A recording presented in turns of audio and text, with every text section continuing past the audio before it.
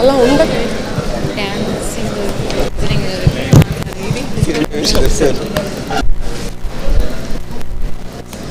ఒకరే మిగిలారు. 29 ఉన్నారా? ఇదిగోండి sir, please come.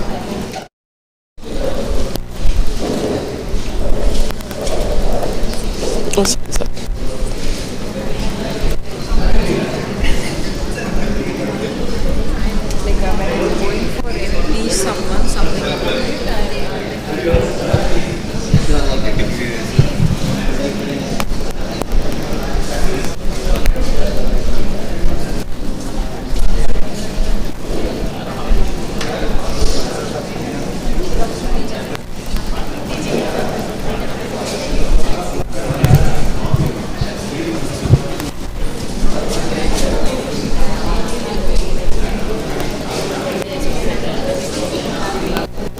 మాట్లాడేసుకున్నారా?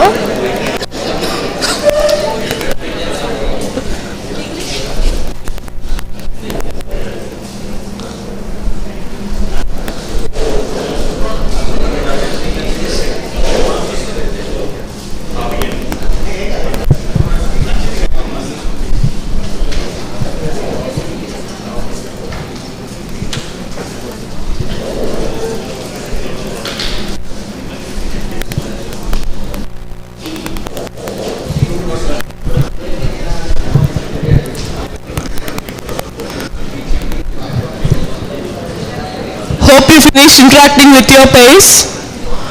We'll start introducing each other.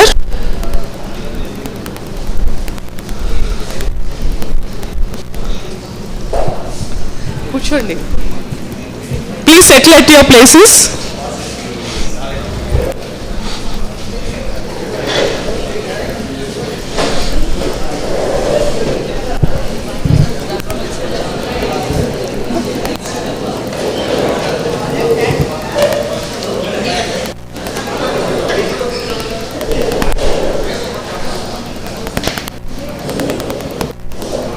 So we'll start from here. So please let me know who you are introducing.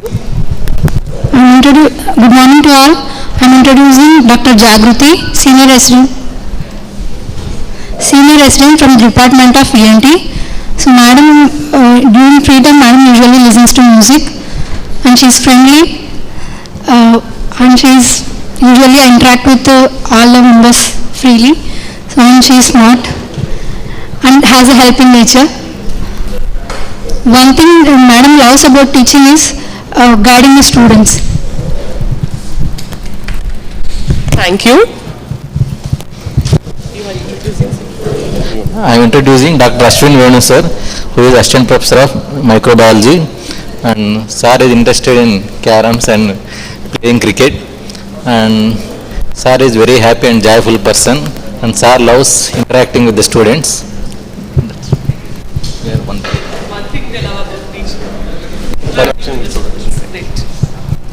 Good morning to all. Myself Dr. Ashwin. Today I want to introduce Dr. Sahul. He is Assistant Professor of Department of Pediatrics and his favorite hobby is to play carom. And I describe him as he is gentle, he is honest and he is free, happy-going. And one thing they love about his teaching is he likes interacting students with great energy. Thank you. Good morning everyone. I would like to introduce Dr. Andragogy, Assistant Professor, Anatomy. Yeah, ma'am loves gardening and I have seen her dance very well. She does very well with a lot of grace, and the way she teaches the students will be with more about interactive classes. Good morning everyone. I am introducing Dr. Prabhakar sir, Assistant Department of Microbiology. Sir hobby is reading books. He is a very good person, as well as his habit means teaching the students. Group discussion is the most important. He will do group discussion. Thank you. Good morning everyone. I am going to introduce Dr. Granuel sir, Assistant Professor Department of Pediatrics. Sir's favorite free time activities are eating and sleeping, and About 3 words is sir is very dedicated in his work and is responsible and has a lot of patience in dealing with patients. And sir interacting with the patients is his love for teaching. Good morning everyone. I am going to introduce Dr. Sureka Madam, Assistant Professor from Community Medicine. Her hobbies are watching movies, and she is very friendly, kind, humble and very good at listening. And she likes to mentor the students and interact with the students. Good morning. I would like to introduce Dr. Yamini Ma'am. She is an assistant professor in the Department of Ophthalmology, and ma'am is active, friendly and extrovert, and she loves, one thing about loving teaching is about students who doesn't learn the topic before, so she makes to learn it perfectly. Good morning everyone. I am introducing Dr. Abrar sir. He is assistant professor pharmacology. His favorite free time activity is playing with kids, and sir describes himself as an introvert. He is calm and humble, and one thing he loves about teaching is sharing knowledge. Thank you.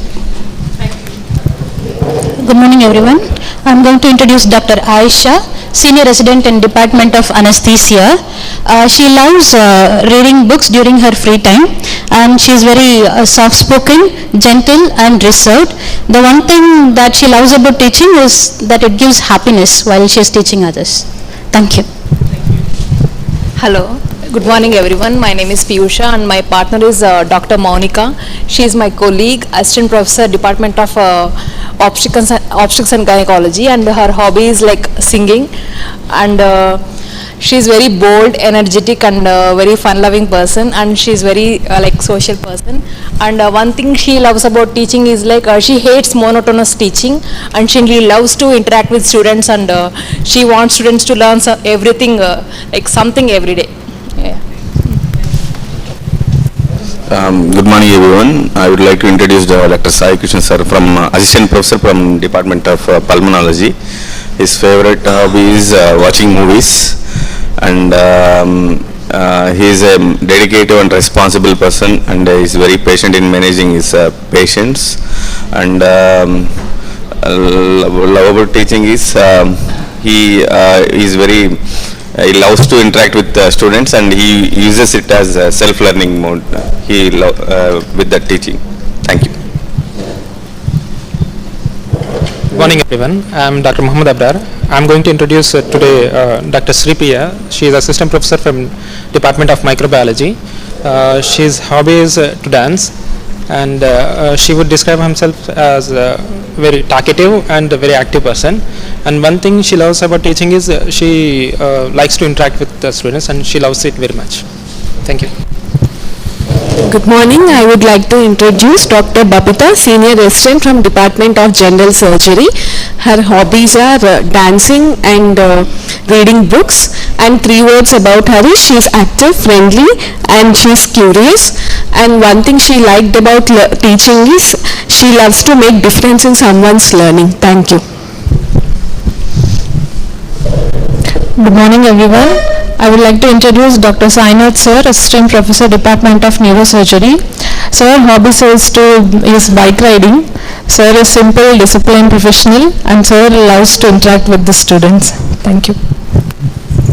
Good morning all. Myself Dr. Ramakrishna, Professor Institute of Surgery.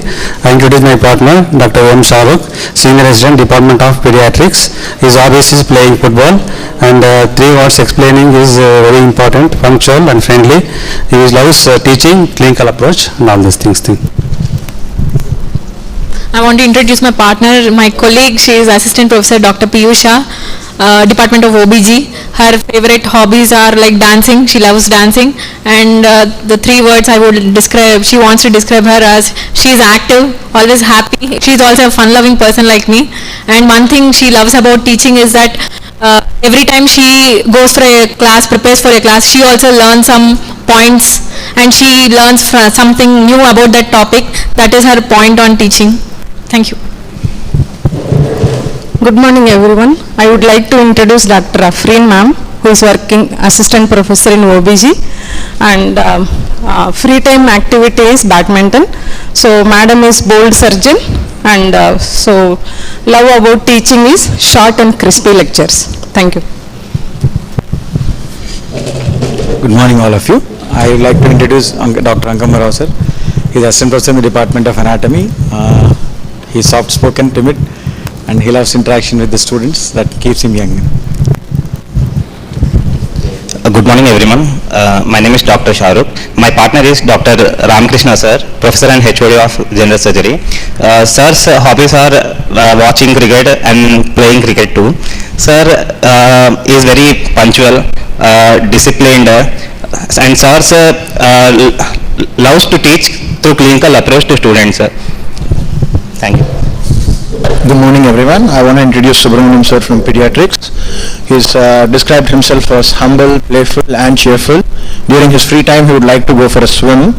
And I asked him when he loves teaching is because it helps students gain more confidence about themselves.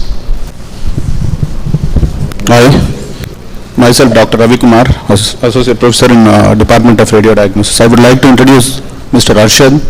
He is Senior Resident in ENT Department. His hobbies are playing cricket and he is very friendly, calm. He loves to interact with the students and make them learn the subject. Today I want to introduce Aruna from Department of Community Medicine. She is Senior Resident. Her hobby is watching movies, and she described herself as simple, disciplined, and one thing she love about teaching is she wants to be more interactive and she wants to keep it in a simple way while teaching the students. Thank you.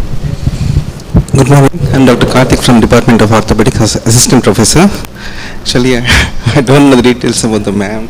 She didn't give me any details. She said everyone knows about her. So.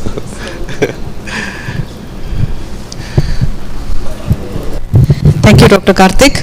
So he is Dr. Karthik, Assistant Professor in the Department of Orthopedics.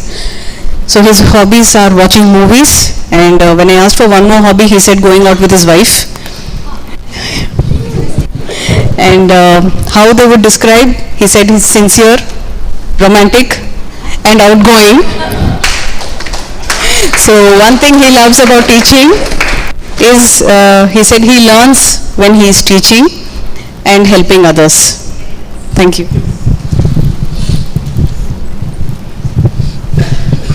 I would love to introduce Gautam sir, Dr. Gautam sir,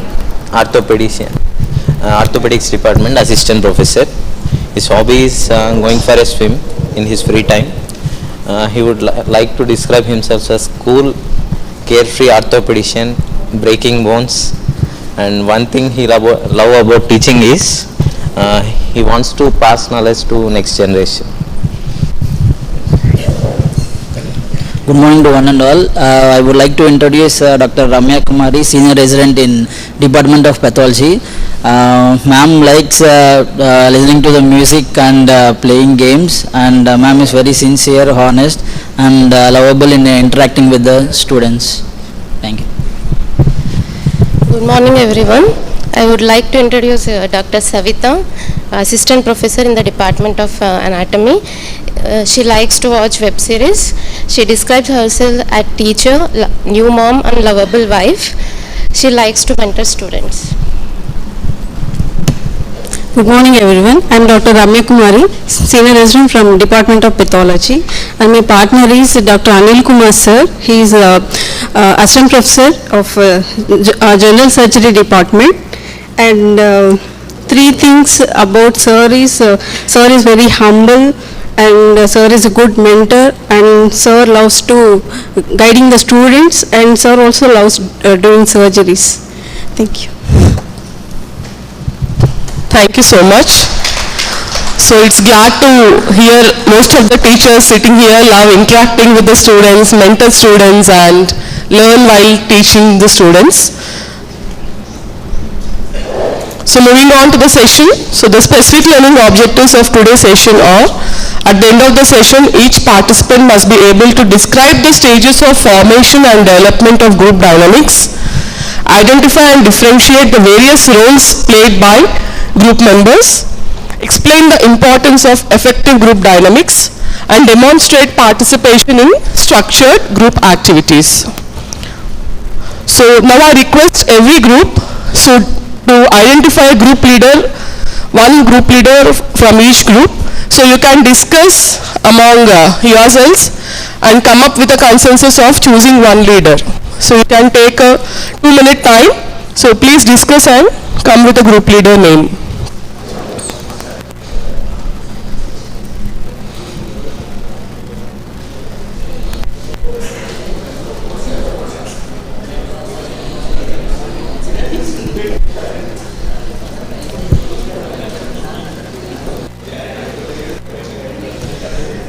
So if more people are willing to be a group leader, you can discuss and you can come to a rationale of who want to be the group leader.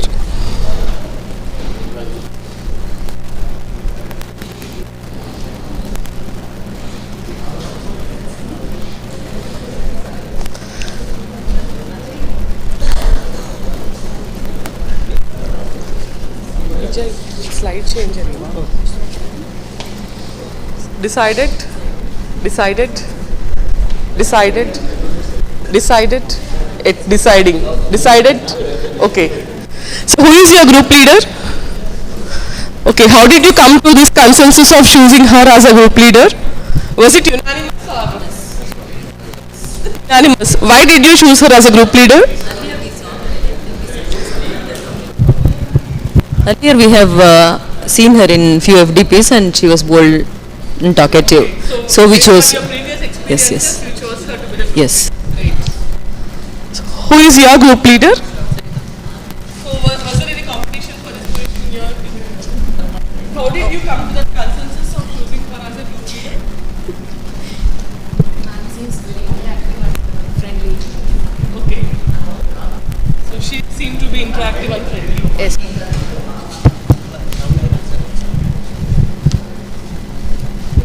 Thank you. Dr. Savita is a group leader of Group Pink. Who is your group leader? Dr. Aruna Kumari, madam. How did you come to that consensus? Unanimous forcing, madam. Unanimous votes. Why? Because she volunteered to be the rapporteur. That's the reason. Yeah, thank you. So who is your group leader? Gautam sir. How did you come to that consensus? I was forced. I was forced. I didn't have an option. Sir is very interactive, madam. Sir is very interactive and he is forced to be the group leader. Okay. Qualities. Oh, great. Who is your group leader? Yet to decide. Unanimously decided. So, unanimously decided sir to be the group leader. Great.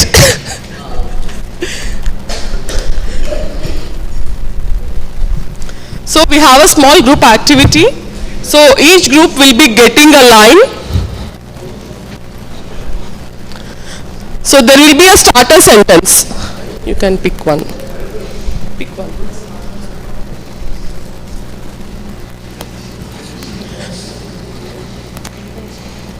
Okay. Pick one.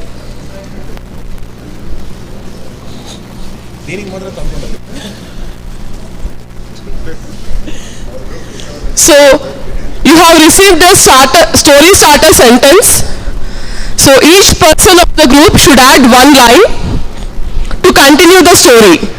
You can be as creative as you want, and you have to continue until at least each person have contributed to one line, and you have 4 minutes to complete this story. At the end, one volunteer will read the entire story.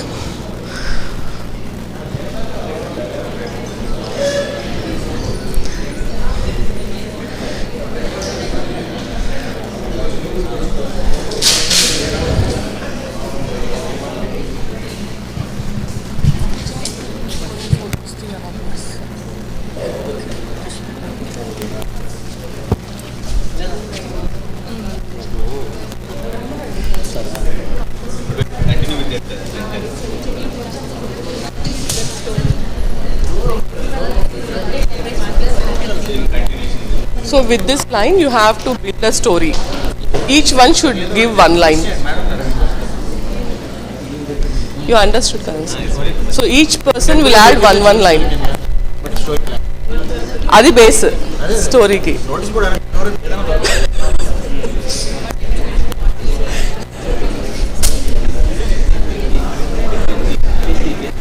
So you understood the concept, right? Everyone please contribute for one line.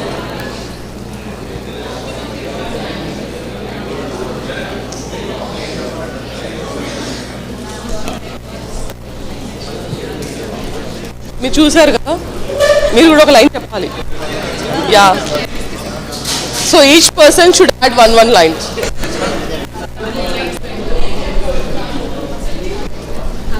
Yeah, each person should add one line.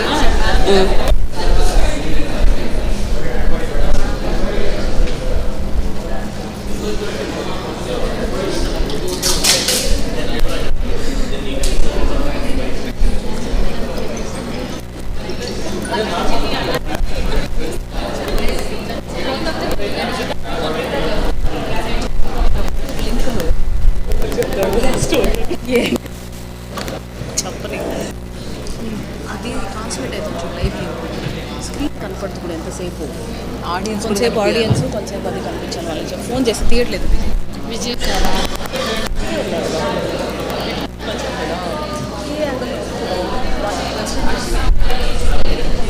అది last time ఒక cricket పెట్టారు.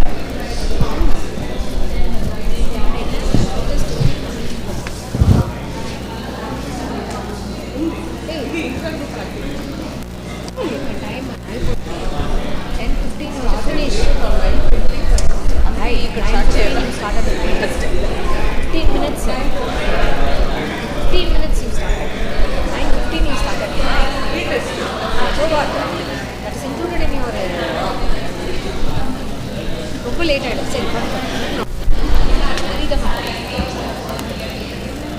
Okay. 10:35 Alfred will come for inauguration by this call. Because he has to leave for Vijayawada. He went off because if you take too much time, then you have to start when I have to stop the session. No, my slides will be only for 5-10 minutes. Slides, it's only activities. Done. Yes, ma'am. Ma'am doesn't mind when you serve the tea as they're sitting. And then I will Better. if she permits.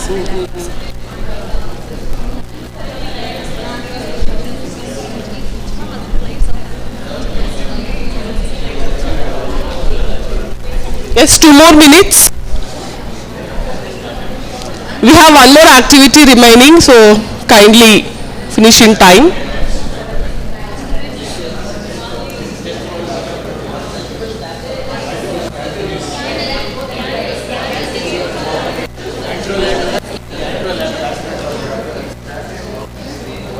త్వరగా ఒక్కొక్క sentence random గా చెప్పేసి అంతొద్దు. ఒక్కొక్క line చెప్పాలి. It can be as crazy as it can. It can be as crazy as it can be also. So please add one line quickly.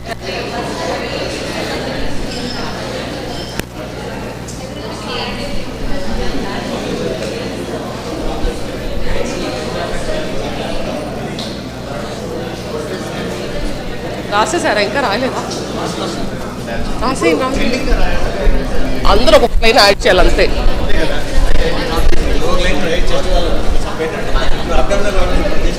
ఇంకా మొన్న రాసేయండి.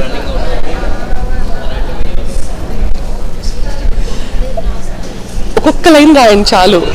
Story అంత అవసరం లేదు. ఒక్కొక్క లైన్ రాయండి. Each person contribute one line to the story. You can, your wish. You can leave it to audience like why did. Okay, sir. Great. Group green have finished their adding up.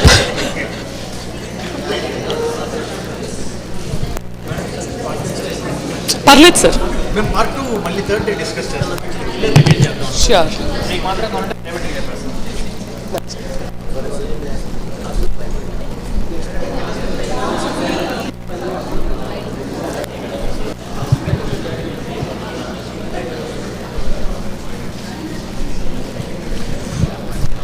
So we'll start with group green. So the story you got is? So the storyline we got is our group discovered a So yeah, please. Attention everyone.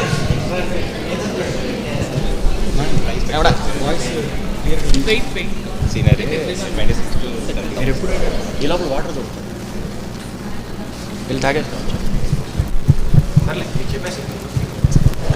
Time waste చేయడం. All of you are done. Shall we start? Yeah, please. So our scenario is our group discovered a secret door behind the notice board, and what we found inside was shocking. So we came up with a story. We found a dead body, and once we opened the door, we all entered inside, and there were 5 spectators present at the scenario. It was a 26 to 30-year-old male dead body. He was well dressed, athletic built, and there was multiple stab injuries over chest and abdomen. So they found a dead body, athletic body. Yeah, thank you.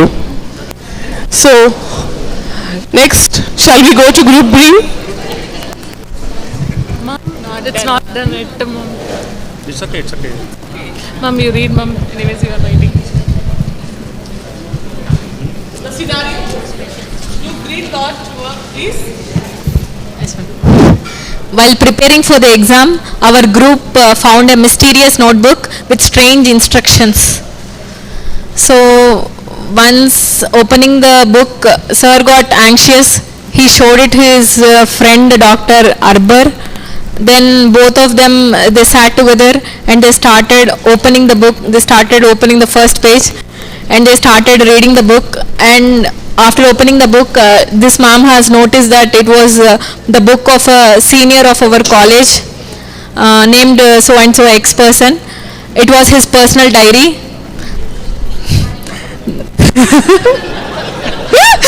It was his personal diary. Then it was dated so and so, like 25th December of last year. It was about holding about the preparation of final year exams. That's it, ma'am. Thank you. You leave it a mystery for the 2-3 sentences. You hold the mystery. Yeah. Next, which group is ready? Group maroon. Each one has to read one.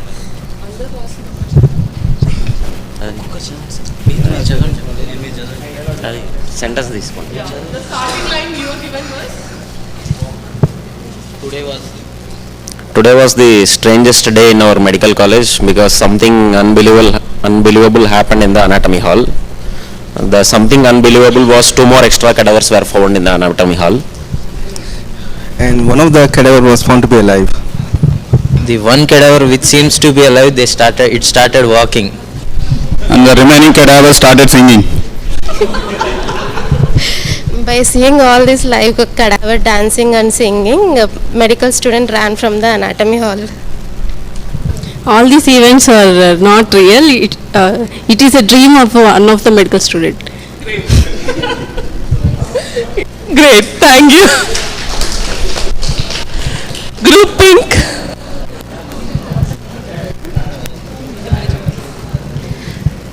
So during a routine lecture, the lights went off and suddenly someone announced something unexpected. Happy birthday ma'am from the students crowd. And the faculty was so puzzled and she was looking at the students. Students came to the faculty with candlelit birthday cake. And after the lights were switched on, students were telling the teacher that she was so special to them because she is one special teacher who takes care of them very nicely. And the faculty became very emotional and the student told, let's the celebration begin. And finally coming to the group blue, the line given to you was? Everything was normal until a message appeared on everyone's phone at the same time that mega power star Ram Charan is coming to the Apollo Chittoor campus. He came for the promotion of his new movie Peddi, and he was also accompanied with his wife and also new film members to the Apollo campus. And the Upasana has promoted her new postnatal care campaign in the campus, and they have planned for upgrading the government hospital to actual Apollo corporate hospitals. They have concluded the meeting with a promise of upgrading the institution comprising both the hospital and the university. So, hope your imagination comes true and Ramcharan visits our campus for the Peddi promotions. Thank you so much, everyone. So, group dynamics. What is a group? Two or more freely interacting individuals who share a common identity and purpose. So today here you all are sitting in groups with a common goal to attend the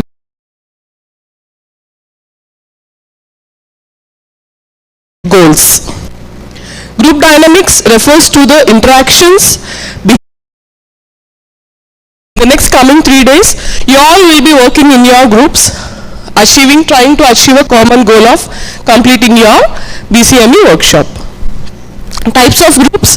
Groups can be informal groups or formal groups. So, usually informal groups you will be seeing with friendship and acceptance, and they try to satisfy their esteem needs. So, they will be having quality circles, interest groups, hobbies groups or sports groups. These are some of the examples of informal groups. Coming to formal groups, these groups are formed to do something productive, contribute to the success of larger organizations. They may be either in dyads, triads, or it may be a small group or a large group. And the last activity for today's first session, so I will be giving the jigsaw puzzles to each group. So each of you will be receiving a jigsaw puzzle. So there are few pieces which doesn't belong to your puzzle. So they will be somewhere with the other groups. You have to find, trade, negotiate and try to fill your jigsaw. The team who completes finishing their jigsaw is the winner. So I shared the reference pictures in the WhatsApp group.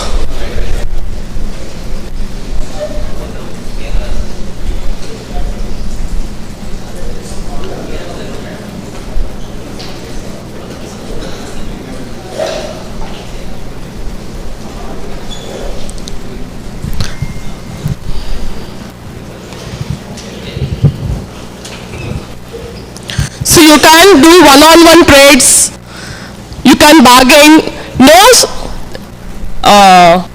no grabbing, no stealing, no hiding.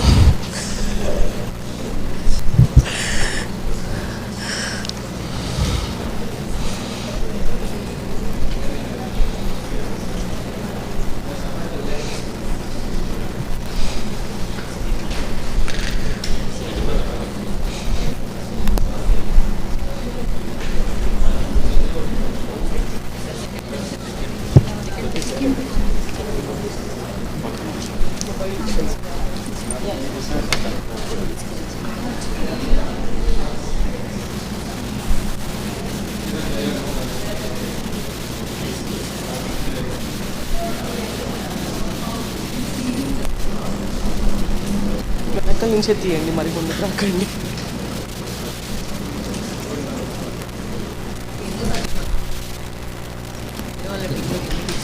ఏమి అలా ఇస్తే ఎలా అయిపోతుంది?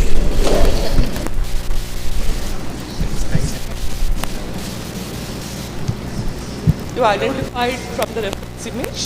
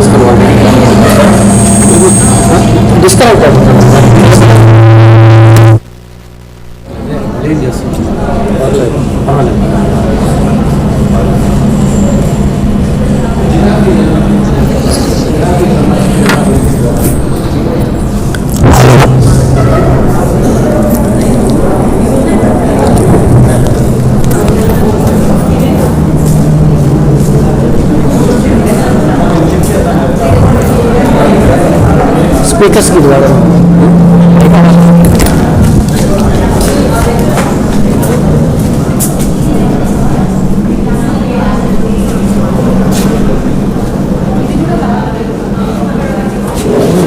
మీరు continue మాట్లాడుతుంటారు కదా అది వాళ్ళకి ఎవరికైనా ఆడియన్స్కి ఇస్తాను యూ కెన్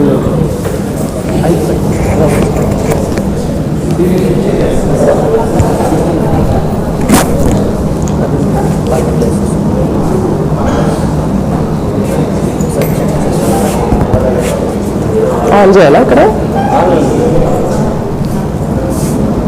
ఆన్లైన్ ఉంది కదా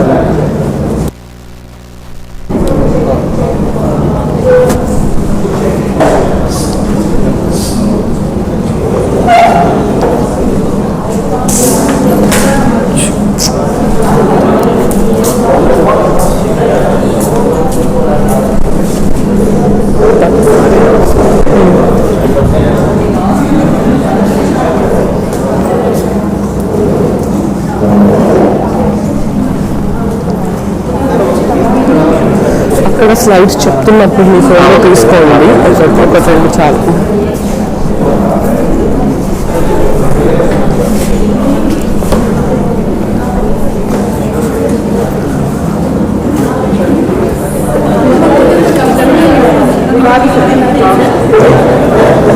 So you have to trade it. People who have don't give it so easily. You have to convince them and take. If you give, they will be the winners. So think about that also.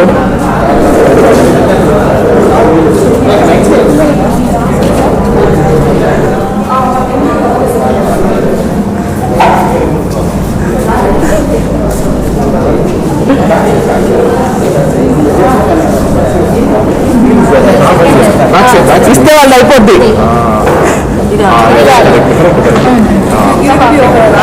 If you are giving, those will be completed. You decide on thing. They only have 2 empty. They are done with the puzzle. No, you negotiate.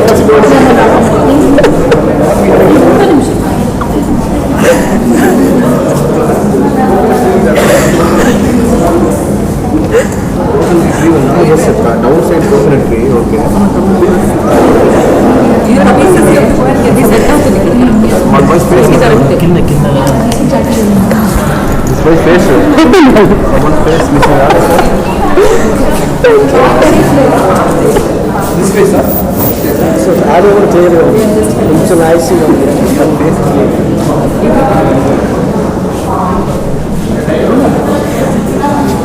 You want to know? 3 months. Two more.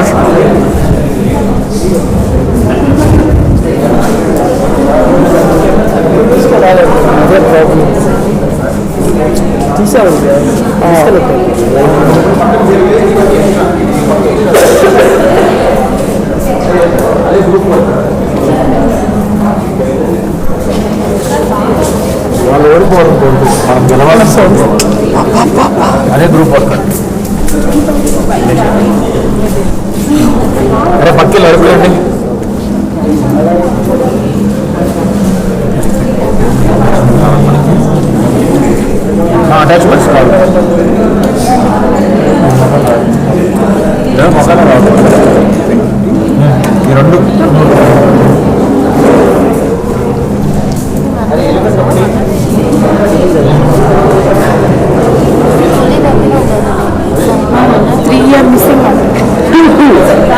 Only two are missing from your team.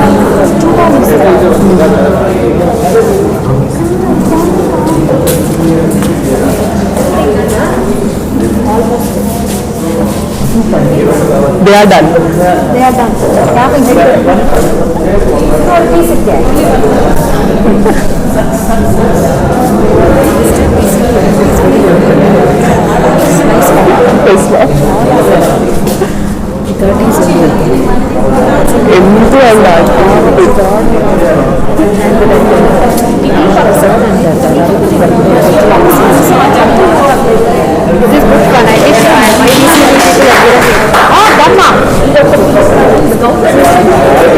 You are done? Yes. Great. Let me check. Yeah, it's come. You think? Oh.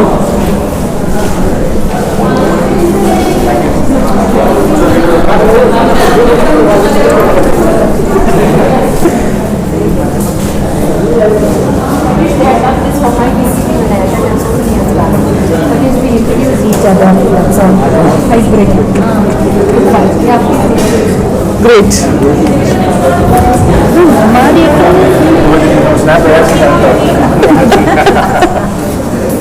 Vijay. Groups photo తీవా ఒక్కొక్క group వాళ్ళు చేసిన తర్వాత photo తీసుకోండి.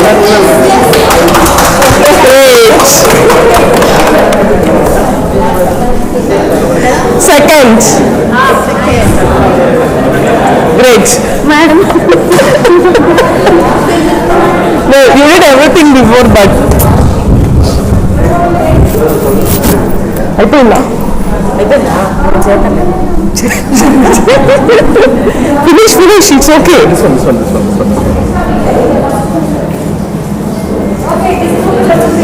Wow, great.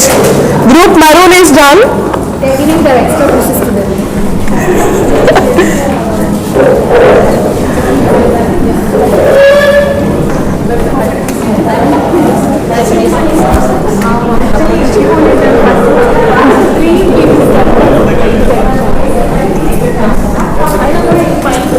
మన groups puzzle వచ్చేలాగా photo తీయండి. ఒక్కొక్క గ్రూప్ తీసేసేయండి. నా police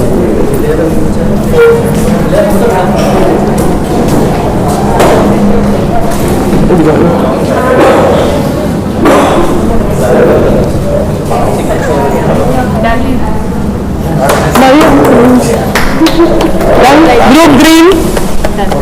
yeah group blue 70%. Last piece కూడా అప్రీం గారు ఆల్మోస్ట్ రెడీ ఇక్కడ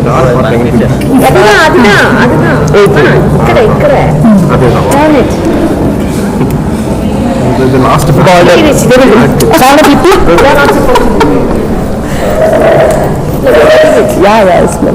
See, there's a car outside. Okay car wheel కావాలి ఇక్కడ కాదు వీల్ వర్మ కార్ ఓకే గ్రేట్. అది సరే అంగడమ్మా orange వర్ణమే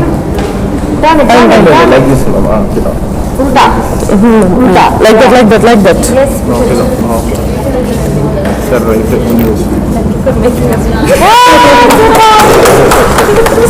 Great.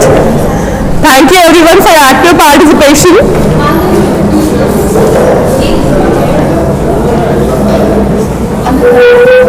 So the winners were Group Green, followed by Group Pink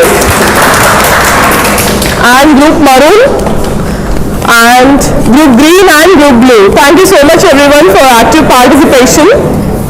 So moving on to the Takman stages of group development.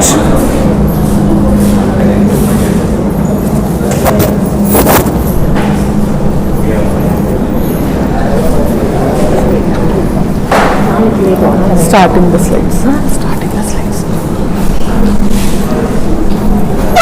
So, the Tuckman stages of group development, it have 5 stages: forming, storming, norming, performing, and adjourning. So forming, this is the initial phase where the team interacts with other members, get to know each other and understand the objectives. And group leader is appointed to each group, either selected by the team members or appointed by the consensus. And the leader directs, guides and makes the group members comfortable. They may set rules of behaviors to keep things simple and avoid controversy. So I have noticed one group leader telling their team members to keep their mobiles in a silent mode. So the second stage is storming. So this is the stage where there will be conflict, difference of opinions, varying views and contradictions. And it may cause slight discomfort. You may see some people are dominating, some people are not actively participating, and some will be remaining silently throughout the activity, and some will be very vocal to get their ideas across the team. The third stage is norming. So the members begin to know and identify each other, so you will be knowing everyone in your group, and then the growth of cohesiveness and unity will be starting, and everyone will be getting involved in the active discussion and problem solving issues. So when you are given some activity of doing a group activity, building a story where each of you have interacted, okay, and then with the jigsaw puzzle you have interacted within your team and outside your team, go negotiate, talk, discuss and get the things done. And you will be sharing your ideas, opinions and give feedback to each other and establish some rules of standards and friendships, relationships. Performing. So each member is task oriented and lead towards optimal solution. So everybody wanted to complete the story in the given time, and all of you wanted to finish your puzzle quickly and be the first to complete that. And the emphasis will be on performance and production. Working in a group is a common goal at the center on highly efficient and cooperative basis. So each of you will be helping out each other to complete the set goal.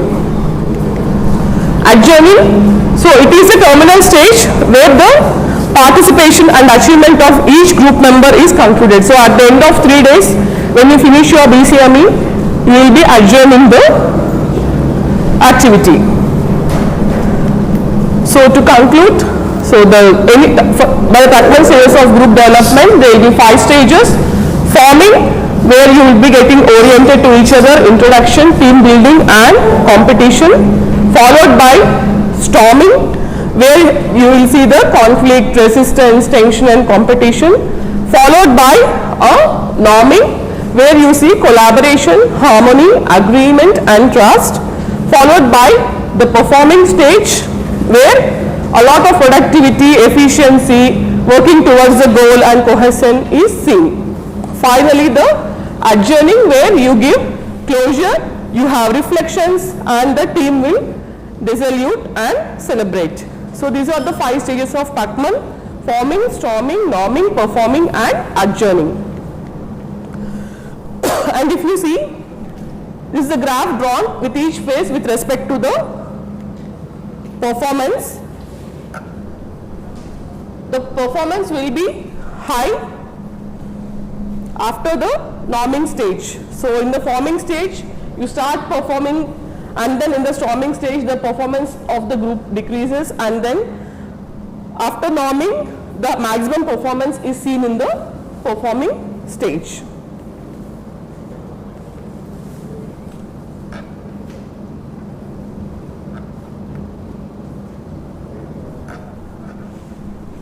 And roles of each person in a group. So each person will be taking the roles of group leader. There will be a recorder or a scribe, so who notes all the activities going on.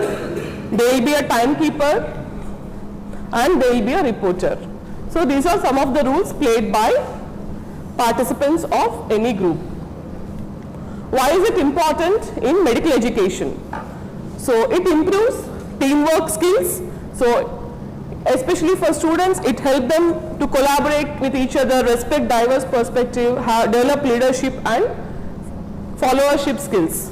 And it enhances problem solving and critical thinking. So when students starts working or learning in groups, they can tackle the complex clinical cases collectively, and it promotes communication and interpersonal skills, which are very vital for patient care and professional relationships, and building cohesion. So it promotes the sense of belonging and trust within the group.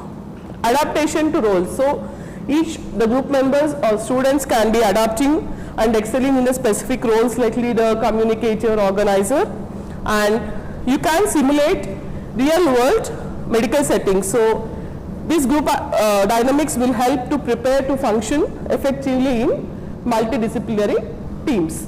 So these are some of the important aspects of group dynamics in medical education. These are my references. Thank you. Coming together is a beginning, keeping together is a process, working together is success. Thank you.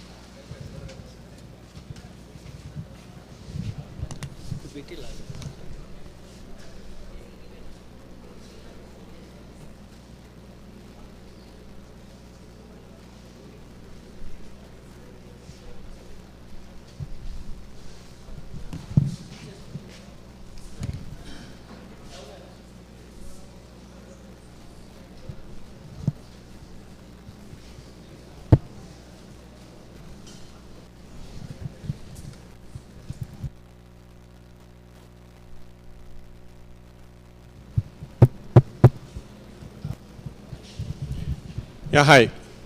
Good morning, everybody. Myself, Dr. Chittoor, professor in microbiology and MU member. So after the first topic, probably you might be, after your having a cup of coffee or tea and snacks, I think 3 special biscuits were being given to you. You might be very much enthusiastic now. After the group dynamics, we will be going into the core or actually the topics that we are going to talk about. Previously, when we have taken this program in CMC, so these topics, we had almost the what you call the BCME, previously called as Revised Basic Course Workshop.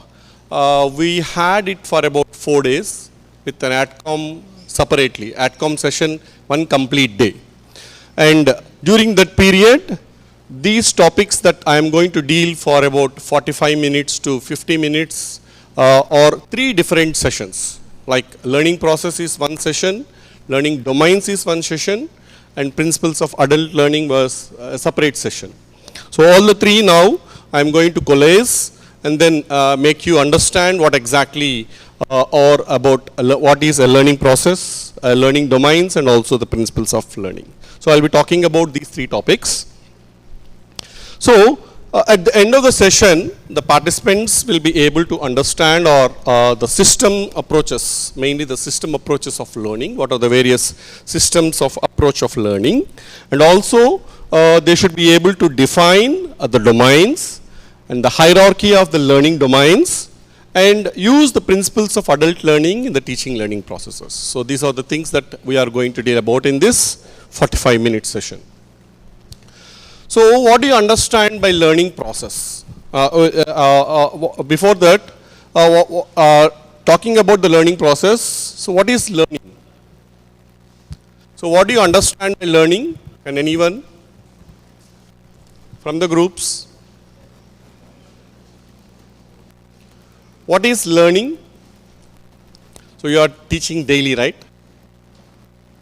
So what do you understand by learning? Gaining knowledge, good. Understanding? Understanding the topic. Gautam, yeah.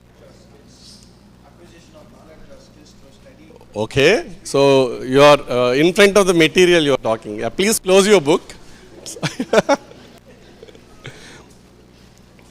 Okay, so learning defines acquisition of knowledge or skills through study, experience, or being taught. Okay, so either it has to acquire, learning is nothing but acquiring a knowledge or skill. Either a skill can be acquired through study or experience, through your experience process. So learning not only reading books or whatever that is being taught, I am talking in general about the entire learning process that you undergo, which is being taught.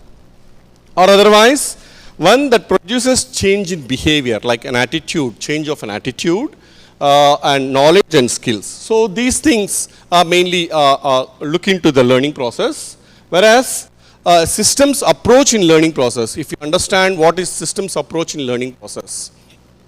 So a system is nothing but a functional entity which consists of number of interrelated components. So system will be having many number of components, interrelated components, or otherwise you can call them as subsystems.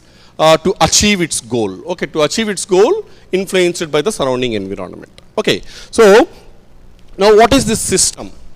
There are types of systems. One is an open system and another is a closed system. Can anyone give an example of a system? For example, if I say educational system. Okay, so you have educational system. In an educational system, what all the things that will be done? For example, our medical education, if we take the medical education, the entire system that is going on, so what are all the things that you are looking into? What all should be there in a medical education system? Huh? Teaching, research, good. Any other? Clinical skills. So all these put together come into what you call the teaching methodologies, right? Any other? Governing body, very good. Competencies is a process, like you can call it as a curriculum kind of thing. Yeah, good. Assessment, feedback, okay. So a process of evaluation. Any other things? So I'll just show you the stages. So whenever a system has to be followed, whatever the system it is, it might be an educational system or any system that has to follow, it has to have an input. Okay, some input should be there in it, and a process should happen, a processing should happen, and following a processing, there should be some output. Okay, so following the processing, so we have to gather the inputs, do processing, and then finally come to an output. Okay, so now this processing is nothing but learning process. What we talked about, what is learning is, the processing that we do is nothing other than a learning process. Now, the outputs can be expected, like what you expect, you can get that expected outcomes or outputs, or otherwise it might be actual output. Okay, now I'll just give the same example talking about this. If you don't get the expected outcome, then you need to go for a feedback, what exactly has gone wrong, and then you need to put into the inputs into it, and then again do the learning process to get the expected outcome. Okay. So now, if you apply the same kind of systems approach in case of medical education system, so what is the system here? Medical education system? Medical college. Okay, medical college can be considered as a system. In it, the subsystems will be various departments. Okay, the interrelated components, or otherwise what you call it as subsystems or various departments. And now, in a medical college, as a system, what is the output that you are expecting? What is the output that you expect in a medical college? So, making Indian medical graduates. Okay, students passing is good, but making finally an Indian medical graduate. Okay, so that is the output. Now, what are the inputs? Teaching learning methods. I'm not going to, I think, yeah, please. Teaching learning methods. Faculty development programs, very good. Assessments, good. I said input, process, and output. Now, I am asking about the inputs. Yeah, resources, good. So, one is the first basic thing that we require is students, or the learners are the ones you require. Okay. So, one input is the learners, and then you need to have the faculty, which you call it as facilitators, and then you need to have the building infrastructure, and then the lecture halls, labs, libraries, and also instruments that has to be provided. In the same way, clinical side, if you see the hospital, the clinical material that you require there, all these things are inputs to make the student to learn. Now, what is the process? So, curriculum. Parallelly, you need to have a curriculum that is being designed and the syllabus that is being given. So, all these are the inputs that are being required in a medical education. Now, the process is processing of making a graduate medical education, and then teaching, and then the assessment methods that are all these come under the process, the learning process that you make across. And then finally, the output is as a complete Indian medical graduate. And if you don't get an appropriate what you call an Indian medical graduate as defined by NMC, then there should be a feedback. the feedback to be taken as per the university results, opinions from the community, and also any medical error statistics. So these feedbacks will help out to make more inputs, to revise your curriculum and syllabus, to increase your facilitators, or whatever the need that is being required has to be looked into, and then you need to finally get the expected output. Okay, so if you look into the learning process, as I said, output can be efficiency, output can have an efficiency where it has a cost effective, time effective, and also resources that are being spent. So there are many things. So there, whenever you look into an output, and parallelly there is a term called as effectiveness in the output, where you get the quality of the output. So finally, when you are putting lot of things into to get an output, so you need to have parallelly, you need to look into the quality of getting that particular outcome. So there is Kolb's learning principle or a learning cycle for learning process.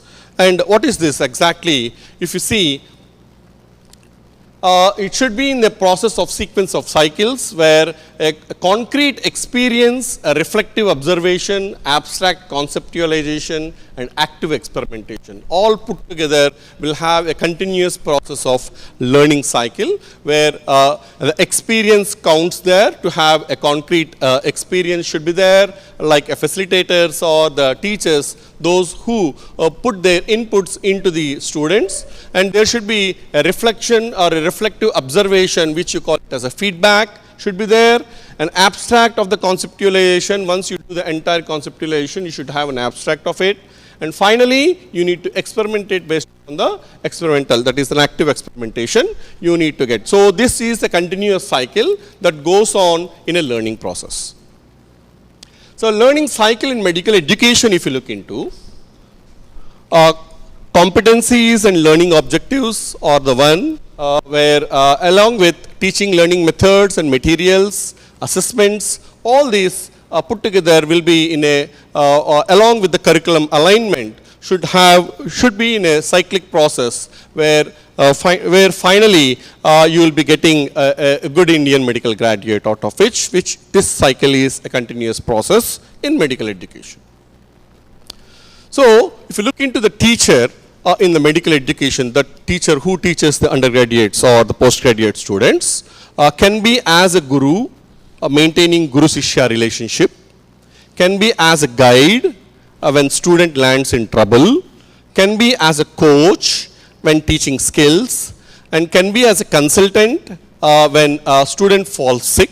So there are many roles, not only a teaching role. So there are many roles where a teacher in a medical education has, as a therapist when he needs the treatment, and also as a mentor in all aspects of education. So all these things will be there in a what you call as a teacher in a medical education. So the role of medical teacher is not called as a faculty or otherwise when you teach an undergraduate or a parallelly. So because the students that we are going to teach are almost the adults. Okay, so we call them as facilitators, and also we can call them as role model. We can call them as provider of information. We can call them as resource developer. We can call them as a planner.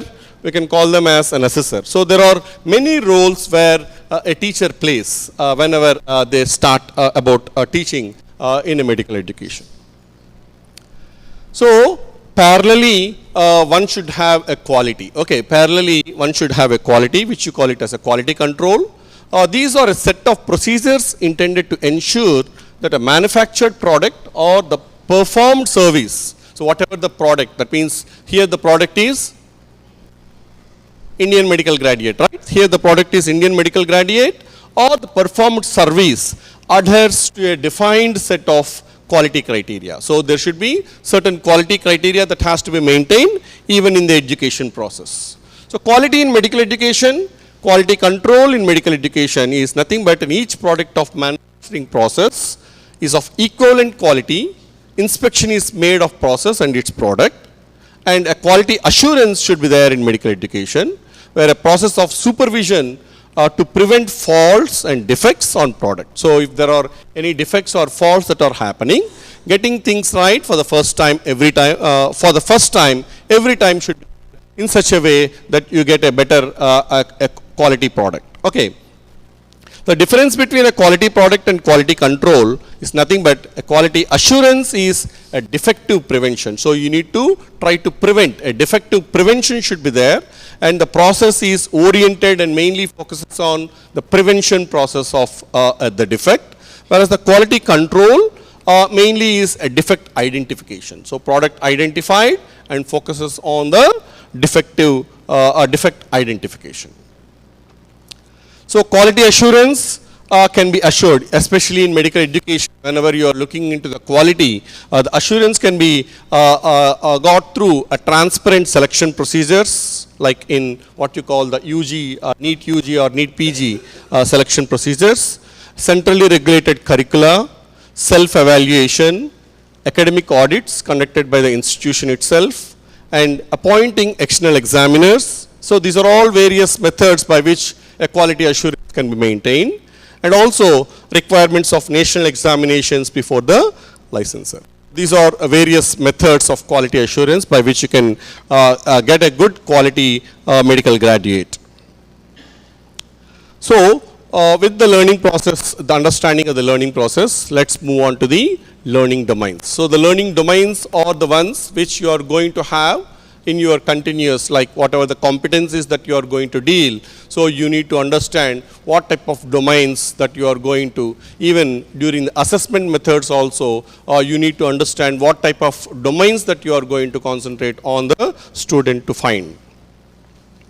So a classification of the domains, when you see a taxonomic classification of domains, classifying things in terms of certain of their characteristics, especially identifying relationship of one thing to another. So it is like identifying the relationship between each other or one thing to another in terms of these characteristics. Now, what all these things, if you look into, so Bloom's taxonomy is the one that is being mainly given. Bloom has been given the taxonomy in 1956, which helps the teachers to understand various characteristics or various domains.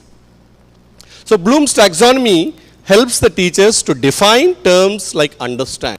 So I think the first slide that we have kept is the participant should be able to understand. Okay, so that is the thing where you need to think of. Okay, so define terms like understand, communicate information related to the curriculum. So you should be able to communicate the information related to the curriculum and evaluation among themselves, and identify the goals, what exactly the goals are required that they can include in the curriculum, and should be able to identify the directions in which they want to extend this instruction, what you call the instructional activities, and plan the learning and teaching experiences, and finally prepare measuring devices. So all these put together have what you call the Bloom's taxonomy, which helps the teachers to understand various things, to identify the goals, to identify the directions, plan learning and teaching experiences, and prepare finally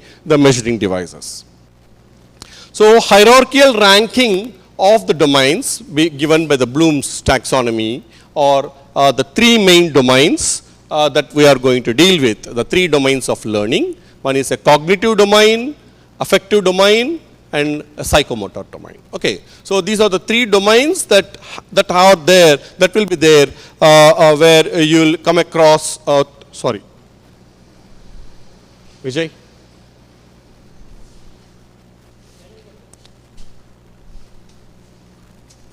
Okay. So three domains of learning: cognitive domain, affective domain, and psychomotor domain. So let's understand what exactly are these domains. Okay, so cognitive domain concerned mainly with description of learning designed to acquire. Okay, mainly it is on description of learning that is being designed to acquire. So what one has to learn, okay, what one has to learn, and then mainly concern on recall or recognize knowledge. Okay, so one should be able to recall what he has learned, recall the knowledge or recognize the knowledge that he has learned, and development of intellectual abilities and skills of the students. Cognitive domain also helps in development of intellectual abilities. So his performance of the brain mainly plays a role here, where intellectual abilities and skills of the students will be there for the cognitive domain. So this domain of intellectual skills is the main thing that you need to think about when you think of about the what you call the cognitive domain. So affective domain deals with description of learning tasks. So affective domain deals with concerning changes. Some tasks that are being given mainly change their what you call their interest, their attitude, and also their values. Okay, so ethical values or the attitude or the behavior of the person will change based upon the affective domain. Okay, so this is one concern where you need to think of, deal with the description mainly concerning to the changes in the interest, attitude, values, and development of appreciations and adequate adjustments. So they should be able to adjust themselves and should be able to develop methodology of appreciating each other. So mainly it involves with interpersonal relationships. This domain mainly involves with the interpersonal relationships. And a psychomotor domain deals with acquisition of physical abilities. One should be able to have a good hands-on procedures, motor or muscular skills, manipulation of material, and also manipulation of material and objects, and acts requiring especially the neuromuscular junction. Okay, mainly the neuromuscular coordination should be there in the psychomotor domain. And it mainly involves the practical skills, especially the surgical skills or otherwise what you call any practical skill that is being done mainly involves the psychomotor domain. And three put together, if we look into this, it's not clear, but anyway,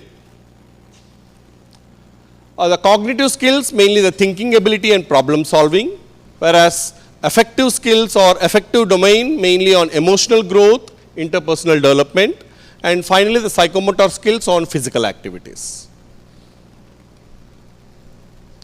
So to just have these things, what I meant is the cognitive, affective, and psychomotor domains. So cognitive domain mainly is the intellectual thing that where the brain has to act, whereas the affective domain mainly is the where what you call the heart has to act. Okay, so where you have to have a good empathy, good attitude, good behavior, all these things come into the what you call the affective domain. And finally, the hand, what you call the hand coordination, hand neuromuscular coordination should be there mainly for the psychomotor domain. Okay, for the psychomotor domain. So to just remember these, what is cognitive means you need to think that the brain has to play a role there, whereas the affective domain where the heart has to play a role, whereas the psychomotor domain where the skills, the practical skills play a role, mainly the hands.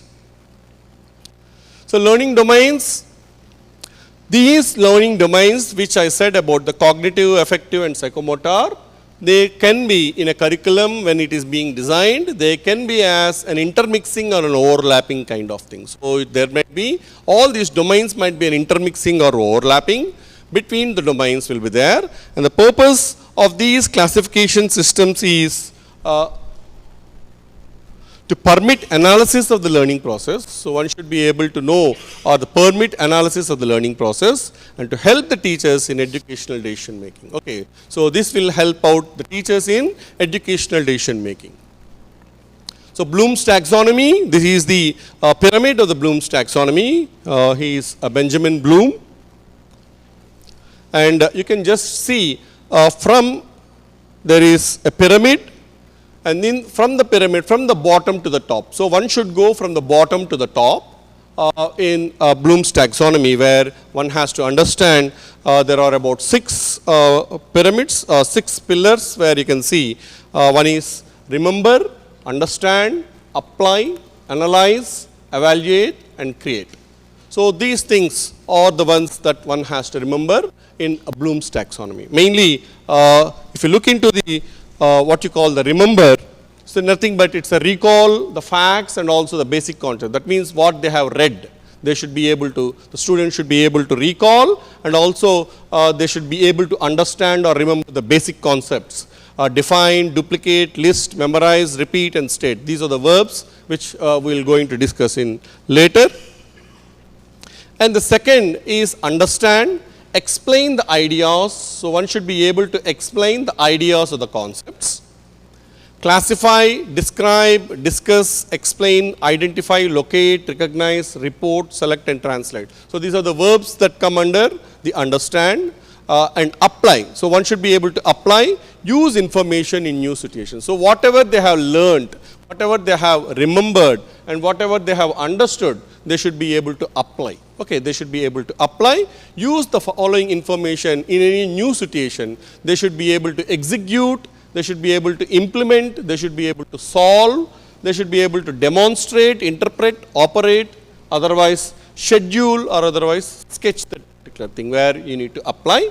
And one should be able to analyze, draw connections among these ideas. So they should be able to make connections among the ideas that they have and should be able to analyze. That means they should be able to differentiate, especially in the medical field. We teach or we talk about things, and you should be able to finally, with all the ideas, we should be able to do a differential diagnosis where an analyzed kind of thinking will be there, or analyzing will be there, connecting the things where you need to organize, relate, compare, contrast, distinguish, examine, experiment, question, test. All these things will look into the analyze part, and one should be able to evaluate, and finally should be able to evaluate where justify a stand. So they should be able to come to a conclusion kind of thing to final diagnosis or whatever it is. So should be able to justify a stand or decision, apprise, argue, defend, judge, support, select, value, critic, weigh. So these are the things where that come under evaluation. And finally to create, produce a new or original work. So they should be able to create by themselves, design, assemble, construct, conjuncture, develop, formulate, author or investigate. So all these things will be there.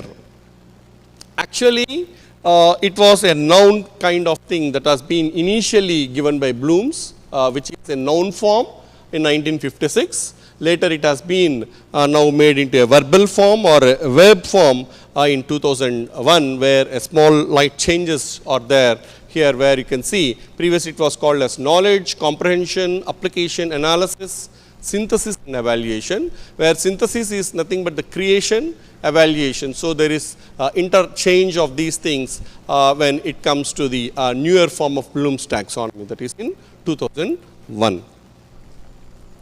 So when we keep this Bloom's taxonomy into the domains that we have talked about, that is the cognitive domain. So what is the order? That is the same order.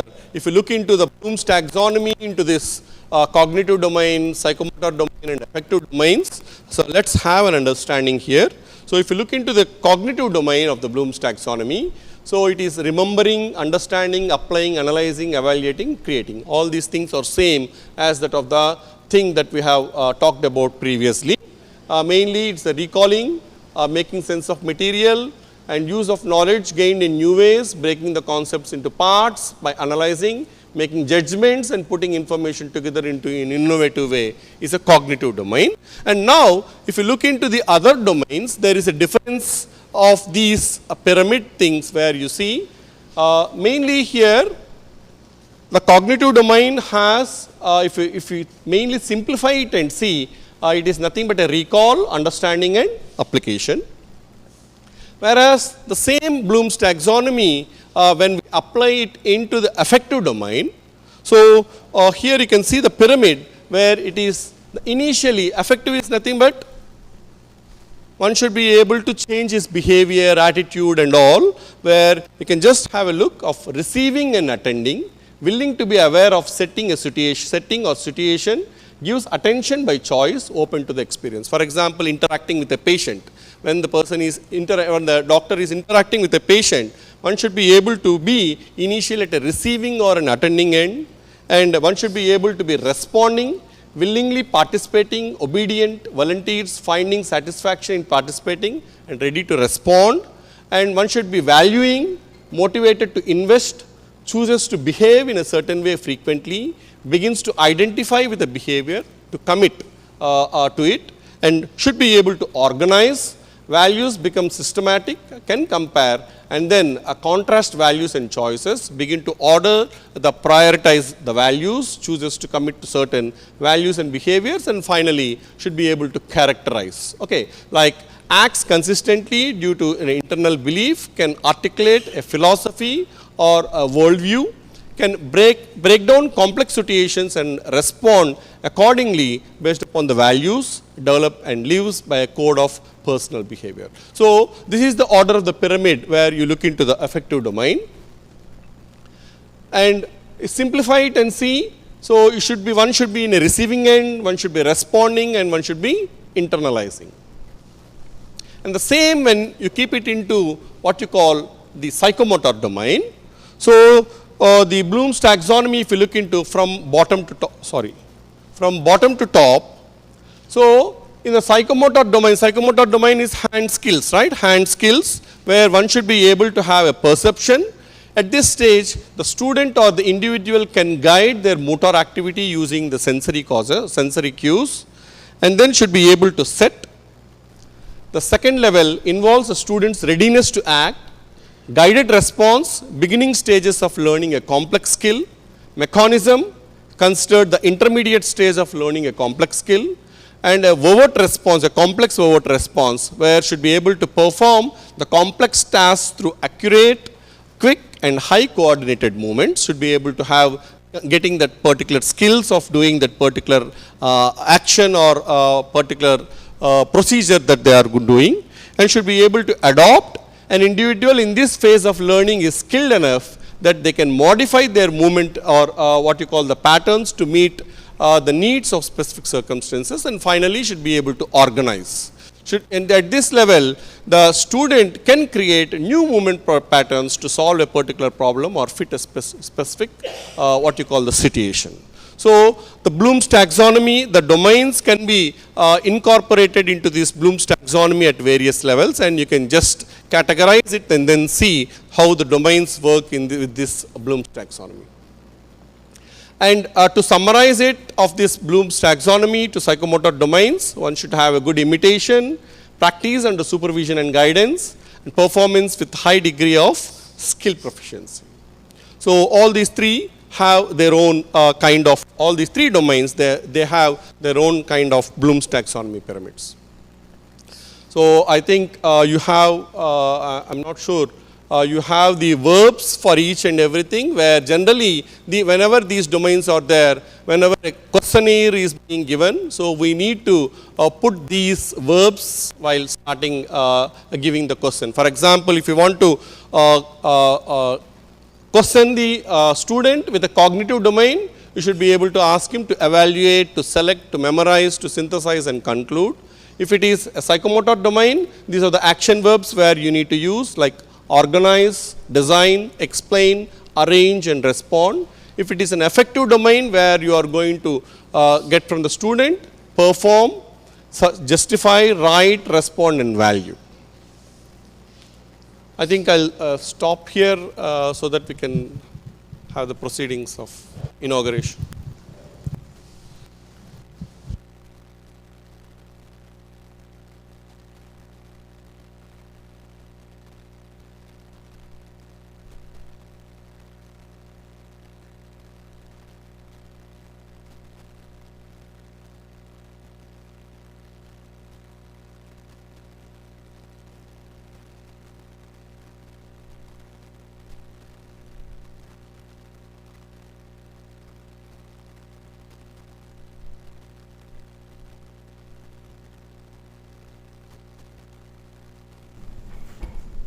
Thank you, Dr. Kishore. Good morning. We'll have a brief inauguration of the BCME December 2nd to 4th, 2025 at AMS Chittoor. We are very happy to have with us our Dean, Dr. Alfred J. Augustine, and the NMC observer from CMC Vellore, Dr. Ramya. She is a professor of general medicine at CMC Vellore. Very happy to welcome both of you. And we have already started the program, and I can see the amount of interest shown by all the participants. We had a very good ice-breaking session, and now I will request Dr. Alfred to say a few words, and then I will invite Dr. Ramya to just enlighten us with the basic ideas of the BCME. Dr. Alfred, please.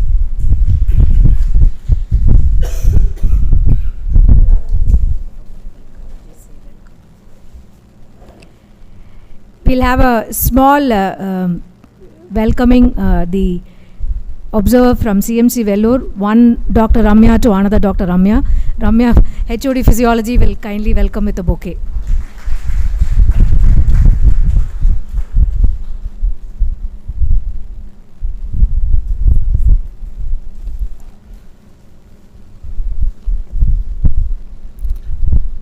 Dr. Ramya and Dr. Ramya on the dais, faculty members, HODs, the members of the MEU, and the CC members who are contributing. This is the third BCME in our institute. I feel it's an indication of how mature we are becoming. It's not easy for a new institute to start all these things. The fact that we are doing it now for the third time indicates that our MEU and CC has come of age. I cannot appreciate MEU and CC enough for all the structure they have brought into the teaching, and unless we have a strong MEU, we cannot really implement the curriculum. So much appreciation to the MEU. Please give them a round of applause. Most of you are here because BCME is mandatory. If you don't get this, you won't get promoted, and that's the usual reason most of you are here. I want you, see, that is a given. You have no choice there, but you do have a choice in how much you take away from this. Believe me, it will make a difference in your teaching. All of you, or most of you, I'm sure, have taught your kids at home, and so you'll say, I know how to teach. We are not taught how to teach adults. And this whole teaching a medical student, you are dealing with adults, and the teaching is different. So no matter what our individual teaching style, no matter how we are able to convey or not convey concepts, going through the BCME will give you structure. So I earnestly request all of you, take as much as possible from this program. I also hope some of you will then use this, get interested in this, join the MEU, maybe do an ACME. These are all pathways left open to every teacher. And the foundation for all of this is the BCME. So I request all of you to take maximum out of this program. A lot of preparation goes into this, and please make sure that this is well utilized. Very warm welcome to Dr. Ramya from CMC Vellore. Thank you, madam, for joining us for this. It's nice that our nodal center is nearby, and I look forward to engaging more with the nodal center. So best wishes to all the participants. Big thank you to the MEU and CC members who are helping out with this. Have a good learning experience. Thank you.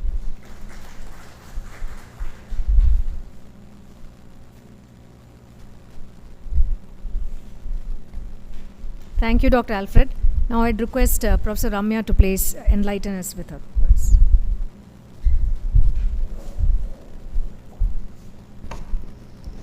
A very good morning to all of you. I thank Apollo Chittoor for your hospitality, and I see you have a very beautiful campus. I really enjoyed driving into the campus today.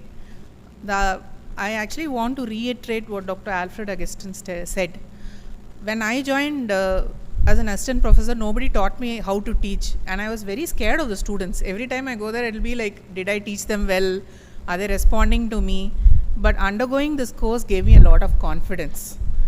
It brings, like Sir said, structure to your teaching. You actually know your objectives, and it changes that for each year. We don't, like, we might have the same topic, tuberculosis, but you will understand what to teach a first year, what to teach your final year through undergoing this course.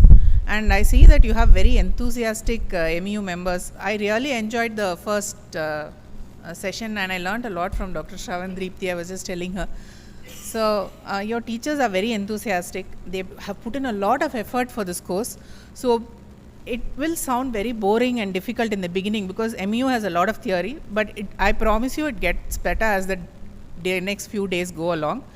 And like Sir was saying, I encourage each and every one of you to do the ACME course. It will actually make you more confident as a teacher. And also it opens the world of academic research. And you have so many students to research on, right? So actually it is a good thing to do for your career also. So congratulations on taking up this course, and a warm welcome to all of you. And I thank Dr. Ramya and Dr. Alfred Augustine for their hospitality. And I just want to say a last word. After school, this is the first time I've had so many Ramyas. Like for a long time I was alone. In school we had 6 Ramyas. Again, we are back to same. Like, so thank you so much. And I hope you enjoy this course for the next 2 days.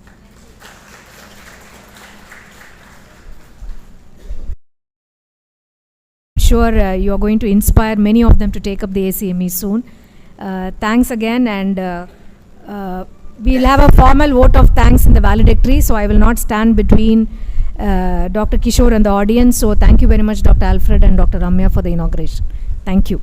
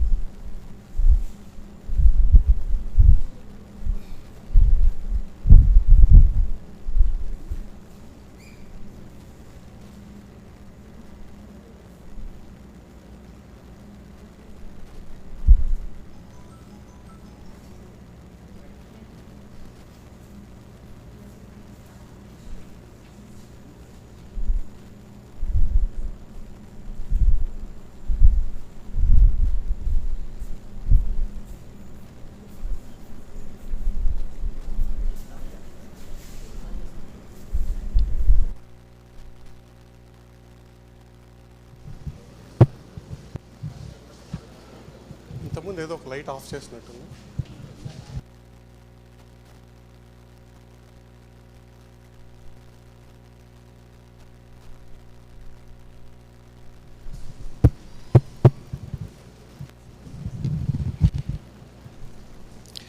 Yeah, continuing with the topic, so we are moving to the third one, that is principles of adult learning.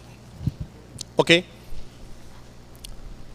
So the same, I think the answer is there, which just now Dean has talked about. Why are you all here today? Why are you all here today?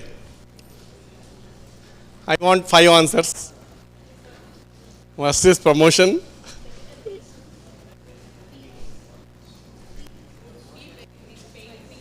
I didn't get.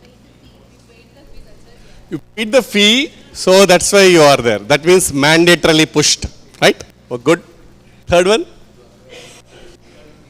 Huh? Oh, knowledge. Very good. Knowledge. Knowledge regarding BCME. I think from group green. Why you are here? So, away from your all busy work, sitting in AC for 3 days. Is it? Yeah. What about group cream?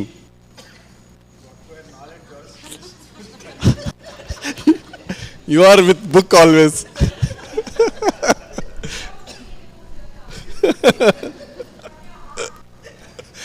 About group maroon, right? Why you are all here?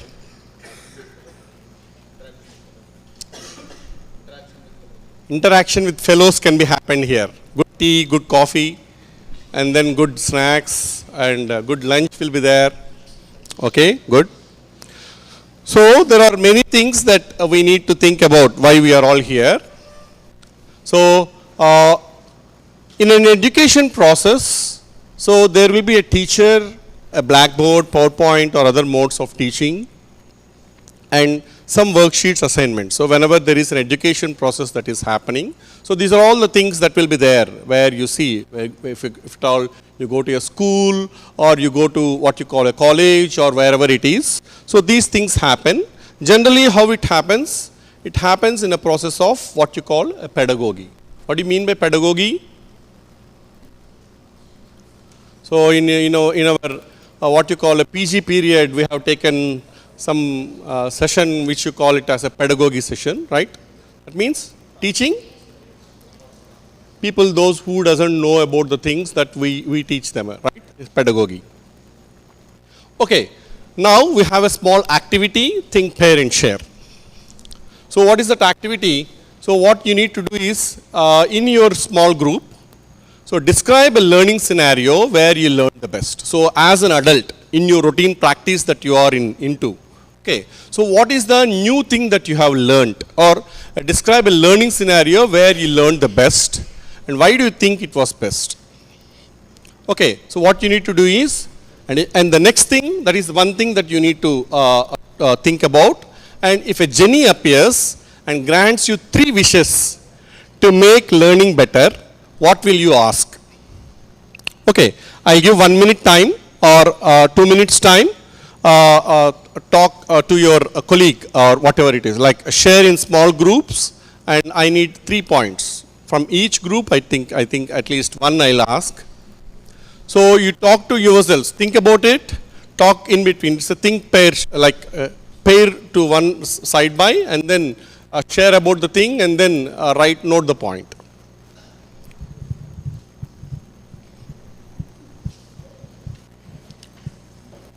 It might be any new learning process. As adults, what is your new learning process that you have learned?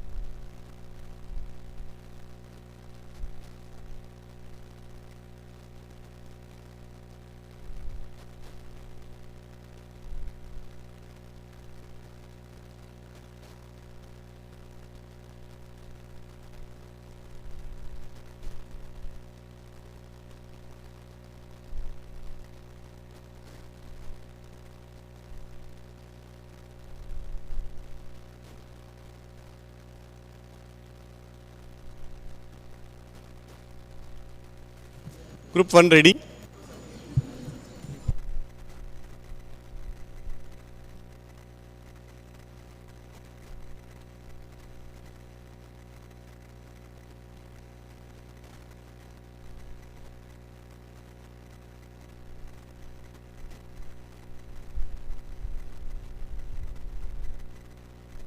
Interacting within the group, not with the other groups.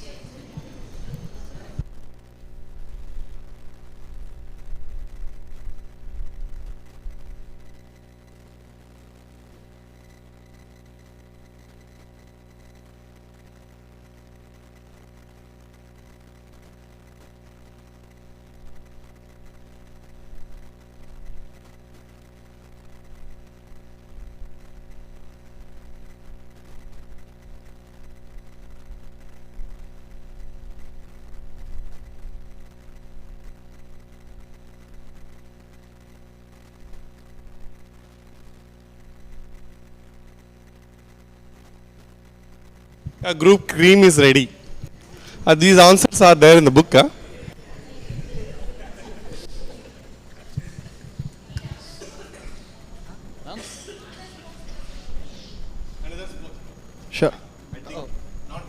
spokesperson then.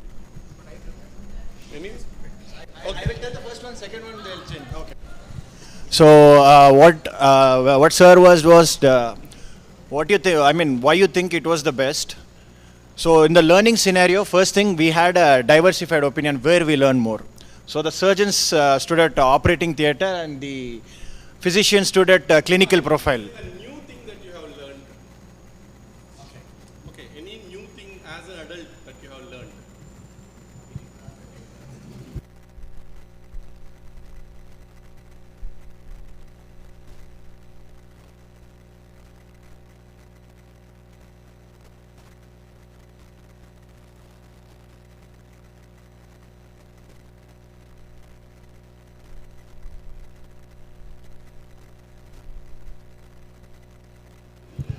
Green.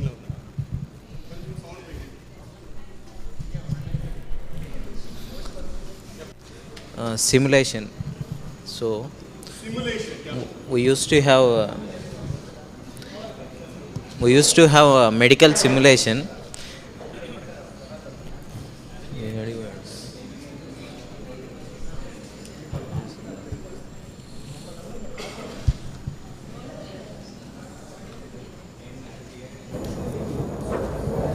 Yeah. We used to have medical simulation, sir.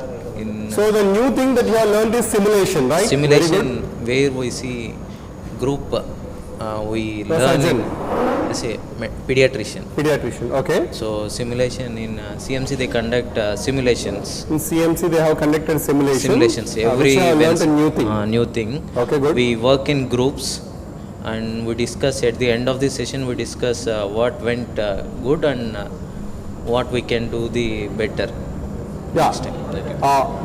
Is it out of your interest or is it like you are again like how we mandated here as with things put First together? it was mandatory. Okay. Later it became a habit. Now it was an interest. Interest. Okay, good.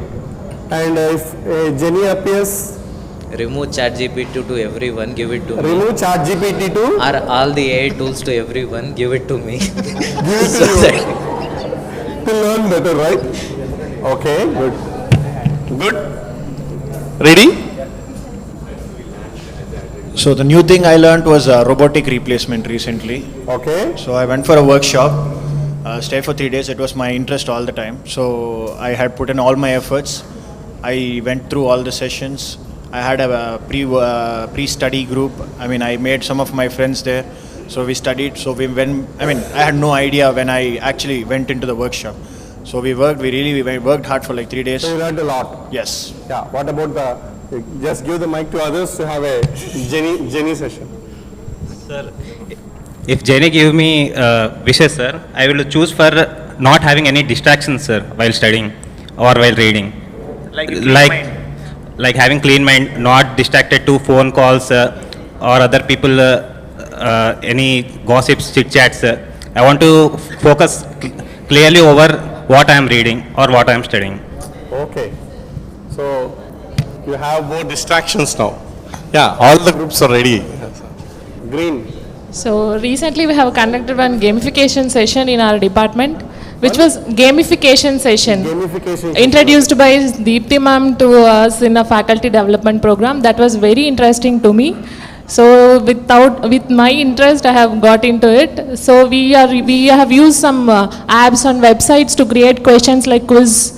Some questions we have been done in that websites and we have given to the students.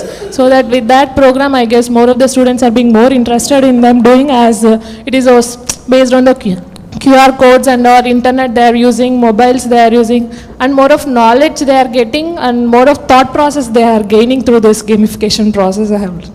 So it's new thing. New What thing about is. Jenny? Some other? So during my exams, I always used to think about this, sir. Like in Robo movie, if Robo scans the book, everything goes into his mind. So I want that if I scan the book, everything goes into our brain. Oh, good. Behind attendance sleep. Yeah. Group pink. I was about to tell about Kahoot, sir. Same gamification, since we have conducted it recently. And coming to Jenny, I saw an Instagram reel wherein kid does this and everything goes into her brain. That is what I felt it's good. Sir, as an adult, I learned more by teaching students, sir. So when I entered into teaching, I learned more than I was a student. So in that way, I learned. And asking a genie, I will ask a personal tutor to be by my side. Personal tutor. Okay. Group Blue. During so my PG has been done during the COVID time, sir. So during that time we have learned, so by going to the community we have learned how to do the contract tracing and the pandemic investigation and all those things. We have studied those things in the MBBS and also during the post graduation, but so by seeing that by experience I have learned much during that time. So, and the wish that I will ask is, once I study I will have to remember it lifelong. So only one time study, you remember it for lifelong. Very good. Okay. So with this basic thing, before going to the topic which finishes within 10-15 minutes, so we understood what exactly is what you call adult learning, right? So the adult learning was actually, the principles of adult learning was given by Malcolm Shepard Knowles in 1980, and he has actually coined the term called as andragogy. Okay, he has coined the term andragogy. Andragogy is nothing but adult learning. Okay, so andragogy is defined as entire range of formal, non-formal and informal learning activities undertaken by adults out of school. Okay, resulting in acquisition of new knowledge, new skills and also attitude. Okay, so one should be able to get new knowledge, new skills and attitude, and this should be either a formal way of learning or a formal way or a non-formal way or an informal activities by which you do. So andragogy happens every day and they pursue for their own reasons, especially as like a driving force, desire for self-employment. If you want to have a self-employment, you want to be an entrepreneur and then do something, so you check for what all the things are there and you try to learn new things about it. For example, if I say painting or otherwise plantation or otherwise photography, whatever it is. So a self-employment, a driving force should be there to desire for self-employment, need to learn specific skills, want to improve job responsibilities, and also the same thing like a promotion in the present job. And if you differ the pedagogy from andragogy and just have a look what is the difference between a pedagogy and andragogy. So a learner will be dependent here, like a student, if you can say, can be a dependent. Teacher directs what, when, how a subject is being learned and tests what he has learned. Okay, whereas in andragogy, it will be a self-directed learning, an independent way of learning. The task of the teacher is to encourage them learn the process and nurture the learning. And experience, if you see, is of very little value here in case of pedagogy. Teacher experience and text is what matters, hence teaching methods are mostly didactic in nature. Whereas andragogy, a rich experience, use a resource. Teaching methods include discussions, problem solving, all these things will be there in case of andragogy. Readiness should be there. People learn what society expects them to. The curriculum is being standardized. There will be a standardized curriculum, and where you see the readiness will be there here. People learn what society expects them to do. Whereas in case of andragogy, people learn what they need to know. Okay, people learn what they need to learn. The learning programs are organized around the life, okay, application. So during the process of life, so what all the things that they have come across will be a lesson for them to understand and then go accordingly. And orientation, if you see, acquisition of subject matter, curriculum organized by subject under focus. And learning based upon the experiences, people are performance centered in their learning process in case of andragogy. Motivation, external factors. Examples include parents, fear of failure, all these things in case of pedagogy. Whereas especially in case of andragogy, you will have internal factors, like examples include self-esteem and quality of life. When they want to have a good quality of life, they learn new things. So the NOWL's adult learning principles are, there are 6 principles of adult learning. One is self-directed learners. One, they want to be as self-directed learners. Wealth of experience, which enhances learning. Ready to learn mood. And then what you call need to know why they are learning. They will know why they are learning. And then intrinsically they will be motivated, and they will be mainly concentrating on a problem centered, or otherwise what you call a problem oriented kind of thing. So if you look into each principle, so internally motivated and self-directed, they resist learning if they feel others are imposing. So generally they resist learning if others are imposing information, ideas or actions on them. They set up a graded learning program that moves from more to less structure. Like they will have a graded kind of thing. So not on a single day or a single time they do it, but they do it in a graded pattern where it is from more to less structure, less to more responsibilities, and more to less direct supervision.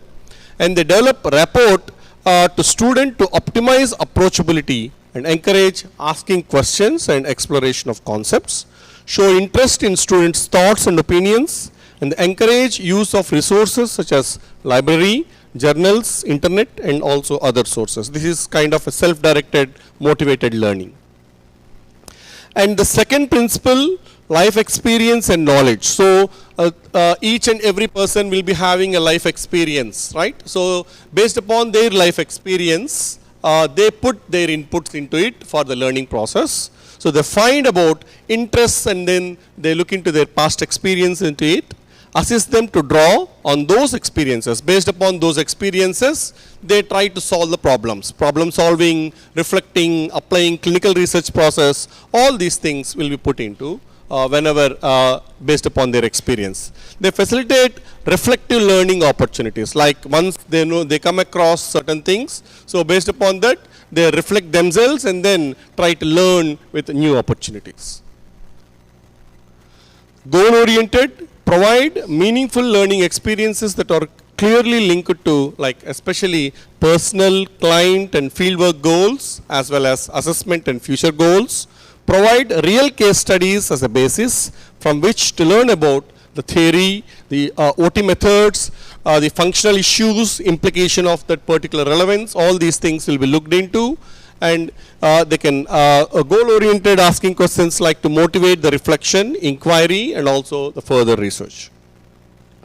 And relevancy-oriented, relevancy of what they are learning. So they will relate to what they are exactly learning. So if they are learning something, so they correlate that to what they are learning. If ask the student to come for reflection, like what they expect to learn prior to the experience, what they learned, as Dr. Gautam said, before going to that robotic. So he had almost zero knowledge, where after learning he has learnt a lot and then applying it now. So what they expect to learn prior to the experience, what they learned after the experience, how they help what they learned in the future, and how it will help them to meet their goals. So these are the things that they think and they relate, or relevancy oriented kind of principle. Adults are practical, like interacting real clients, their real time scenarios or real life situations. Students move from classroom and textbook mode to hand-on problem solving methods.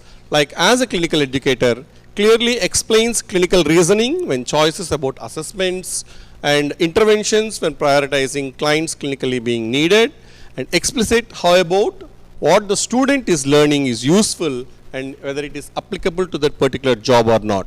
Promote active participation by allowing students to try things rather than observing that particular thing. And lastly, adults learn to be respected. So this is the important thing. So during the adult learning process, each and every person wants their own self-respect, right? So respect demonstrated by taking interest, acknowledging the wealth of experiences that the student brings to the placement. Adult learners, intellectually more curious. Adult learners generally will be intellectually more curious, well motivated to learn, take responsibility for their learning process, willing to work hard to learn, have clear idea of what they have to learn, and concerned about practical application. So once they learn it, so they will think about what practical application they need to put into for what they have learned. So the style of learning varies here, where in adult learning, the styles will be of like, they might be visual, prefer to use images, pictures and drawings to learn, and musical auditory, learning by hearing cassette, on subject reading while hearing music, physical kinesthetics by sense of touch, practical actings, which act things out, and verbal by using words, somebody reads the subject for you and then by which you learn it, and then logical, mathematical by using reasonings, and social learning, learning as a group, solitary, learns alone, self-study, and a combination of all above sometimes might be there. So these are all the various methods by which one tries, and each one will have their own style of learning. Generally, if you look into this, adults retain 20% of what they hear, and then 30% of what they see, and then 50% what they hear and see, 70% of what they hear, see and say, and 90% what they hear, see, say and do. Okay, so as an adult, so the retaining capacity of an adult will be like this. So once they only hear, it will be about 20%, if they just see, it will be about 30%, and both hear and see, they will be about 50%, and 70% they should be able to recite or say it back, and 90% they should be able to perform it. Okay, so or do it. Adults learn best when they feel valued and respected. The learning experience is active and not passive, and the learning experience fulfills their needs. They accept the responsibility for their learning, and their learning is self-directed and meaningful to them. Their learning addresses ideas, feelings and actions, and new material is being related to what they know. The training environment is conducive to learning. Learning is being reinforced. Learning is applied immediately. The learning process, that what they have learned should be applied immediately.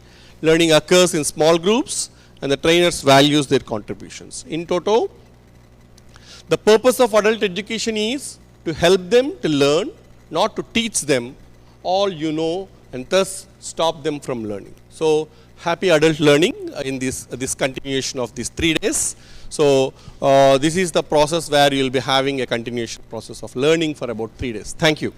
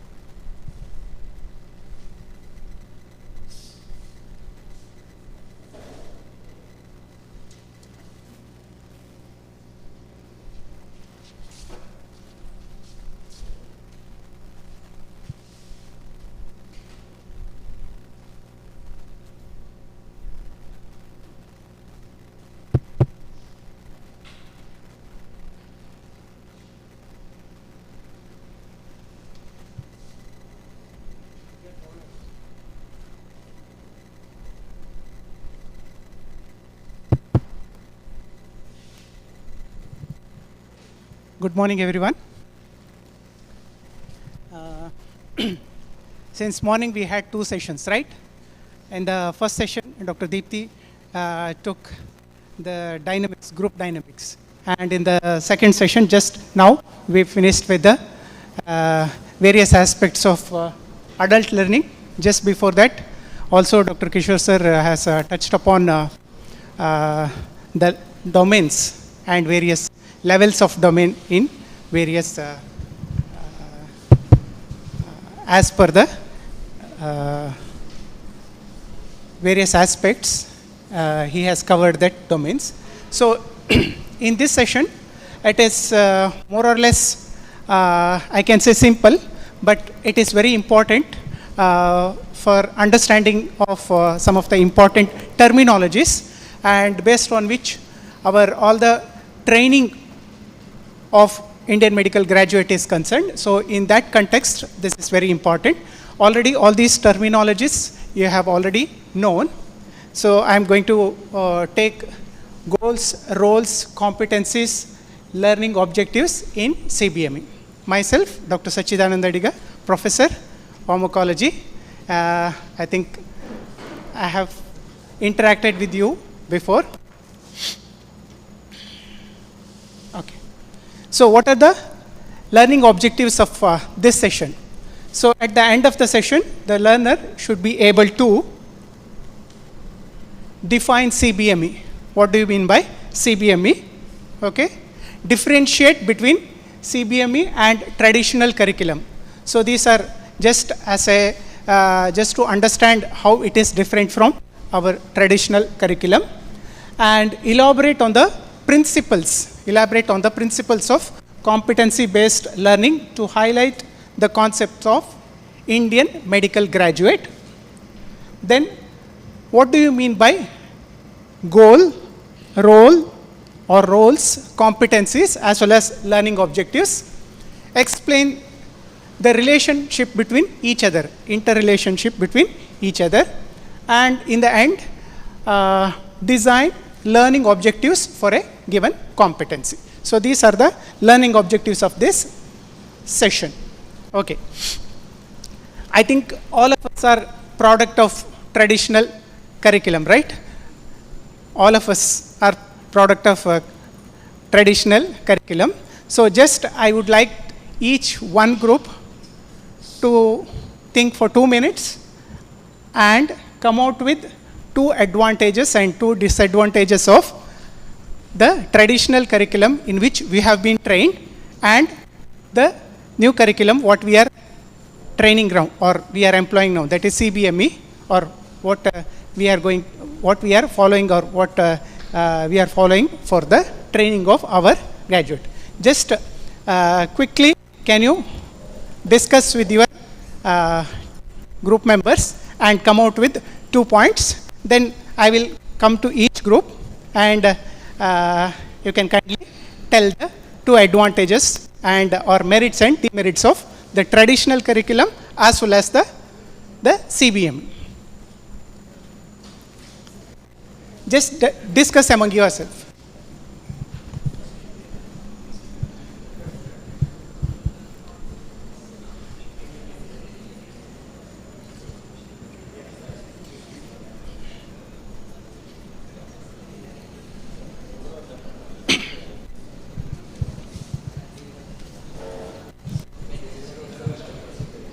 You can jot down the points.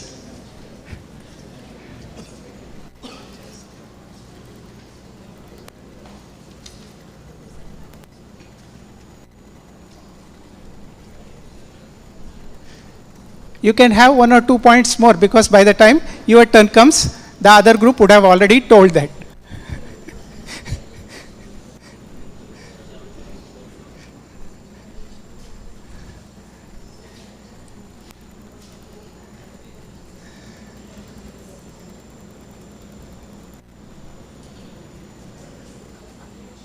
Okay. Shall we start with this group? You will always have advantage. The first group will have always the advantage. Previous our medical training. Yes, that is traditional. Yeah, traditional. Yes. Advantage. Advantage or disadvantage? Disadvantage. Okay. They are based on chapters. Okay. They are not divided. Okay. So, yeah, they are lecture based. Lecture based. previous what we have been trained was mainly lecture based. There will be no feedback. No Usually feedback. we no Okay. feedback. Okay. 2 demerits you have given. Yeah. Any good points? Points. So it's already known to us. It was followed for years. Okay. It was followed for years. That has given good results. Okay. So all those medical professors who are good in our country, they are based on that only. Okay. So in that way, It's you already say that- proven. Okay. Time tested. Time curriculum tested, correct. You had. Yeah. Or we all of us had. Had. Okay. So it depends. How It depends. or at what time or at what point of time you were there. It is our fate or something like that. Okay. Thank you. So basically, this group has told that our curriculum was teacher centric. In other words, right? Okay. Now, sir. So with traditional curriculum, the disadvantages are there will be limited practical sessions. Limited practical sessions. Okay. And usually it will be easier to manage. Easier to manage. in what sense, sir? For the teacher. We or can for the student? for teachers. Teachers. And we can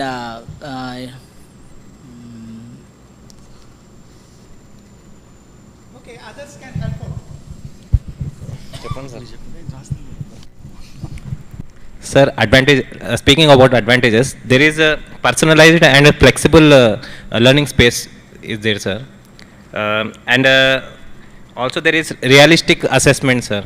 Which one? Realistic assessment with regular feedback. This not only, yes, sir. That is CBME. Okay. Yes, sir, CBME. Flexible. Flexible. And it also promotes active and self-directed, integrated work, sir. Okay. Okay. This is all the merits of the current CBME, Okay. yes, sir. So, So regarding disadvantages of CBME curriculum is there is infrastructure constraints are present, sir, and resource constraints. okay. Okay. So there are a lot of positive points this group has highlighted regarding the CBME, and also they have told about 2 disadvantages also. We need infrastructure, manpower, all those things to properly handle. Even though that CBME we are following, at some point of time, each one of us would have agreed we are not doing justice to that, probably because of our limitations. Okay. Any fresh points this group would like to add? Almost same, sir, but the CBME is more of student friendly, so that active participation is there from the students. Student centric it is. And lot of application aspects. Application aspects. Thank you. Okay. Any new points? Sir, in traditional teaching, the burden was more on students. In the current CBME, the burden is also on the faculty. They need knowledge grooming every month. And also, in bits and pieces, we were studying in traditional, sir. In CBME, they are trying for more integrated teaching and clinical aspects. So, in other words, it is boils down to the same thing. It is student-centric. That was teacher-centric. More effort was there on the student before. Now, it is more effort should be made by both the student and faculty also. Okay. Any new points from this group apart from? Same. Okay. Okay. Okay. I think we have, in nutshell, we got both advantages, merits and demerits of the traditional curriculum as well as the CBME curriculum. Let us have a nutshell of all these things. If we look at the traditional curriculum, the driving force for the curriculum was acquisition of knowledge.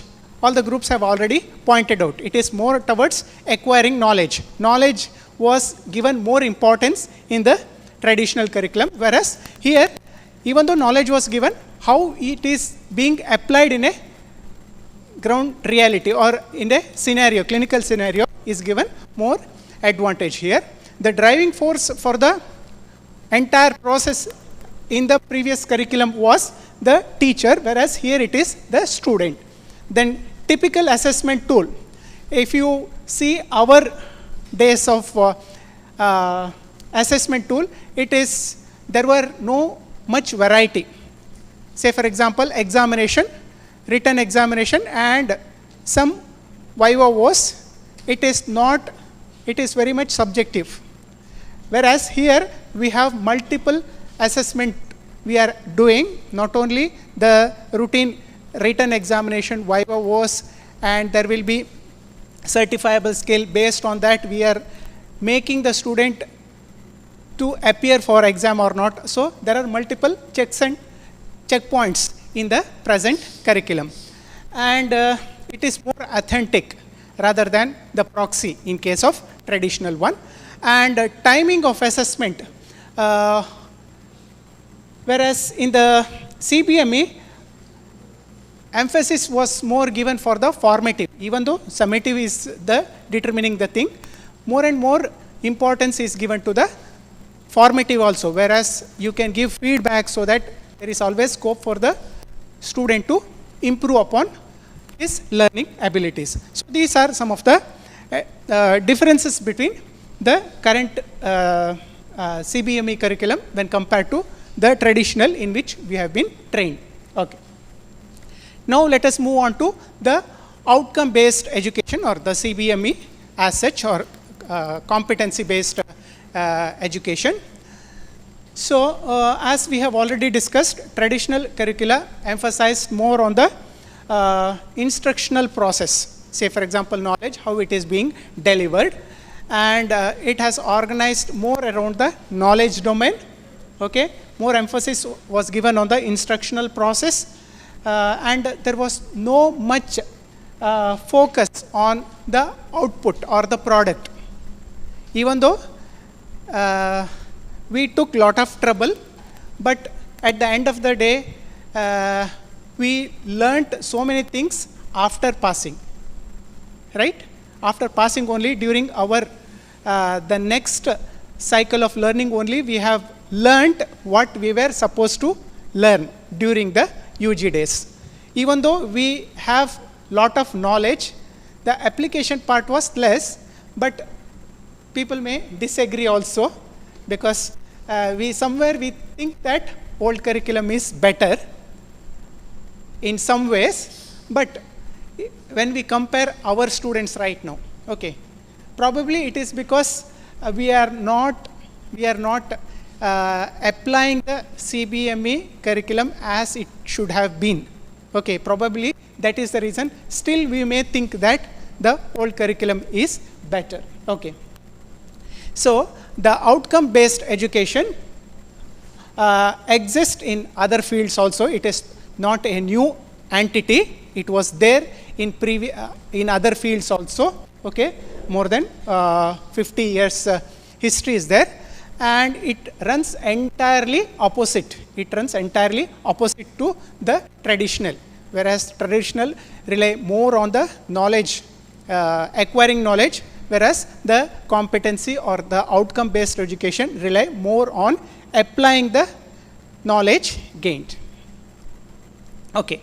With this background, let us move on to the next thing, that is goals. Okay.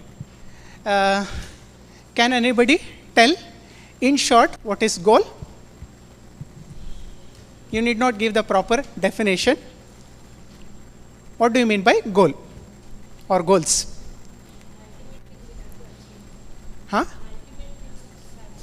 Yes, the goal is, in other words, the ultimate thing where one individual or a institute or a system would like to achieve in the end. Okay.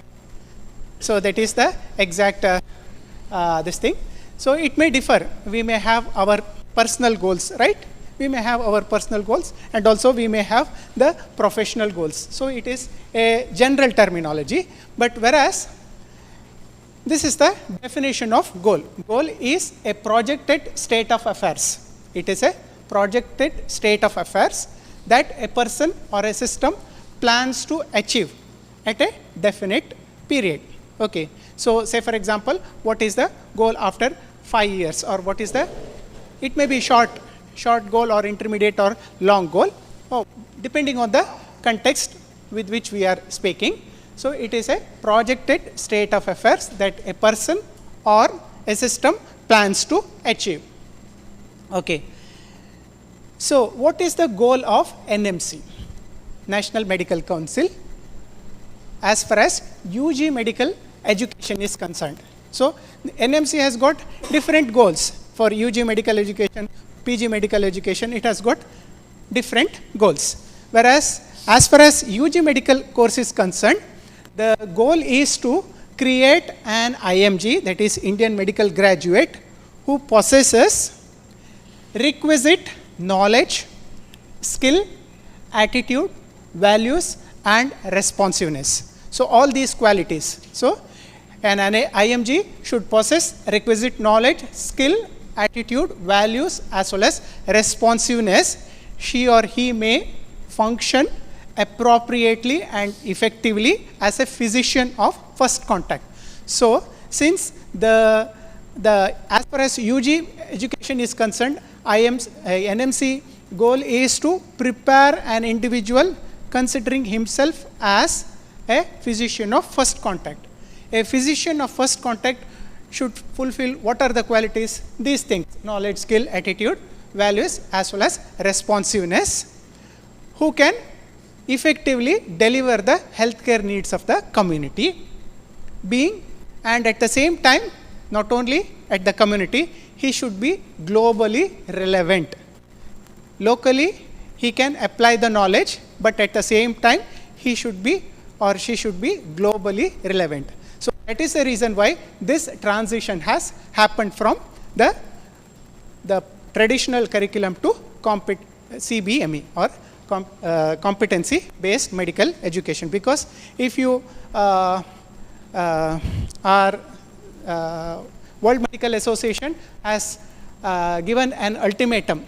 Suppose if our IMG has to settle somewhere in US or Canada or UK, it should align with their style of this thing. So this was being practiced, this was in already in the process or the training process in UK, Canada, as well as in other countries. So that if we train our IMG according to that, they are not only can deliver the community health needs, but also they are globally relevant. Okay. So goals may be different.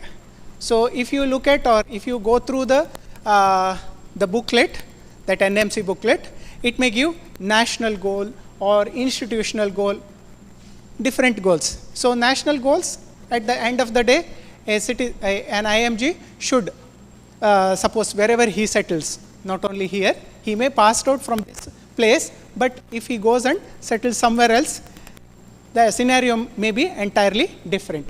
So for that purpose, IMC has come out with some of the national goals. Say for example, recognize health for all.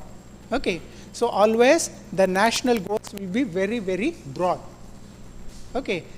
National goals are always very broad. If you see here, as a health for all as a national goal, and health right of all citizens, and by undergoing training for medical profession, all those things. Okay. So it is always a broad goal. Whereas, so all these things are taken from the book. You can leisurely go through it. Whereas, if you look at the institutional goal, okay, it differs from the national goal because where it is being situated, geographical area. So the institutional goal, say for example, we may not have, say for example, or if you look at the curriculum book of all the deemed university, because they have the liberty to have their own curricula. They can fix their goals. So where they are situated, where it is, what are the diseases which are very common.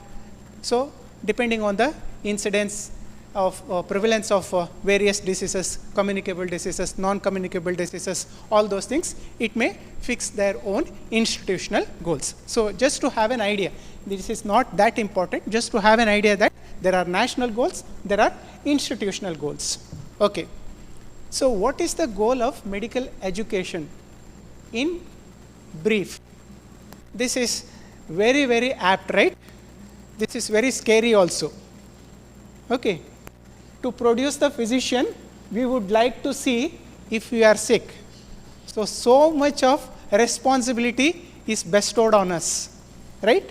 So we may not think so much when we are training the student, but somewhere when we think very deeply, so we have to give importance to this also.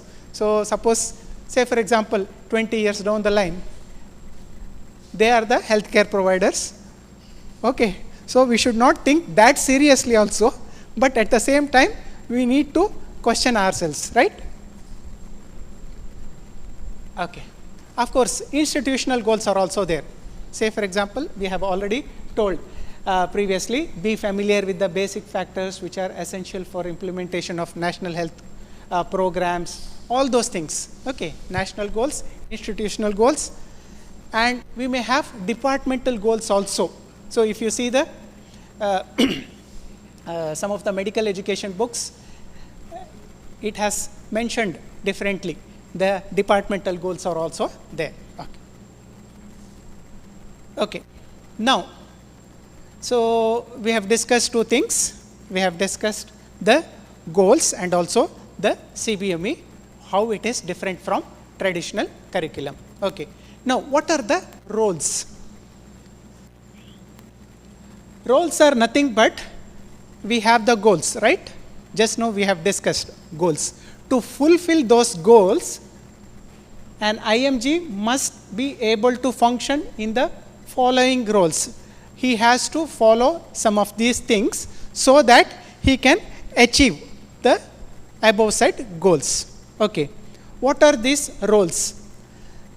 He should be a good clinician. Okay. He should be a good clinician. He should be or she should be a leader of health professional team.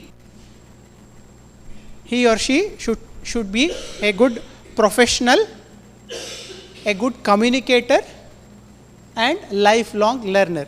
Previously, till 2024, these were the 5 roles of an IMG. Please remember this. It keeps coming. So we need to remember these things. We can easily remember CLP, CL. We are fond of applying CL, no? CLP, CL. C for clinician, L for leader, P for professional, C for communicator, and lifelong learner. Okay. So these were the 5 roles of an IMG, Indian medical graduate, so that he can achieve the goals which are set by the IMG. Is it clear? But right now, in the 2025 curriculum, we have 2 more roles an IMG should possess or acquire. So what are those things? That is a critical thinker. A critical thinker. IMG should be a critical thinker as well as he should be a good researcher. This is the last point. Everyone won't like it, right?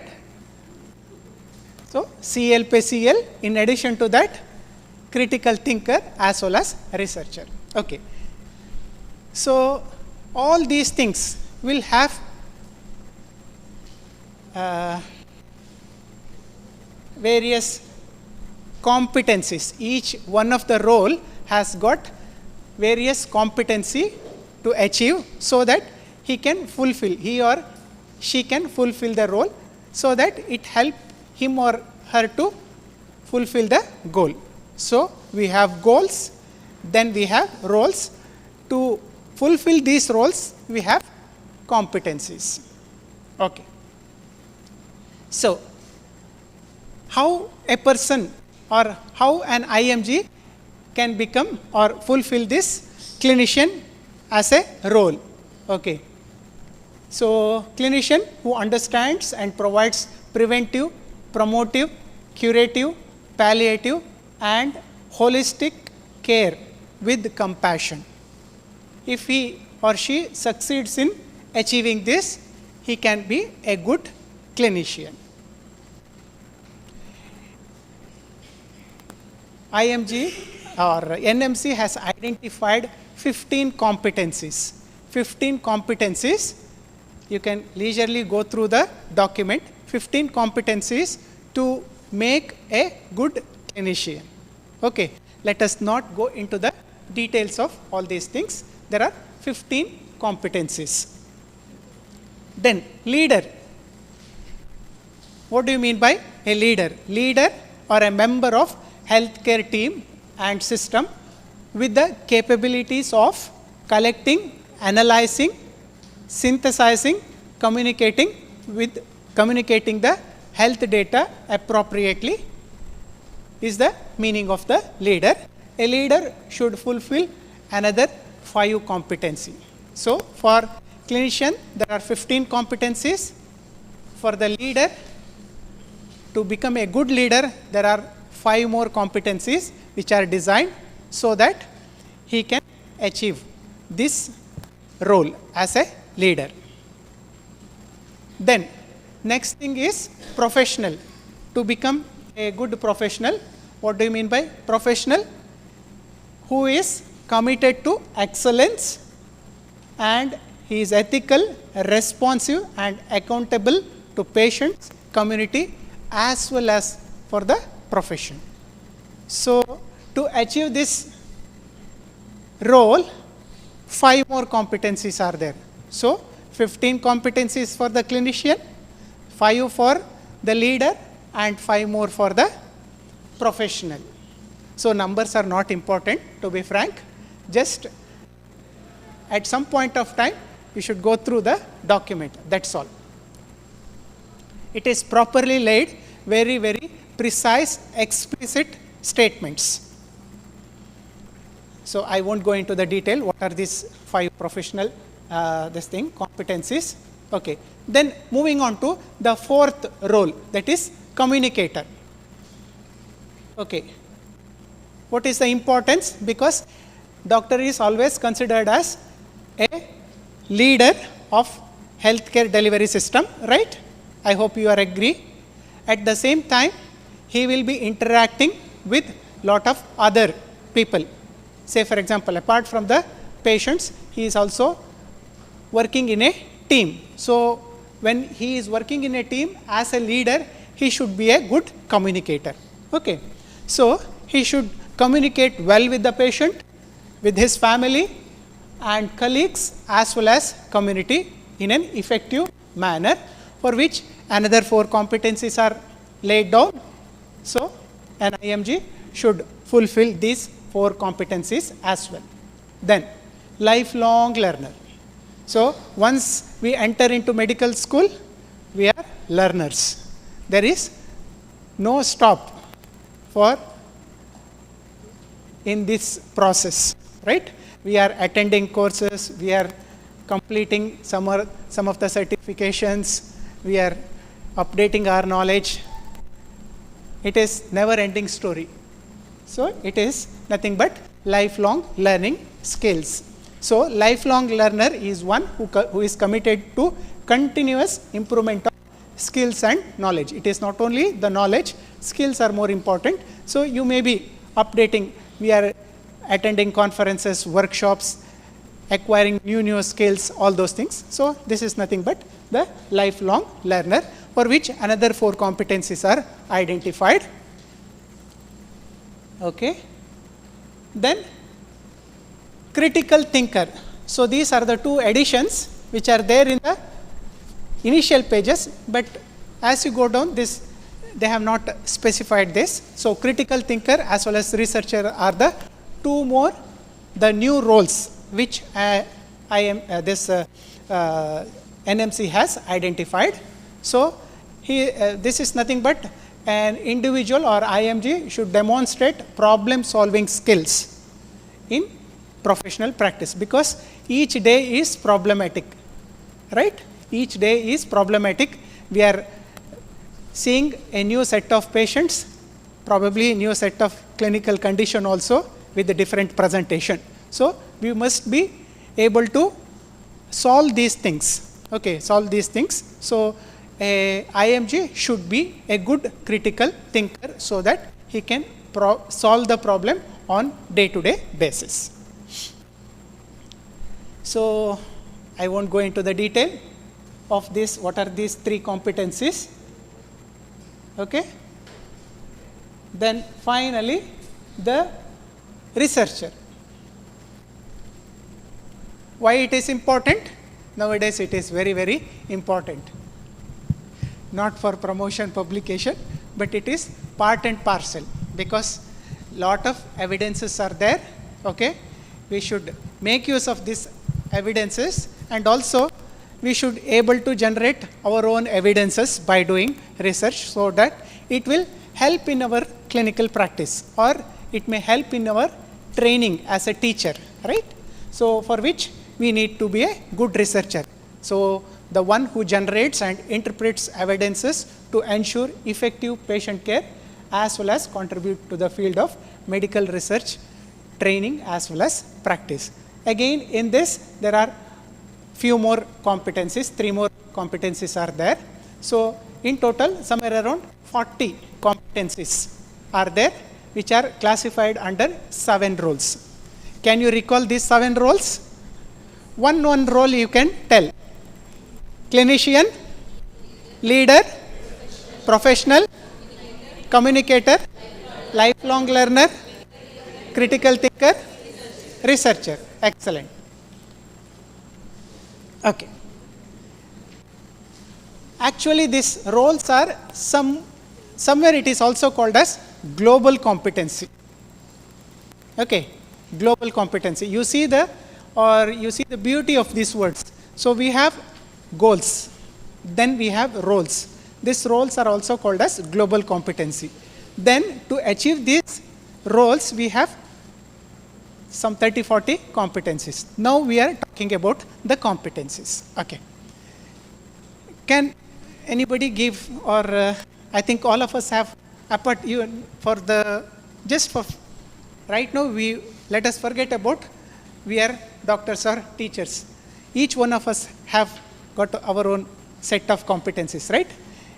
Can you tell me one competency in which you are well versed with?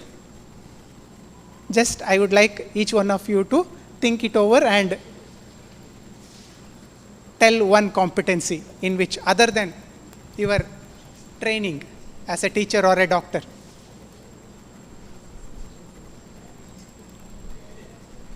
Huh?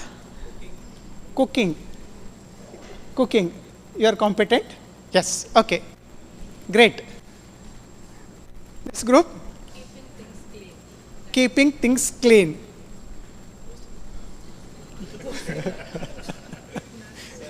Is it a huh? Maintaining punctuality, sir. Punctuality. Okay. That is some sort of discipline, right? Okay. Then? Huh? Dancing. Okay. Dancing, it is one of the competency, I will surely agree, because it requires lot of things to assemble all those things.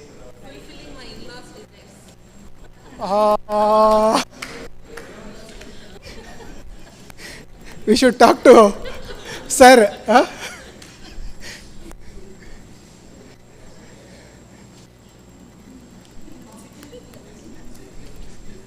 All of us happily forgot one competency all of us surely have.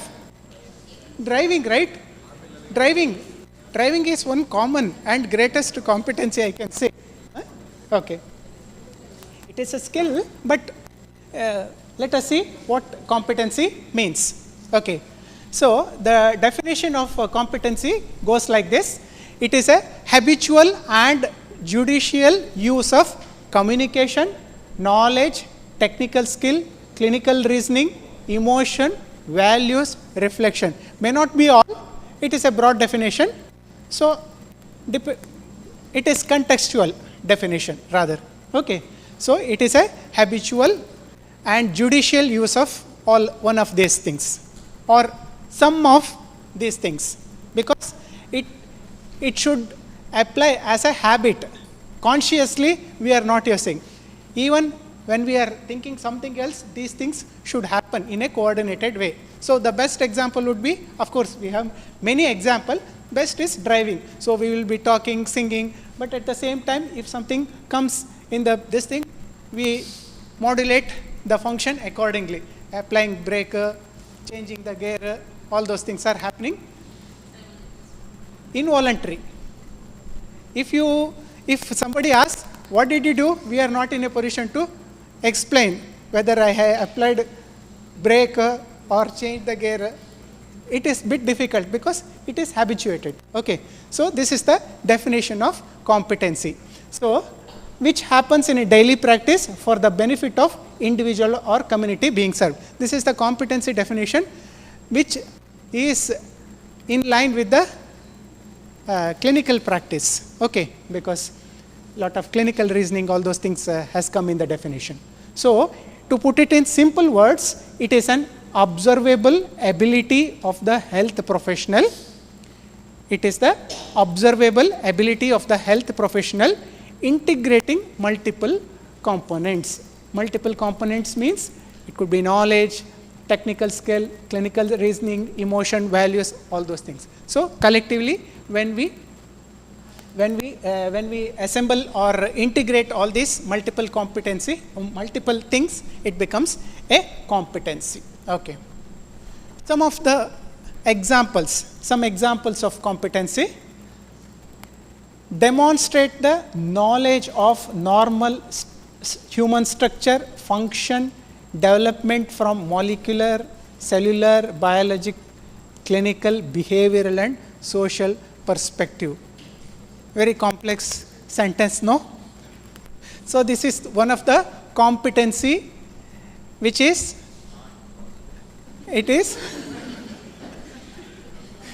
which has designed with lot of thought process.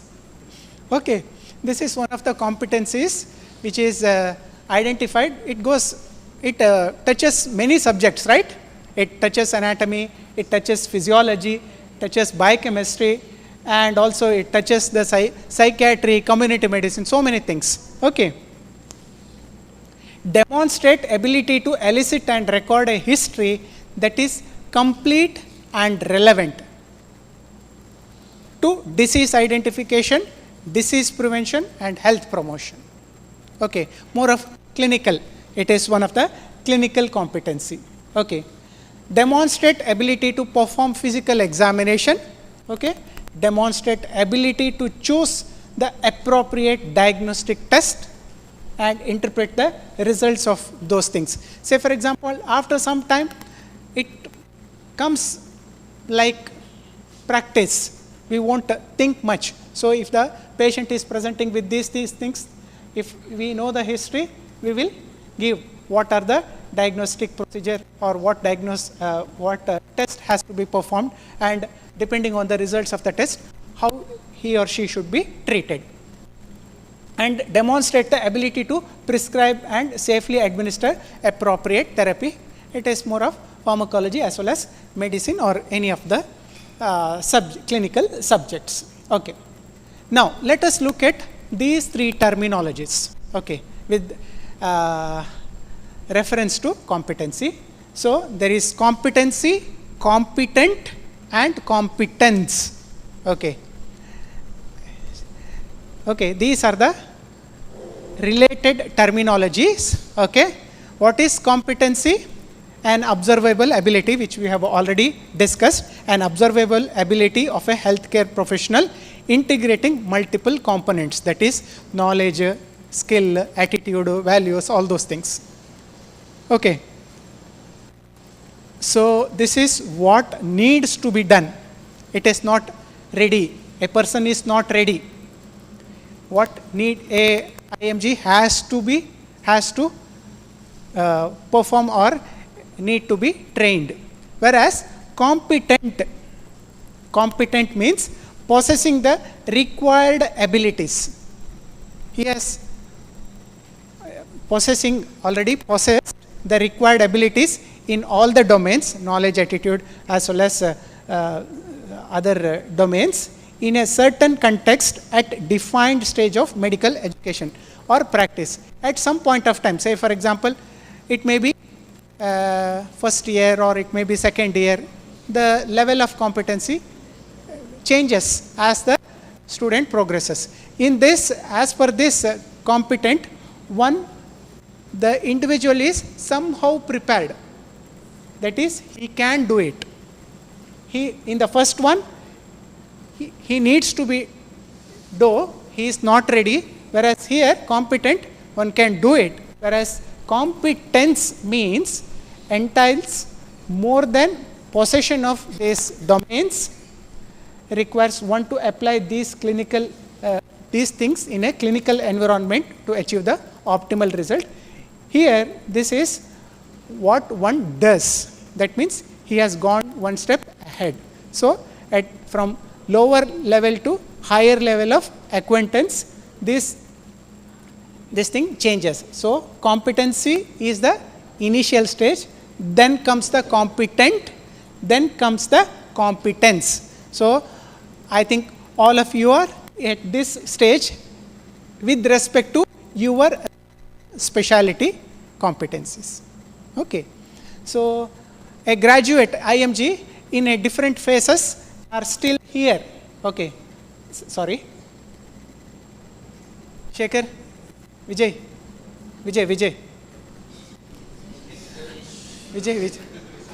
Anna, boy. So, IMG may be in the first stage, okay, probably in the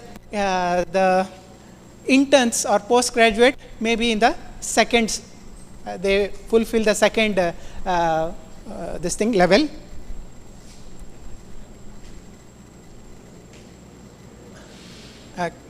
Yes, probably all of us are in the third one as far as these terminologies are concerned. Okay. So, to reiterate, what is competency? It is a habitual ability of a health professional integrating multiple components at a time. Okay. So, the interrelationship between all these things, goals, roles, competencies and subsequent things. So, healthcare need, healthcare delivery has a goal. So, the goal of the NMC is to deliver effective healthcare to the community. That is the goal. To meet these goals, an IMG must perform many roles. He should perform many roles. The 7 roles we have identified, we have told, discussed. To perform these roles, they need the various competencies, certain competencies, right? Around 40 or so. Okay. To attain these competencies, IMG need to meet certain objectives.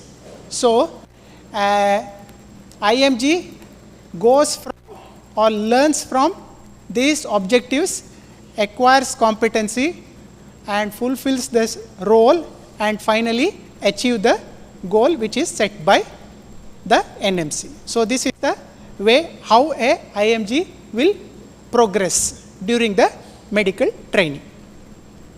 Okay. This will be clear. Say for example, we have sorry, Shekhar, Vijay.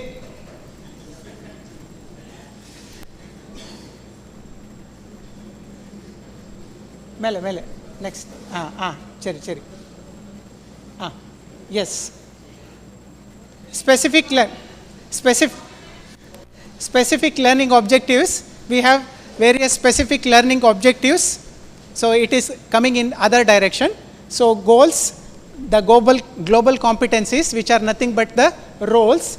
For those global competencies, we have various sub-competencies, or we can just have competencies. Sub-competency means for some of the competencies are in multiple stages. Say for example, recording of BP, the degree with which a first year student records the BP, and final year the degree will differ or the efficiency differs. So in that way, that particular recording in a correct manner is considered as one competency, and at different levels it may be considered as sub-competency. Then finally, to achieve that, what are the different learning objectives? So if it goes in reverse direction as well as progression of the IMG is concerned. Okay. So this, I think all of you are aware, there is a page in the document. So you should be aware of this, how to read. This is a basic thing. There is no rocket science in this. Just you have to be aware of this particular table, how to read the competency table. Here, always a competency is mentioned by two words which refers to the subject.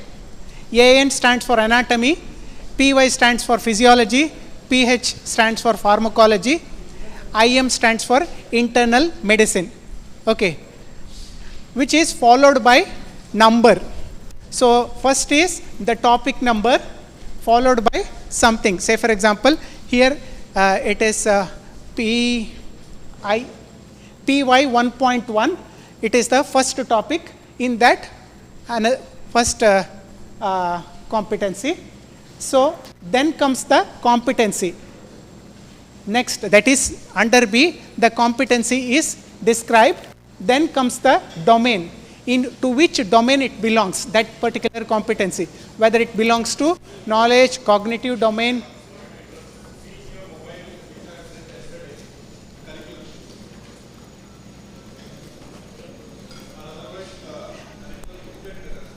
You can see this page also for the time being, okay, so it saves time. Then see in the this thing column, domain is there. So either it would have been mentioned as K for knowledge, okay. Similarly, it may belong to skill, yes, something like that, okay. Next comes the K bar, KH bar, SH bar, P. This refers to knows, the level of competency, knows how. KH stands for knows how, SH stands for shows how, P stands for performs. So the level of competency an IMG should acquire once the completion of the competency. Then comes the E, that is core. There are all these competencies are classified into core or non-core. Core are the important. There are some non-core competencies are also included purposely, which may not have much significance. Nevertheless, you have to, the student, IMG has to learn those things. Then comes the suggested teaching learning method. For each of these competencies, the NMC has suggested the TL method. This is this thing, reference. We can employ our own TL method to achieve that competency. Teaching methods, you know, like large group discussion, large group teaching, LGT, or small group teaching, SGT, or it is this thing also, other types of teaching methods also.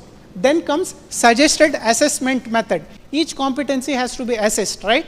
So the suggested method of assessment is also given. Say for example, whether it has to be assessed as in the practical class, whether it has to whether it has to be done as dope or something like that. All those things has to be or is mentioned. Whether it has to be assessed in the bedside clinic, all those things are mentioned here. Then comes the there are certifiable skills, right? Certifiable as well as non-certifiable skills are there.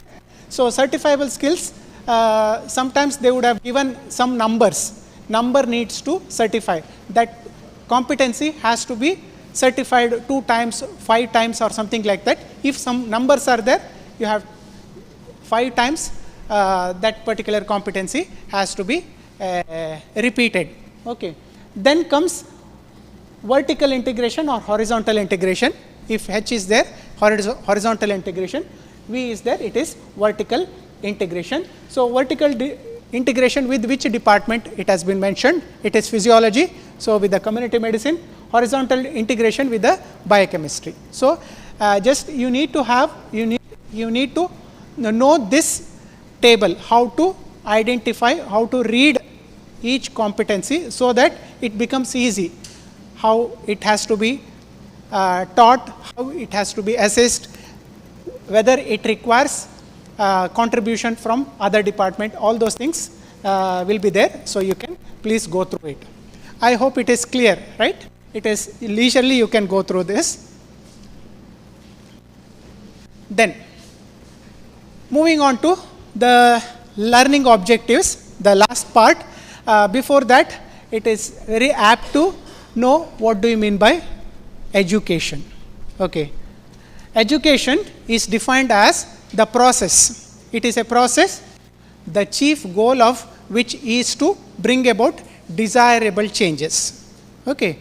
It is a process, the main goal is to bring about the changes in the behavior of the learner.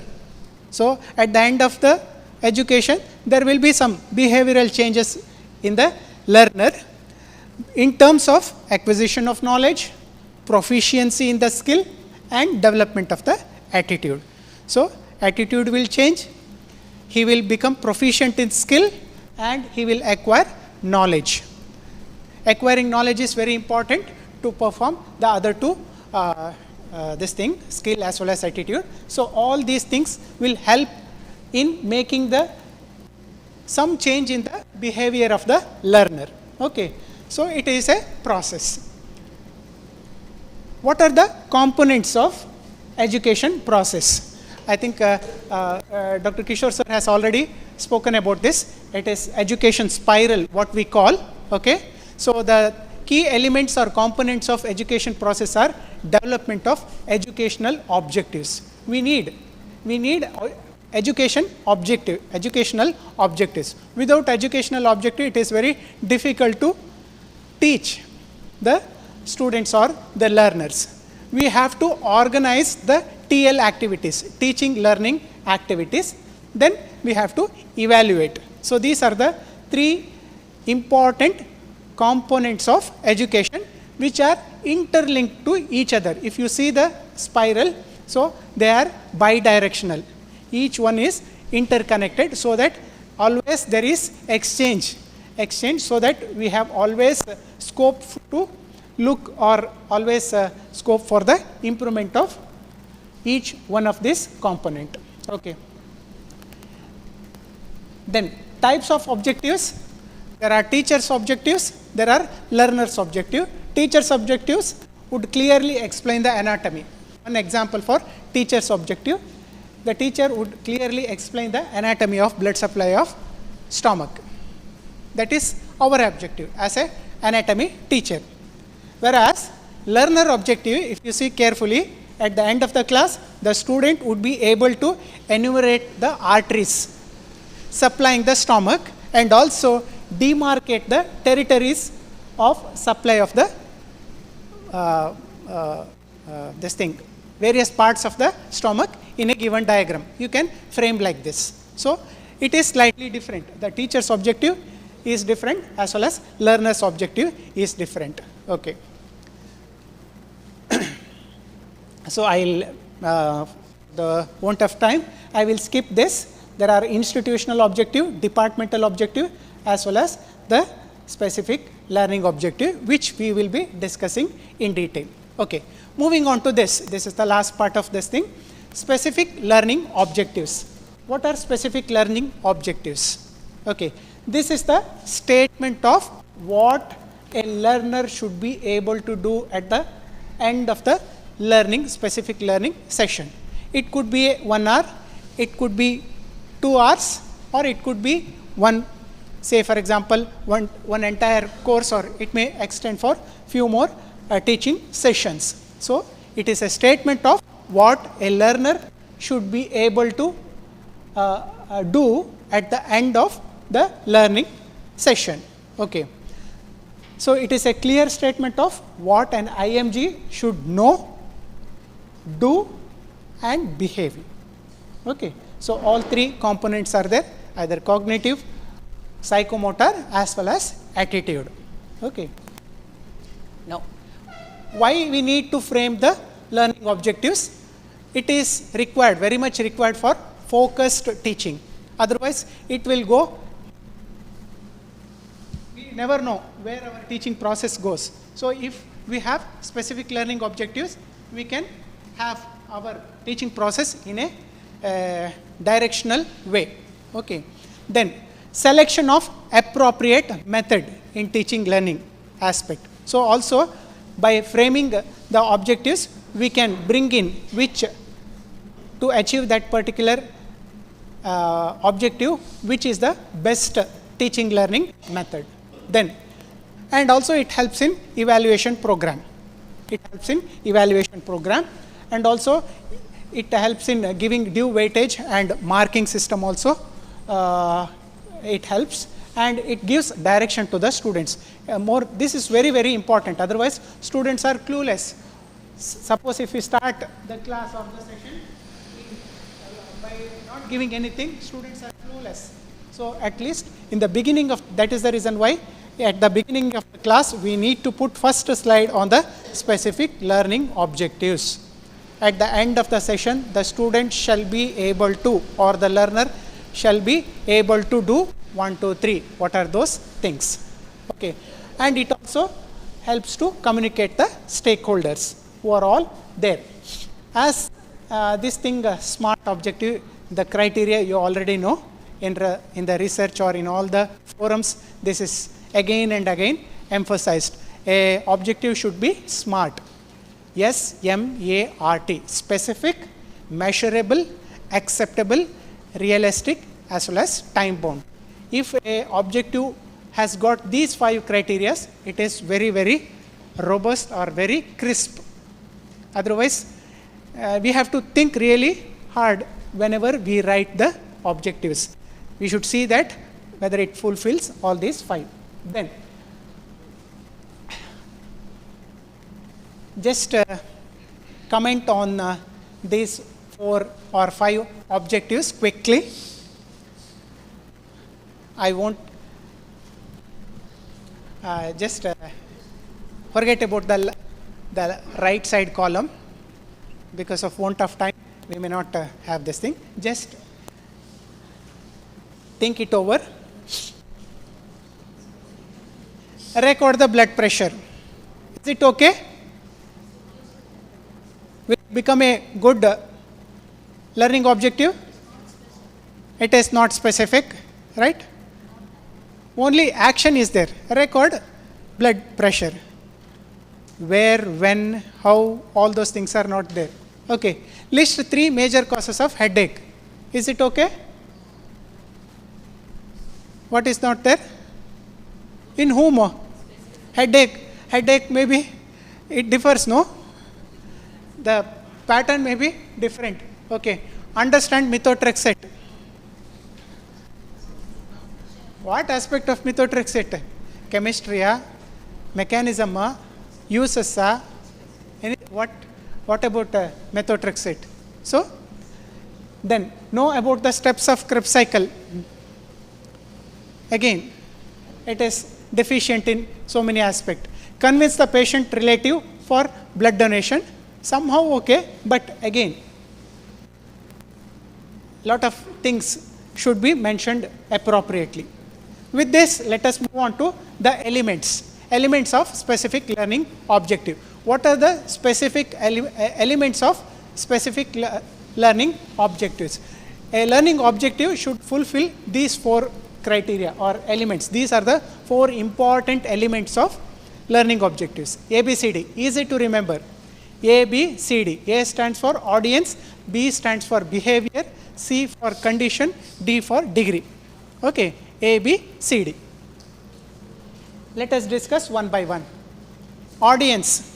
So, SLO should clearly mention whom we are talking, whom we are targeting, or who is the stakeholder, whether it is first MBBS student, final MBBS student, or second year student, all those things. One of my cases, this use audience.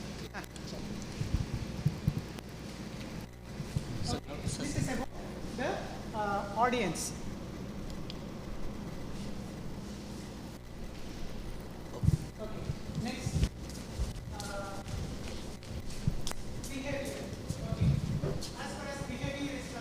You have to use the proper action verb, and it should be very, very explicit. It should be clear. So when we set some specific learning objective, it should be clear that what we are expecting from the learner. Okay, so exact task to be performed should be clearly mentioned. That is the behavior. And always avoid the ambiguous terminologies. Say for example, know, understand, these two terminologies, we knowingly we use this terminology. So at this know, how do you measure whether he knew or whether he has understood? So these two terminologies should not be used in a specific learning objectives. So this is about audience as well as behavior. Then moving on to the next one, condition. See, what is this? At what circumstances, what are the resources supplied or provided, and whether we have any restrictions. All those things should be mentioned. When we say restriction, where it is performed. Say for example, environment, you have to mention whether it is in the classroom or in a bedside. Then direction, what are the directions you are going to give, what is the format you are going to give anything to perform that, and deadliestness or what sort of expertise you are expecting from the student. To give some example, say circumstances is given the data, you are giving the data or it has been mentioned in the SLO itself from the diagram. Okay, from the diagram using the chart provided without any assistance. So these are the some of the phrases you can use for condition to specify the condition. So these are very, very important. When you look at one particular competency, you will understand all those things. Finally, the degree. So this is the minimum level of performance you are expecting from the learner. Minimum level or proficiency expected. So you have to have certain degree of expectation from the learner. Otherwise, it is very, very difficult to judge whether he has attained that SLO or not. Okay. Degree of excellence, accuracy and speed, which matters in a emergency condition. Accuracy is also important. And what is the reference standard, what is the permissible error, all those things should be mentioned in the degree. So these are the four, what I can say, components. For example, here, as far as when you mention something, say for example, enumerate 4, at least 4. When you tell enumerate, you have to mention how many. And 3 common causes of, okay, omitting. Say for example, whenever a student with if SLO is with respect to performing something which has got multiple steps, omitting not more than 1 step. Okay, say for example 5 steps are there, so omitting not more than 1 step he or she should perform. Accuracy of at least 90%. Okay, then without causing hematoma. Say for example, when we are drawing blood or something like that, so it is always better to use this phrases so that you are specifying the degree. So these are the 4 important components. Please remember these 4. What are they? Audience, behavior, condition, degree. A, B, C, D. Okay, identify the elements in this SLO. Can you please identify the 4 elements? What is the audience here? What is the audience in this SLO? Student. Actually, it is not appropriate, right? Which student we have not mentioned? First year, second year, final year or intern, we have not mentioned. Nevertheless, okay. Then next, behavior. What is the behavior here? Huh? Collect is the behavior here. Collect 5 ml of venous blood. Okay. Then next, the condition. Without any assistance. Okay. Without causing hematoma is the degree. Okay.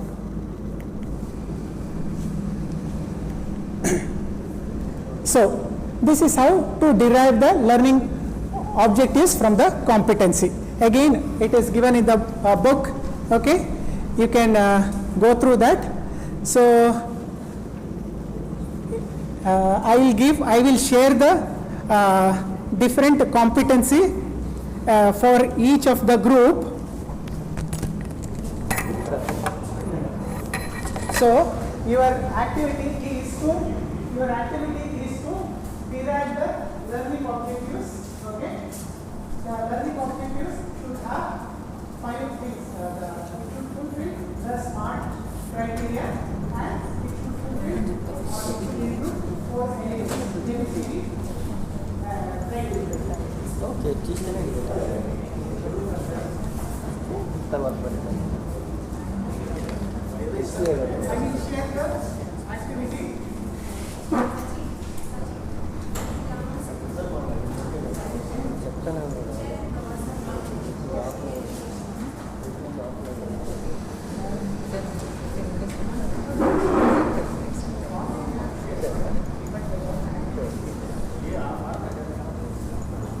So ఇది disconnect చేయనా madam?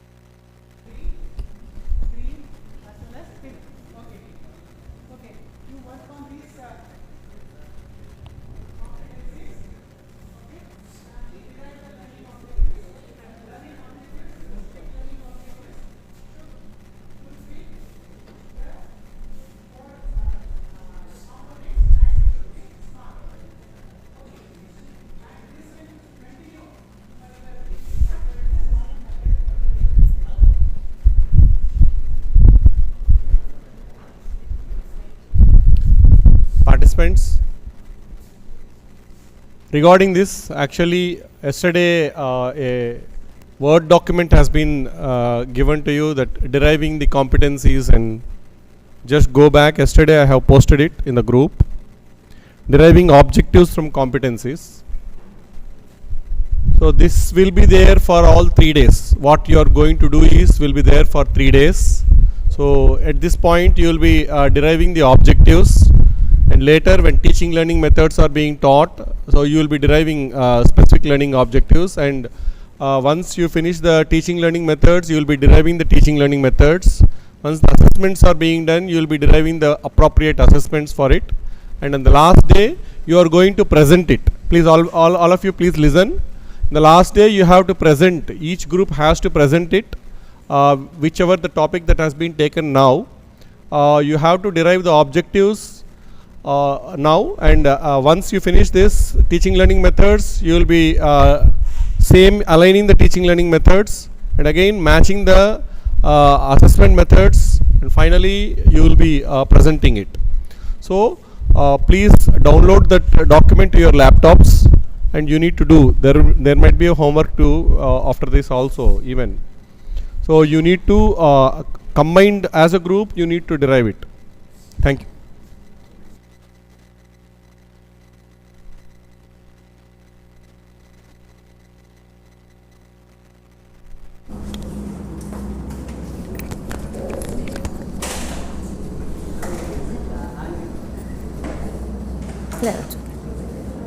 Please let me know when you are ready.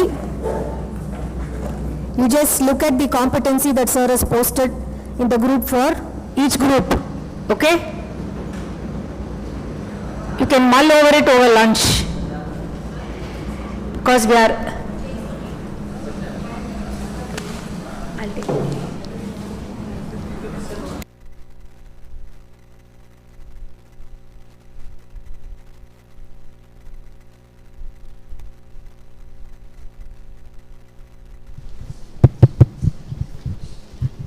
Thank you.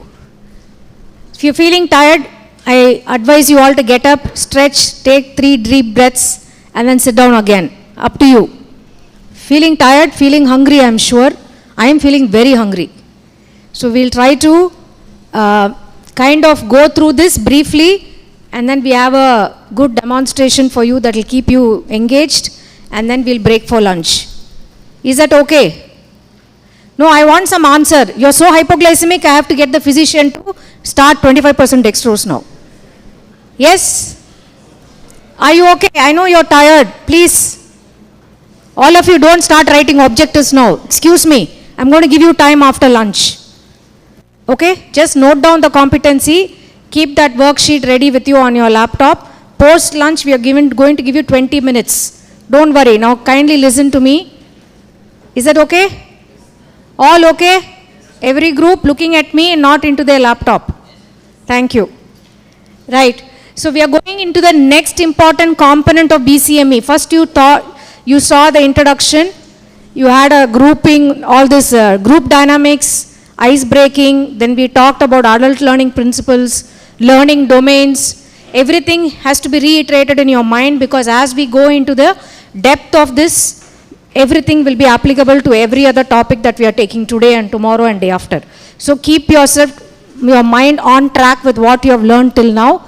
So till now we have come up to goals, roles, competencies and objectives. How to derive a learning objective. So we have stopped there. So once you derive the learning objective, the competency you want to teach, these are the objectives of your class. Which teaching learning method are you going to use to engage the students in order to facilitate learning? The word is facilitate. Please remember that. You are a facilitator. So the classic saying is, try to transform yourself from a sage on the stage to a guide by the side. Okay, you have to transform yourself from a sage on the stage. All of us that, right? No? Holding the mic and talking as though you know everything on the world and the person listening to you doesn't know anything at all. So we have to come away from that, and hopefully I will also follow that suit, not be sage on the sage on the stage. I'll try to be a guide on the side. Okay? Right. So we have to choose the appropriate teaching learning method for whichever competency or objective that we wish to facilitate learning for our students. Right? So the word teach has to change into facilitate. All right? So this session will be jointly done by me and Dr. Jyoti, who's also a MEU member and associate professor in pathology. Okay, so what are the objectives of my session? So you realize that whenever you take a class, your first slide after putting all your degrees and introducing yourself and whatever flowers and whatever you want to put, the second slide should always be objectives of that particular session. That means for the next 1 hour, but don't worry, we'll be cutting short for lunch before that. What are the objectives of our session together is to enumerate or to describe the various teaching learning methods. And remember, if I'm using the wrong verb, please tell me that I'm using the wrong verb. Just now sir told what verbs you can use, right? And Dr. Kishore has shared all the verbs that you have to use for your objective writing. Use the principles of interactive learning in a large group, describe the various methods in small group teaching, and discuss the changing role of teacher from information provider to facilitator. So these are the specific learning objectives of this session. All of you are okay with these objectives? Right? Okay. So Savita very nicely she said, when somebody questioned her, that she feels that she learns more as she teaches.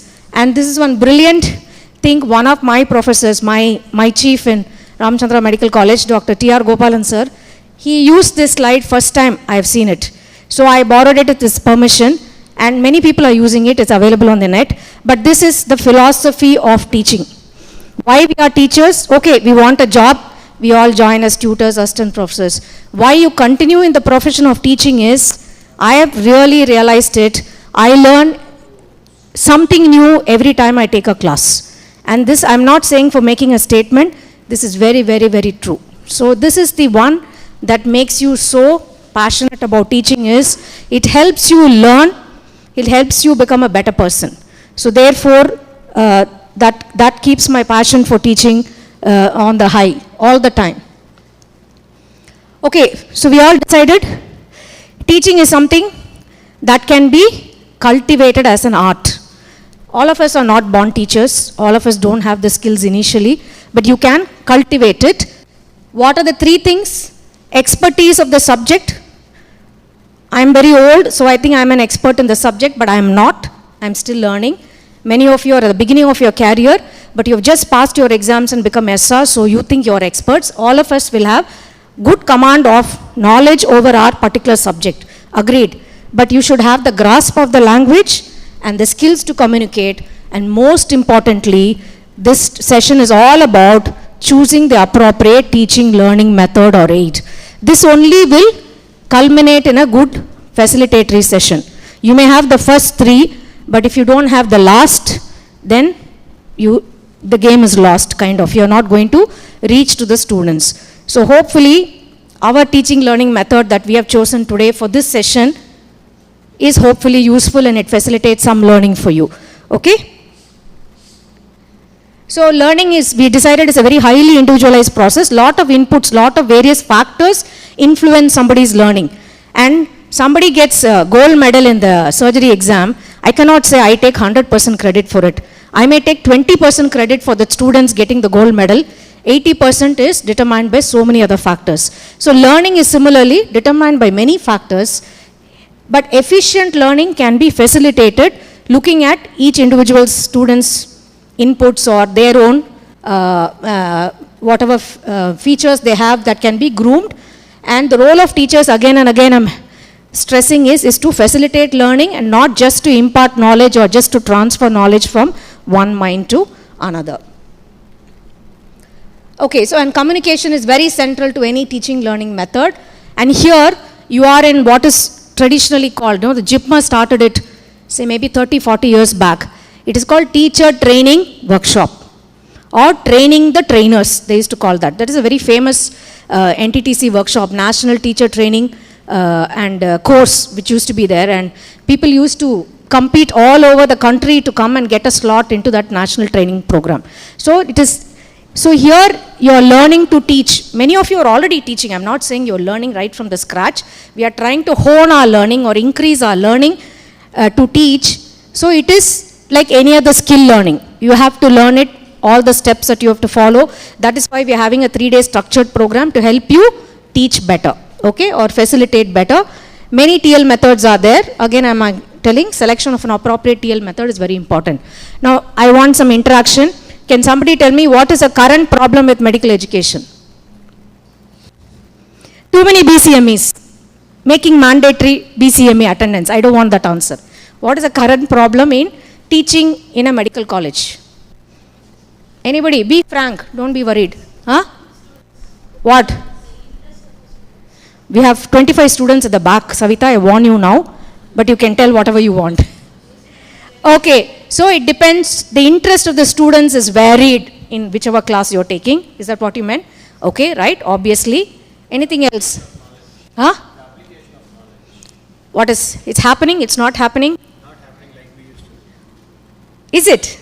Very good. I'm very happy, Gautam, with that answer.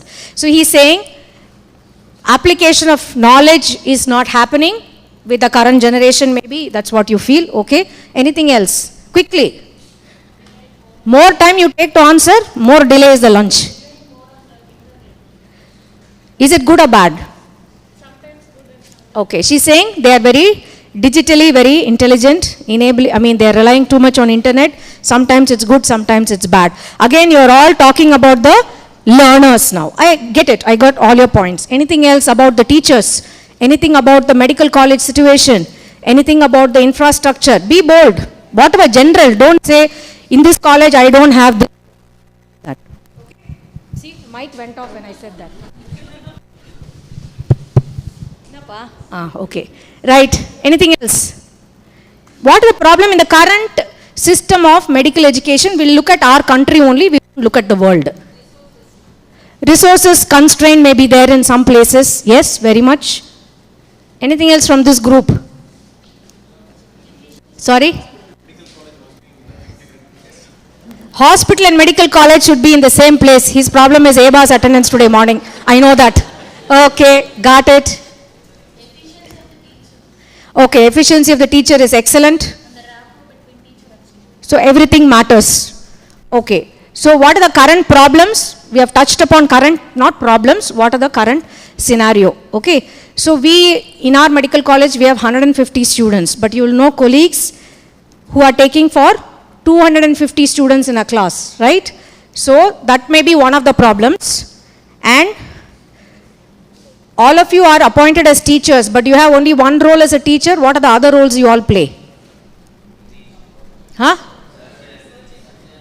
Sorry? Yes? Okay, you have to take care of patients. Patient care is also an important function. Teaching is one function. Patient care is one function. And what is the third arm? Huh? Research, administrative roles, so many things are there. So basically, I have identified some problems. Is too much information is also available, right? With the www, now AI, chat, GPT. So, too much information is available. Sometimes it's good, sometimes it is bad. Because students tend to get confused. We tend to get confused as to what to highlight, what not to highlight in our classes. Too little time, many of us complain about that, right? I have clinical responsibility, I have a surgical list. In between, I'm expected to take students' class. How is it possible? So that is also another thing. Too many students, we said, and we have sometimes exams that discourage real learning. It is just rote sometimes. So now everybody, including our NTR University, is trying to change the pattern of the summative exam questions, trying to make us do more case-based questions.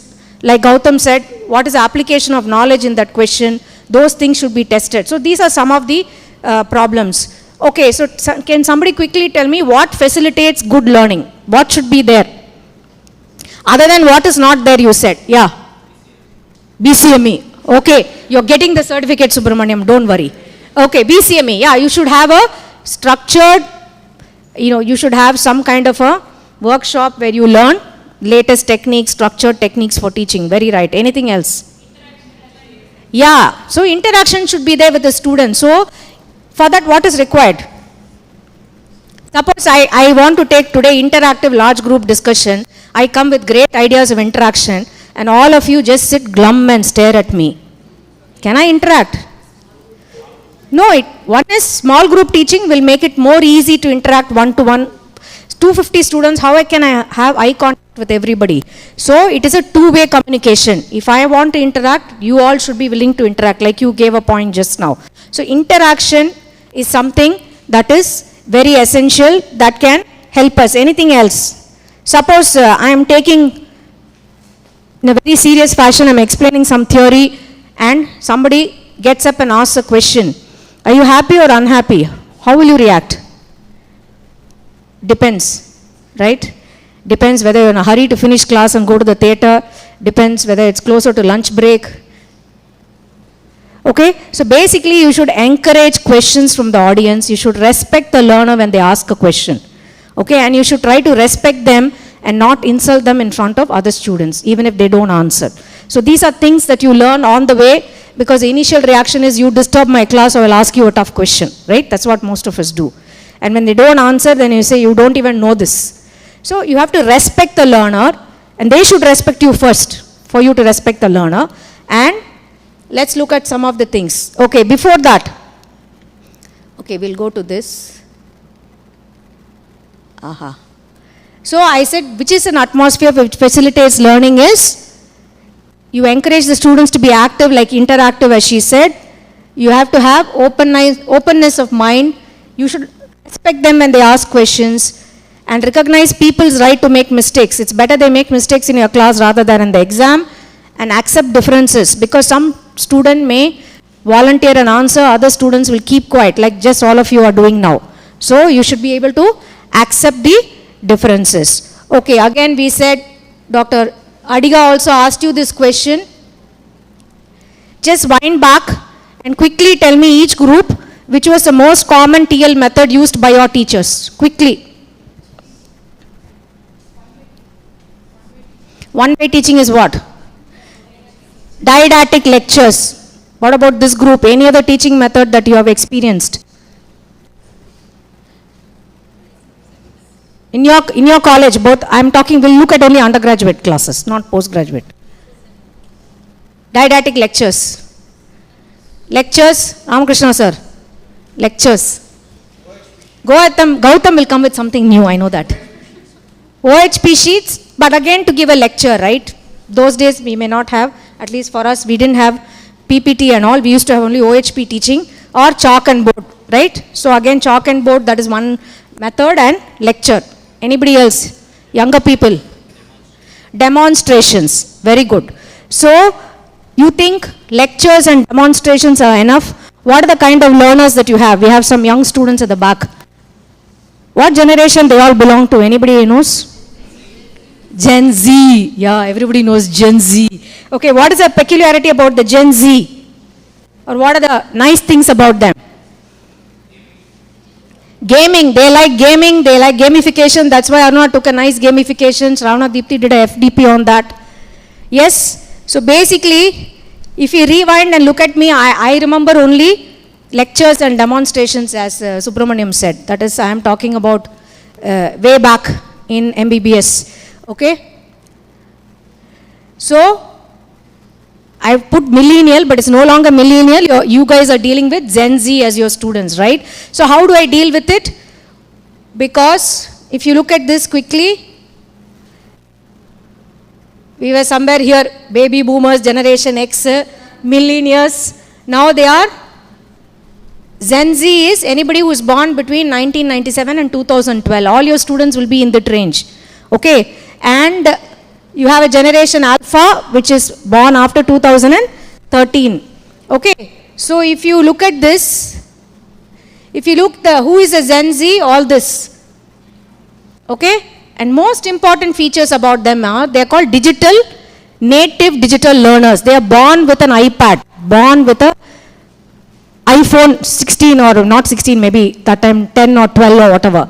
Okay, so they are digitally very, very good, and they have personalized learning experiences already before they come to college. They have learned so many things on the net, as you said, and in India itself, you have 377 million individuals.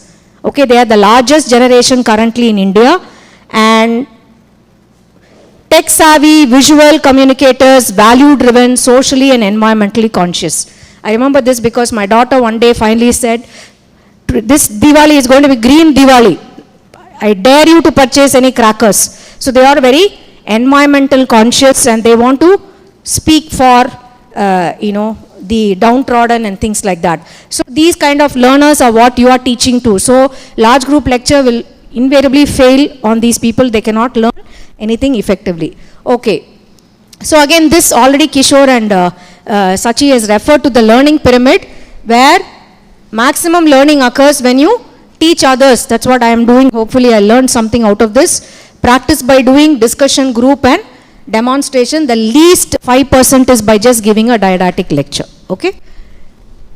So if you look at it again, the pyramid, these are all passive learning methods. These are all active learning methods. So try to do a mixture of both if you want to have an effective learning to occur. Okay. So what do the students expect out of us in a class? What do they expect? What are their expectations? Finish it fast so that I can go for lunch. Okay.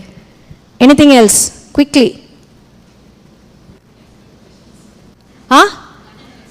Attendance they want. They don't want you to ask questions. But what do they expect out of a teacher? Genuinely. Huh? Make the lecture interesting. Okay, correct. Anything else? Short and sweet but interesting, right? Anything else? They want you to use AV8s. But I had a batch in Ramchandra way back. They said, Madam, we want only chalk and board. Because people come and read out the PowerPoint slides, they don't explain anything and they finish the class and go. So some of them wanted chalk and board where I write actively, I talk to them, I turn back again so that they can throw rockets at me. Again, I turn around to talk to them again. So some of them preferred only that. But yeah, but it depends on which class and which generation we are dealing with. Anything else? That's all, huh? Students, you have got very low expectations out of teachers, I think. Amy pa? Okay, so they want clear and concise information to be shared or skills to be taught. They don't want you to waste. So you said no short and sweet, but to the point. You should be easily audible. I used to have a teacher, no, with due respect to all my teachers in Madras Medical College, this gentleman will come, stand, take the attendance, stand in one place for the next 25 minutes. And then he'll go on talking. No slides also. I told you, no, we don't have PPT, nothing, chalk and board. He won't go near the board at all. And that to what subject? With respect to Kishore, it's microbiology. And it's a 1 to 2 class in the afternoon, post-lunch. My God. He will just stand, talk to himself for the next 20 minutes and just get out of the class. So imagine, okay? So it is difficult. So clarify basic principles. So-called subject covered. There is no covered. You are uncovering a competency. No longer subject or topic. Okay? And you have to talk about practical application. Gautam already talked to that. Talk to us about it. So you should tell why am I teaching so much of microbiology in this class about this organism. This is the infection it causes. This is the kind of clinical picture they will have and you will be able to identify it and give the diagnosis to the clinician. So you should tell them why you're teaching. Okay, quickly. I know the students are getting. Okay, so what are the factors influencing? I will not ask questions. How do you select your TL methods? Depends on the group, whether it's large group or small group, right? And somebody talked to us about domain today. Domains Kishore told. What are the 3 domains? Cognitive domain, psychomotor and affective. So affective including communication. Okay. So depends on the group size, depends on the domain, resources and your time available, which we already discussed, level and nature of learning. Somebody said you should know what you should teach for the first years, you should know what you should teach for the second years. The same competency, how do you upscale it as they go in the higher phases? Again, coverage is a so-called uncoverage of the competency and how much feedback you want to give to the students or how much you will ask their feedback, that also determines your TL method. Okay, so if you quickly look at it, so domain, group size and control, whether it's a teacher controlled or it is a learner controlled method. This is how you classify.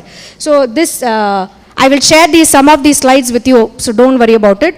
So if you look at it, domain based cognitive means all of you know, lecture, panel discussion, symposium, team teaching, project work to some extent. Psychomotor is bedside clinics, somebody said bedside clinics, teaching skills, demonstration, Subramaniam said, simulation in the skills lab and workshop mode. Affective domain is role play, demonstration, you play a video of a scenario that has taken place in the hospital. You can even use movies. One of my famous colleagues in Ludhiana, his medical education project is using movies as a mean of teaching students values and professionalism, etc. And he did an excellent project based on this. So if you look at control based, it can be teacher control, that could be student control. Teacher control means lecture, symposium, demonstration, bedside clinic. Learner control is problem based learning project, which recently physiology department they had a physio quest where project based topics and subtopics of the competencies were given and students worked on the project together and they presented. So that is learner control, free group discussion, project work, etc. Okay, now we will go to Vijay. Excuse me. Vijay, go to 39 slide. Po.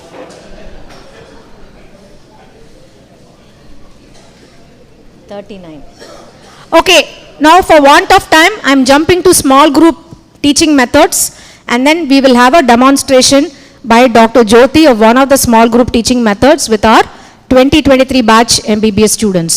So small group teaching can be group discussion, all of you already said that, seminar, tutorial, problem-based learning, role play and simulation. Now I invite Dr. Jyoti to come and demonstrate one of the small group teaching techniques. The remaining part of it, we'll look at it after lunch, so don't worry, okay? Over to you, Jyoti.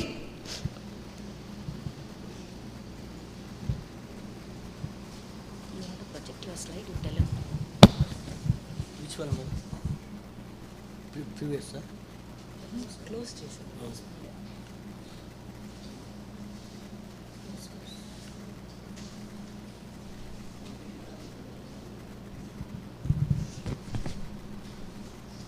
Slideshow. Slide change.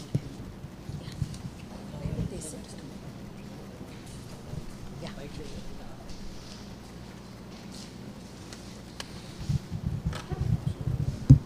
Thank you, ma'am. Good afternoon, everyone. So today we will be learning about one small group teaching method, which is Jigsaw method of teaching.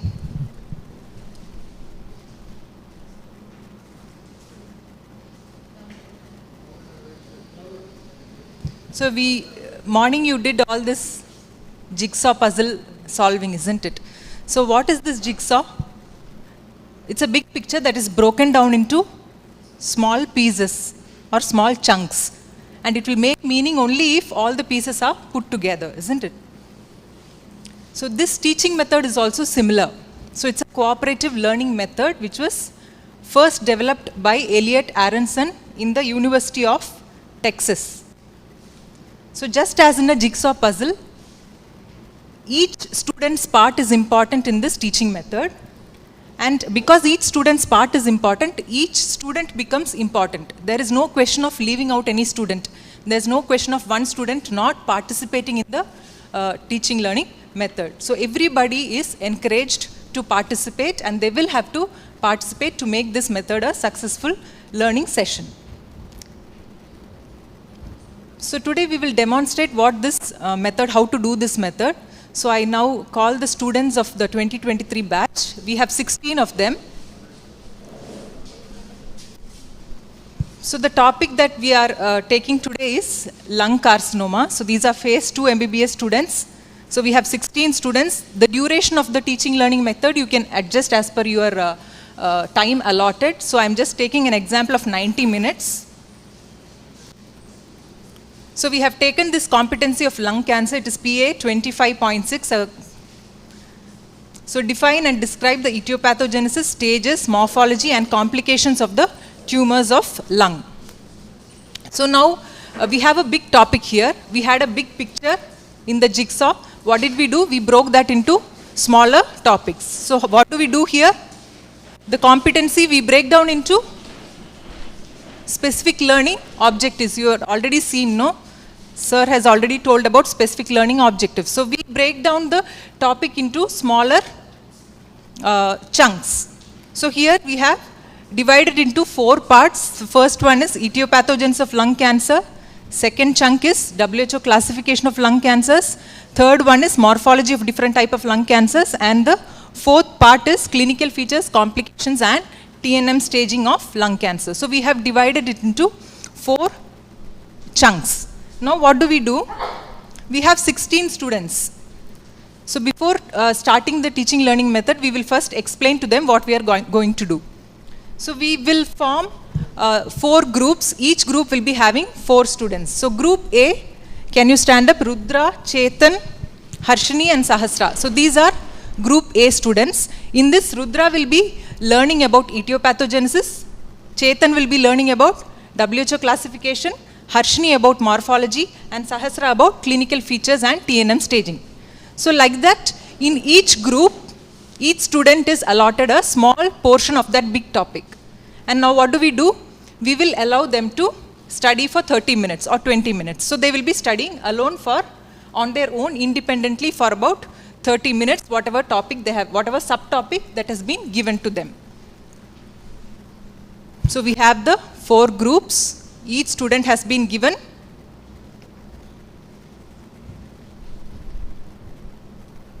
So each student has been given one small chunk of the big topic. So here we have group A, A1, A2, A3, A4. Each of the student is taking one small topic and studying on their own independently for about 30 minutes. Then what do we do? After assigning the topics and after they study independently for some time, we ask them to form expert groups. So how will they form expert groups? Students who are learning the same topic will now form another group. Now all of you who are learning the same topics, can you form a group and sit like that? So Rudra, Kishwar, Shashank and Bhavit will form the first expert group, and they are going to study about etiopathogenesis. Chetan, Harshit, Ayush and Satvika are going to study about the WHO classification, and similarly the other two groups. Now what they have done, in the first part of the study session, they have learnt independently about the topic that has been allotted to them. In the second part of the session, they form expert groups, and now they can discuss among each other about whatever they had studied. So what is the advantage? If there is some topic that has not been understood, they can discuss among themselves. And one more most important thing is, there is a teacher, not a teacher, there is a facilitator who will be helping them to understand. If there is anybody who is finding it difficult to understand any topic, they can always contact the facilitator, who will be going around in between the groups and asking them if everything is understood or if they need any help. So now the expert groups have studied. Now what do? They will go back to their home group. They will go back to their original home groups.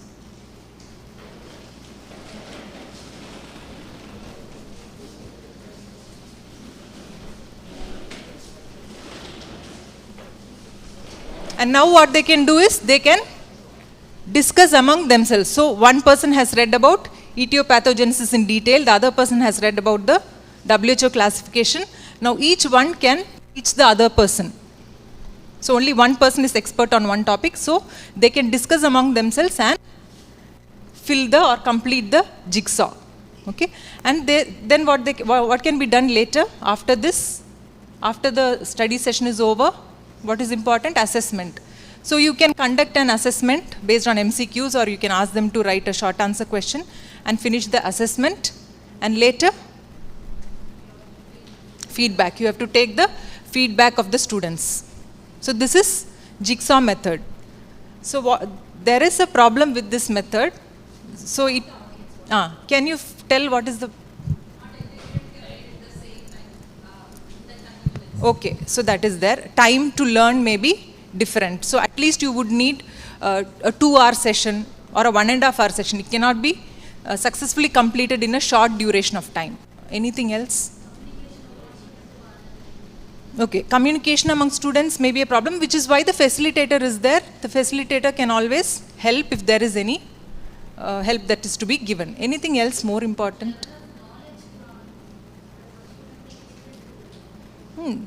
So that they are learning this for the first time or the second time, it's okay. That's...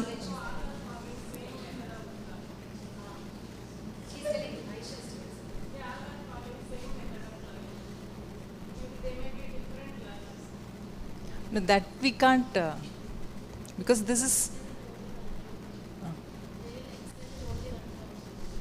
yes, which is why they are now discussing. This is student-centered learning, isn't it? It's not teacher-centric. So students, it's a self-directed learning, so they have to learn on their own and teach the others also. Okay, Aisha's query is, all of them may not be able to learn from the notes given or something. They may have other methods of learning. Point taken. So what is the solution for that? Can you suggest a solution?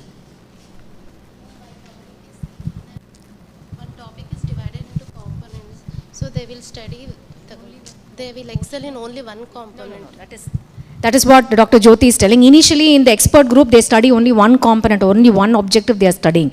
But when they come back to the home group, each one of them have studied one topic. They have to teach each other. They have to discuss. That means, I have read everything, please listen to me. This is the WHO classification. And somebody else will say, this is the etiopathogenesis of lung cancer.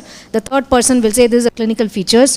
Fourth person will say, what is the importance of lung biopsy. So as a group, they learn the subject. See, what we are trying to do is, instead of we telling all the points in a PPT, we are making them read, understand, explain to each other. What did I tell you in the first slide? When you teach somebody, you learn better. So that concept gets reiterated here. But your point, I thought, was some people are visual learners, some people are auditory learners, some cannot learn on their own. Somebody has to din the point into their head. So that may be different. That may make a difference to the ultimate learning of the group that is there. That's why the facilitator is supposed to go and interact. Here we have not shown that for want of time, that they will interact and find out, is everybody okay? Is everybody able to explain everything? Do you want me to add some points? So that's the role of the, so facilitator is basically what is happening. See, Jyoti is standing away from the group. She takes a step back from the group, allows the group to learn, but then she is available for any help anytime. So that is the role of a facilitator. Instead of we going and reading out our PPT slides, everything, they will just passively listen. They may not really understand or want to learn. But when you give the onus to them to read and explain to others, then they will take it a little more seriously. So hope your question is answered. Not really, she's not convinced, but think about it. Anything else? Time, it takes a little bit of time. So whenever you have 1.5 hours or 2 hour session only, you can do this. Yes, Subramaniam.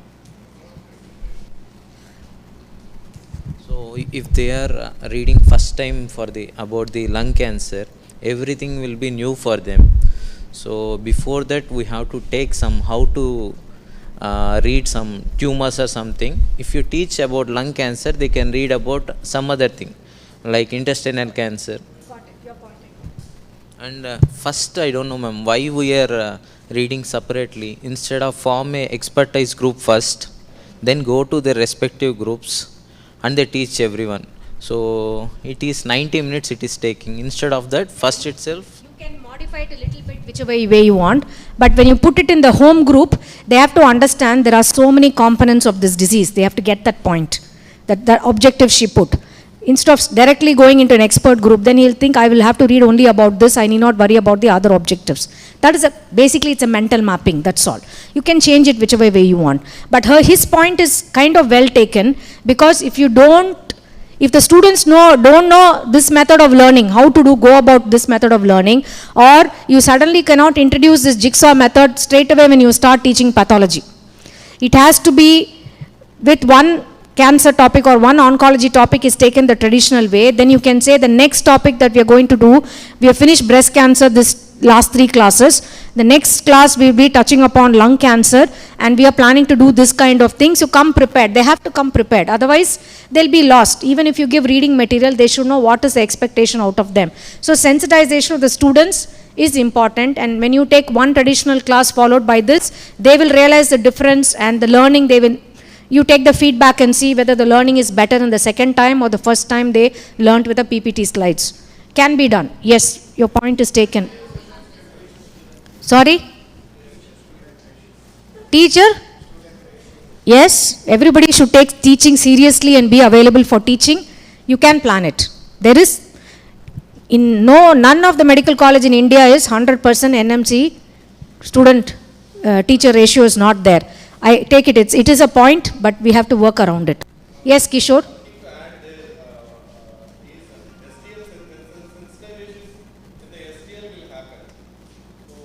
Okay, so Kishore's answer to your question, Subramaniam, is you have self-directed learning sessions. If it is conducted in the way a self-directed learning session is going to be conducted, which I am going to talk to you all tomorrow, then they will already be sensitized to learning on their own, so they may be able to manage. His sir's question, his answer.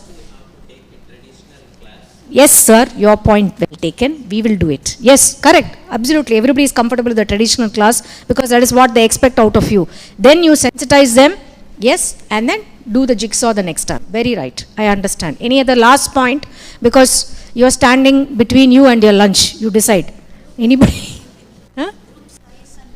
Group size and time depends on the competency, the number of learning objectives, the number of faculty available for the session, the space and the number of students. Depends. And the resources. Resource is very simple. Jyoti, can you just share this resource? So she's just given a printout, maybe from a textbook or the latest guidelines for lung cancer on the WHO classification. This is just this, but this is only for the class. I'm sure she'll give an assignment to go and revise this later using standard textbooks. Anything else? Last point. Okay, I will allow Jyoti to complete. Otherwise, if I hold the mic, I will not give it back to her. Thank you. One problem that can occur is we won't always have the same number of students. There will be odd number of students also. So then some troubleshooting will need to be done. Two members will be added to the group. Like if there's one person extra, then you can add that person to one of the groups and ask 2 people to study the same topic. So some troubleshooting like that can be done. So there's other resources to learn. You can go back and see this jigsaw.org in detail about the Jigsaw teaching method. So assessment and feedback is must after such small group teaching sections.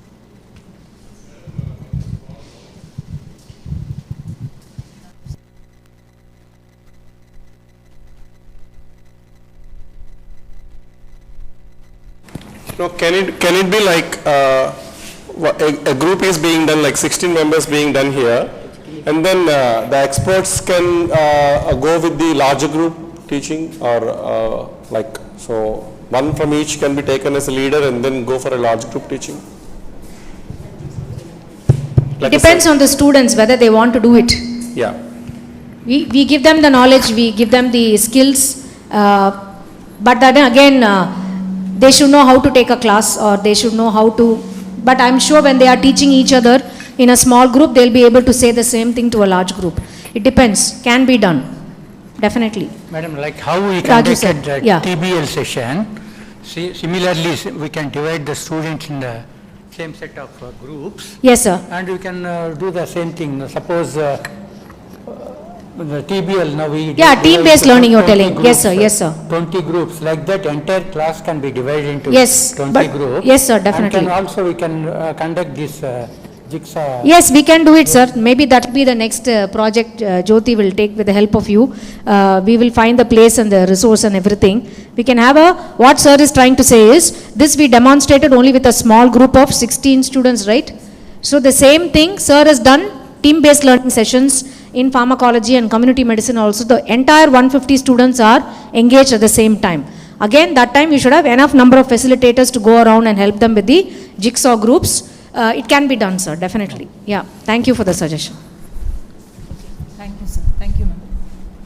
I thank the students of 2023 batch for coming here. Hopefully they read the whole thing. We didn't have time to let them present or talk to each other. But ideally speaking, a Jigsaw ends with when we ask each one of them, one person to give the summary of some points on one of the objectives. That's how a Jigsaw gets completed, as Dr. Kishore said. But want of time, we have not made them do it. We have to give a big round of applause for 2023 batch students for volunteering and being here on time and demonstrating in a very silent way. Thank you very much. Thank you. Now I think it's time for lunch, well-earned lunch, right? So the venue is the same.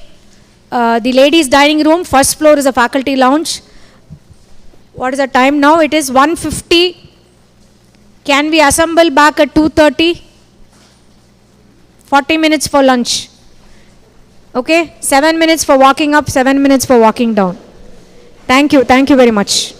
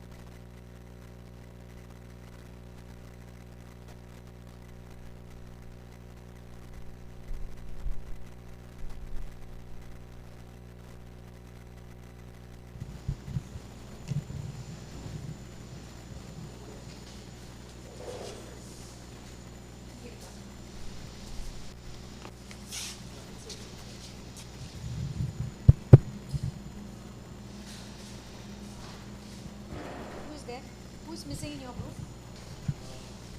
Huh? Yamini, Patricia, and one more. Abrar. Can you call them? Somebody is missing from your group. Huh? They are coming? Okay, another 2 minutes we'll wait.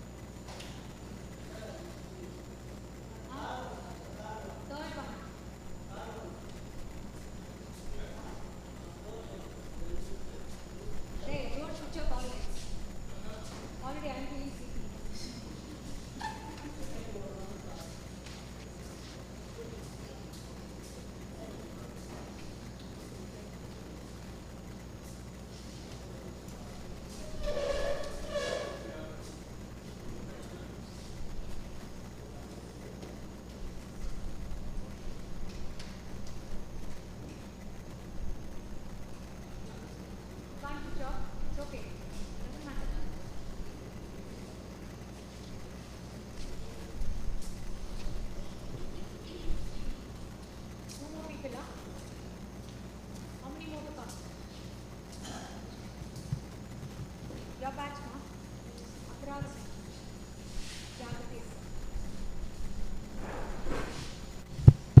Have you all signed your attendance? Afternoon attendance? I feel like a teacher now. Stipriya saying yes, ma'am. Please mark your afternoon attendance, otherwise you will not get the certificate. I hope all of you have marked your attendance. Afternoon? Yeah. Please mark your attendance and come back to your group, please. Okay, I'll just continue where I left off regarding large group methods and little bit on small group. Okay, then our session, Jyoti's and my session will get over. Okay, we took a break because we are getting very late for lunch.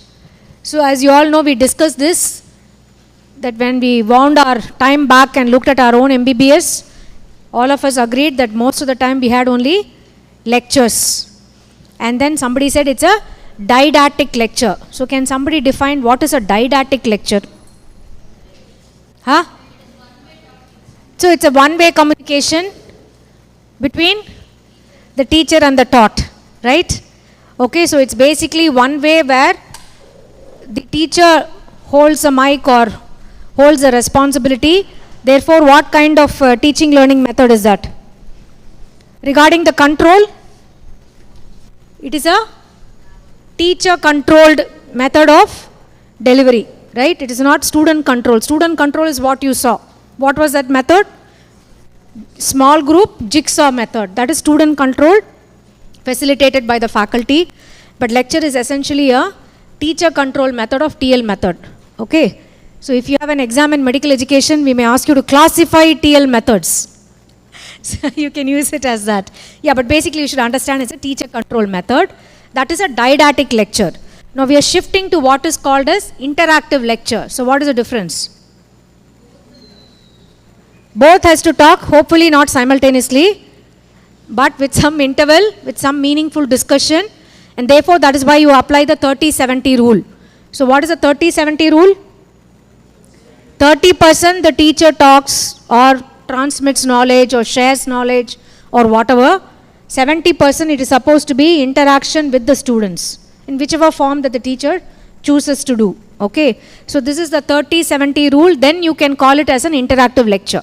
Otherwise it becomes totally 100% or 90-10 becomes a didactic lecture. So we are requesting or we are finding that if you shift more to an interactive lecture, the reception of the student and the learning is much better. Lot of studies have been done, proved beyond doubt. So if you want, you can try to prove in our own set of population of students. That can be on medical education research if you wish, in a small setup, okay. So strive for the 30-70% split. So what are the audio visual aids that all of you use? No, audio visual aids, Gautam talked about OHP. You need for a PPT, you need an LCD projector and a system, right? Anything else? PowerPoint, that's what PowerPoint PPT is. You need LCD projector and you have to project it on the screen. You should have a laptop or desktop connection. Anything else? Chalk and talk. Okay? Like I told you, one batch of MBBS students, they said, we don't want PPT. We wish you will take more and more of chalk and talk classes. Depends. Anything else? Demonstrations in a large group. Okay? Role plays. Somebody said that. That is one way of demonstrate. Depends on what objective, what domain you want to teach. Flip charts. So that is again, you make them interact, ask them to come in. That's why I've kept all the flip charts. Hopefully tomorrow you'll start writing something on it when I ask you to. Okay? Not otherwise. So flip chart is you make them, give them a task and ask them to discuss in the group and write down the salient features. So flip charts can be used. Any other aid that you want, audio visual aids. Anything else? Huh? Workshop means what? What do you want? Okay, so he's saying using teaching material. For example, I am sure in Oftal they use the Snellen chart and they show all that visual acuity scale. You can actually demonstrate it, call one of the students as a volunteer. This is how it is checked, or this is how it is important to check. Visual fields, they can, when they take a class on visual fields, they can show those teaching aids too. Very good. Anything else? Models, yeah, ideally. Basic sciences, we use a lot of models and dissected specimens in anatomy, other models, everywhere we can use it. Okay, basically that's your projection. You need a LCD, you show it in a PPT or anything. You can also show a video, not a movie, but something related to medical education. Quiz, yeah, you can use, somebody talked about gamification, all that you need some projector and LCD and mobile. Then you should have internet connectivity, isn't it? If you want all of them to take the Kahoot quiz on their phone, then they will have their 3G, 5G, everything, but if you have an internet access, it will be much easier for everybody, like we have in this room. So that is, okay, so, yeah, virtual reality shows, yeah, basically flip chart, everything, all, whatever you have said is there. Some of it, what you have said is not here, like models, teaching aids, materials, charts, dissected specimens, everything can be used. So it's up to you to use any one of this to make the lecture interactive. That's the whole idea. 30-70 rule is all right, but even to catch that attention for the 30% or to make them engaged in the 70%, you need to use all these aids. So depending on your competency objective, you decide which one you want, and it's always important to plan it ahead. In the morning of the class, 8 o'clock class, 7:55, you call me, I want this model from Skills Lab, I will not be able to give you. So please plan it at least 24 hours ahead, get everything organized so that your class is more fruitful. Okay, so now let's just look at this. This is what is happening here? What kind of thing? It's a lecture. It's a large group. Okay, I'll assume that there are another 10 rows behind the students that I'm showing you in this picture. So, so what aid is this ma'am using? Audio visual, and then she's projected it. I don't know whether it's a PPT, it's a PPT, right? Okay, she may be showing a movie also, we don't know. It's a frozen shot, right? So it can be anything. And so it's basically a teacher-centered, teacher-controlled method of. So what is the problem? We have 150 students, some colleges have 250 students, one person with 250 students. So how do you engage the students? What are the components that you should have as a teacher for you to engage them as a personal attribute? We said that, no? We said teaching is an art, it has to be cultivated. So what are the things you have to cultivate? Interesting way. So there is something called, if you actually take, how to take a lecture, if you take a lesson plan, it's called set induction. You start with something interesting. Okay, so if you want to talk about say say in coagulation pathway you're telling either in physiology or pathology or somewhere, you can say, did you read the news today? Somebody met with they went for a dental extraction and they died of bleeding. Why do you think this happened? And if you have that news clip, you can project that. I still remember vividly one of my colleagues, she's also a surgeon, she's a plastic surgeon. She started a class like this. There was a death of a patient in a dental clinic. Dental extraction was done, the history was not taken, patient was on blood thinners, and the patient died of hemorrhagic shock. That came in a newspaper, as newspapers like to blow up all these doctors' problems on the first page. So she put that up and she started the class like this. So what do you think has happened? Why do you think this happened? So they make them think. And then slowly she took them to the topic of coagulation cascade. So to make it interesting, you need not talk about something irrelevant to your competency or topic. It has to be something related to your topic. So set induction, then you enter into the topic per se. So the problem with, it's all nice to say you do this, but what do you think are the advantages and disadvantages of a lecture? Advantages. So you can cover large group of students at the same time, right? You can address a large group of students at the same time. So your teaching resource, time, everything is managed very well. Yes, any other advantage? Huh? So, okay, if it's an expertise talk, so you're an expert, you're able to address and teach every aspect of the topic in one session. Okay, agreed?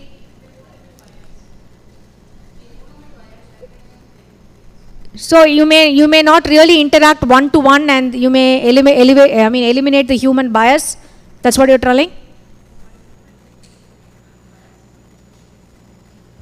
Yeah, okay, madam is telling the topic is taken by one teacher who is an expert in it.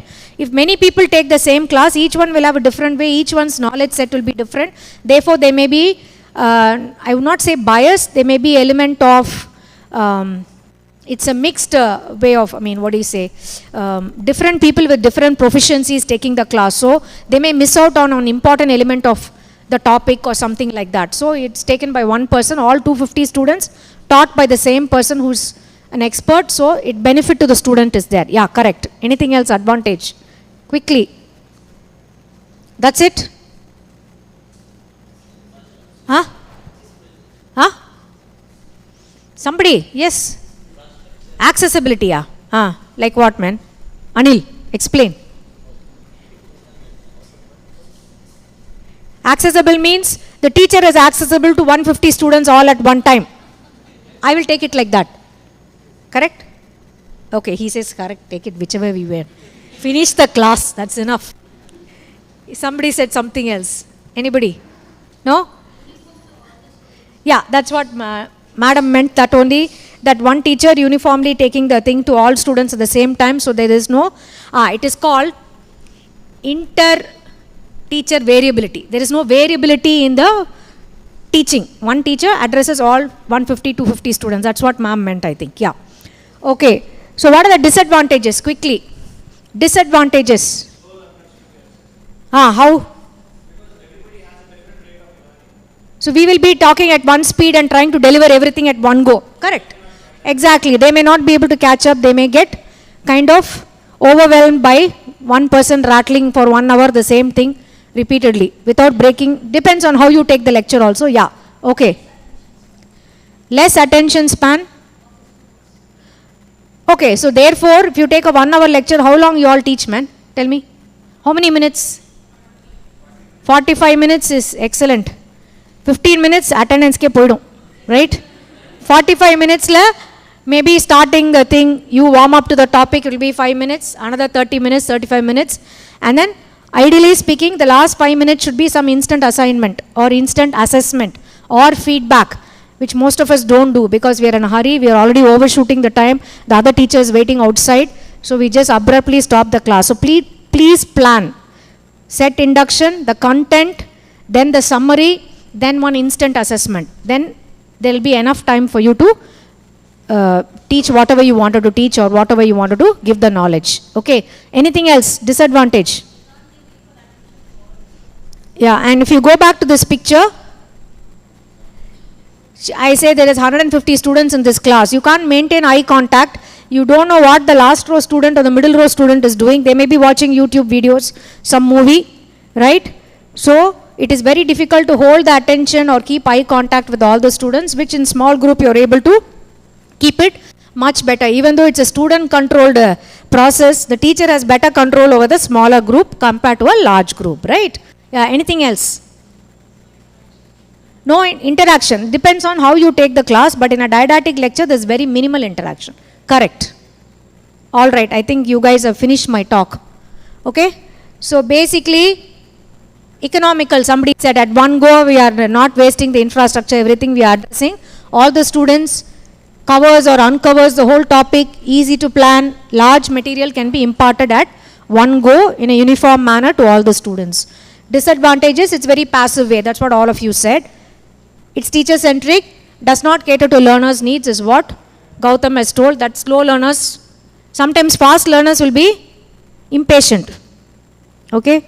Once I remember in a parent-teachers meeting, we were worried about the slow learners, explaining to the parents that your daughter's attendance is low, IA mark is low, do something. Next comes one parent. This is a high achiever. She's already in the gold medal range. So I said, your daughter is doing well, all good, very happy with her and all. No, what else are you going to do for her?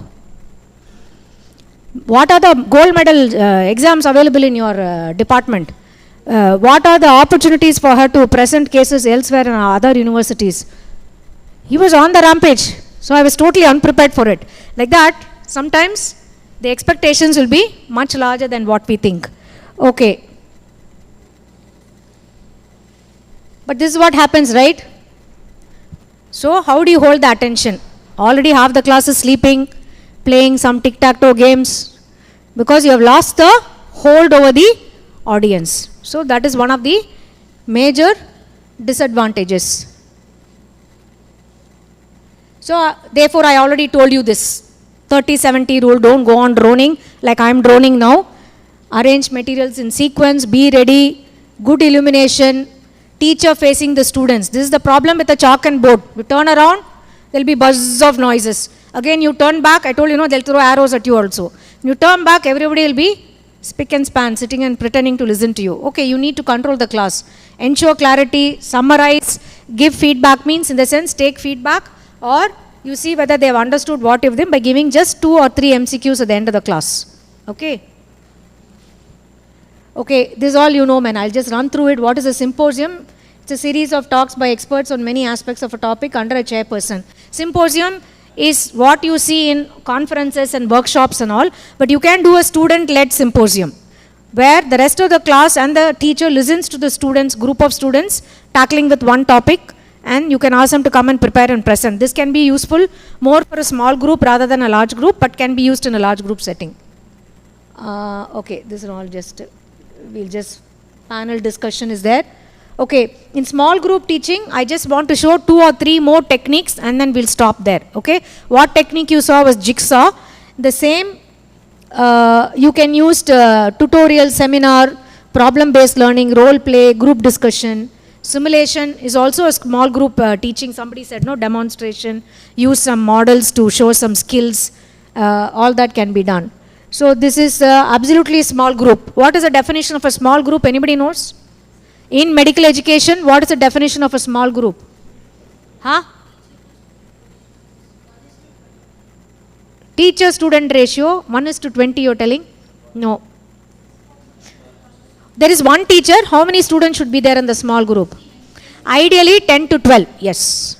10 to 12 is the ideal, but it's very difficult to find so many teachers for a 150 batch. So we go up to even 25 to 30 as a small group, which is not technically correct. Okay, so 15 is accepted, but 30 is a little too much, but depends on the department. Here it is a very, very small group, right? This teacher is with how many kids? 5 or 4? There is one more tala there. I think there is 5. Okay. Right. Seminar can also be done, facilitated with a group of 10 to 12 well-read students. Presentation made by predetermined participants. Further active learning occurs during the discussion. So student-led seminars can also be done. Okay, all that is there. Tutorials, you know. group discussion. In this group discussion, you have something called a buzz group. Okay, this buzz group I have effectively used in my large group interactive lecture. Okay, so 30%, the initial 15-20% I will talk, then I will give them a small assignment like thing. I'll divide them into large groups. It need not be 10 to 12 because I cannot go around so many groups supervising or facilitating. So I will take 30 to 40 in one group like that. All the vertical rows like this column, each one becomes one group for me. Then those are buzz groups. So I will ask them, give a question or ask them to read about it or discuss about it. Then I will give them 10 minutes time. 15 minutes, the entire 4 or 5 groups are busy discussing. At the end of it, I'll ask one person, the group leader, to summarize whatever they have learned and discussed. So that is, it makes them attentive. In the 30, at least 15 will be very active. The rest of the 15 is a little bit juggled out of their video watching because somebody else is discussing something. So this works very nice. That is a buzz group. Buzz group can also be used with smaller groups where they tackle one kind of a problem, almost like the Jigsaw. Then they go, one person from that group goes to the other group and tells them, this is what we discussed. What are you discussing? He will bring it back to his group. So it goes back and forth like a, basically it is like this. This is a group discussion. What is happening in this group discussion? How is it different from the lecture, the picture that you saw some time back? Group is very small, so it is roughly 3, 6, 9. Yeah, it is our small size. It's less than 12 people. Yeah, it is basically students have got a mic. Mic is passed around. They discuss. This is the facilitator who is standing away from the crowd, and basically he is videotaping the whole thing. And the discussion, everybody has got their notebook, pen. They had made some notes and they are discussing some points. So this is basically a small group discussion. Yeah. Problem-based learning. So basically you identify the problem, you devise a plan, you act to implement your plan, observe and reflect. So this can be a case-based scenario discussion in a small group. Yeah, okay. So here I want to show 2-3 techniques. Fishbowl technique. Okay. So in this, you have a group sitting inside, not inside a fishbowl, you are not swimming, don't worry about it. The students are made to sit in a inner, say 5 to 6 students. Then these outer students, the facilitator will be somewhere outside. They are asked to discuss some question or a topic. So these people will discuss, these people will be listening. Okay, then these people come out and interact with them, and these people go into the smaller group, and the next set of problem they will discuss, and finally they will choose a leader and then they'll present to the facilitator. So this is called the fishbowl technique. Here it is very important. What we are trying to achieve is, we are trying to make these students sitting outside actively listen to what is happening inside, what is the kind of discussion. From this they will take some points and then they will say, okay, you did this well, you forgot about this point, I am adding all these points. So it becomes an effective group discussion under the facilitator supervision. So group A is a fishbowl, they will discuss, group B is observers, then they interchange the position. Another is a buzz group, I already told you. So this is how the buzz group. Think, pair and share, you already did it today morning with Dr. Kishore, right? He wanted you to pair up with the next person and then gave a question, asked you to think and come up with whatever your thoughts on those. So this is a very simple method. In a large group, you can effectively use it. Think, pair, not even 2 people, you can make 3 or 4 people together. Think so that quickly you pass around the question. So students are independently thinking or writing. They share their responses with a partner or a small group, and the teacher will randomly call out the student and ask them to answer the question. So it means they have to discuss something. So the advantage is all the students are thinking and speaking, hopefully. The introverts or the shy kids get a chance to practice within the small audience, because you ask them to talk to the entire class, they get very nervous. And the holds the students accountable for their learning and tells the teachers if they are getting the answer or not. So it helps us a lot. So this is a think, pair, share, which we can try in your classes. Okay, simulation skills lab, as Subramaniam said, we can use these models, and it is done in a realistic clinical situation. It's Patient safety, there is no patient, it's only the model. Therefore, you can safely practice, make mistakes as many times as possible, and therefore, when they actually do it on the patient, they'll be far more confident. And it's a repetitive practice under supervision, and it gives a very good feedback to the student regarding their skill learning. So this is effectively used. This is one of the BLS and ACLS we have done for our PGs. This is skill learning and certification. It's a 2-day, 3-day course. Okay, so again, we go to the Bloom's taxonomy, which Kishore spoke to you about. So knowledge, comprehension, application, analysis, synthesis, evaluation, slightly change its creation. And lower order thinking skills, from here it increases to higher order thinking skills. So you have to try to take our students from this level to the higher order thinking skills in as many ways as possible. So if you want to, what are the tips to, what did I say in the beginning? Sage on the stage to guide on the side. All of you are sleeping, deeply sonorous. You can hear the snores also. Okay, so the traditional classroom is teacher's role is sage on the stage. Okay, she keeps on writing something on the board, and today's lecture over, this is the homework, that's it. Whereas the other lady makes them sit together, learn something, and makes them do the assignment effectively. That becomes a guide on the side. So I read a very interesting blog, and I got these 3 brilliant points: how to change yourself from sage on the stage to guide on the side. Just follow these 3 mantra.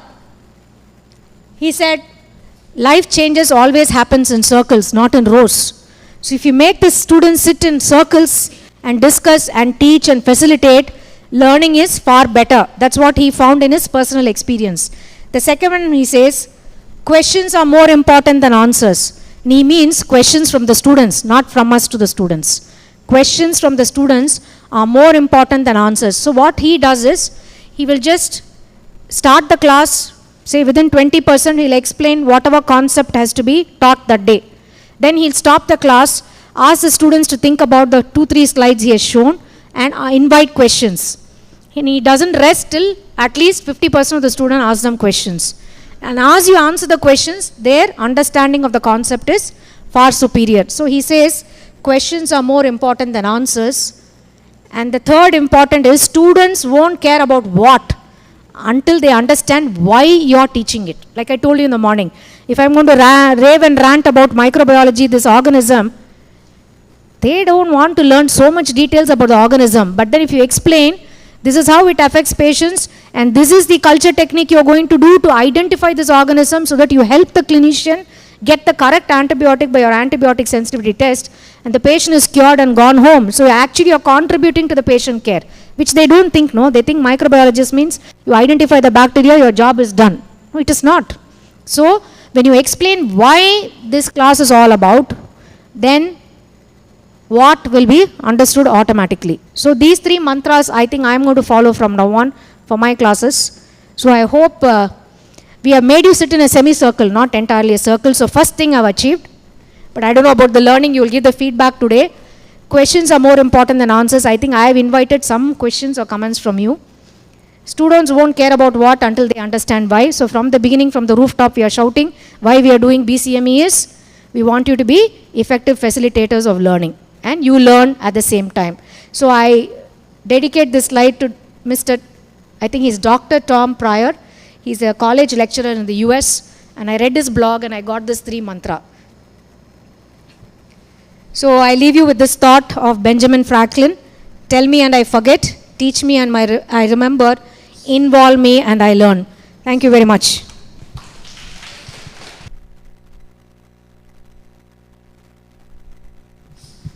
So we will allow Dr. Sachi to take over from now.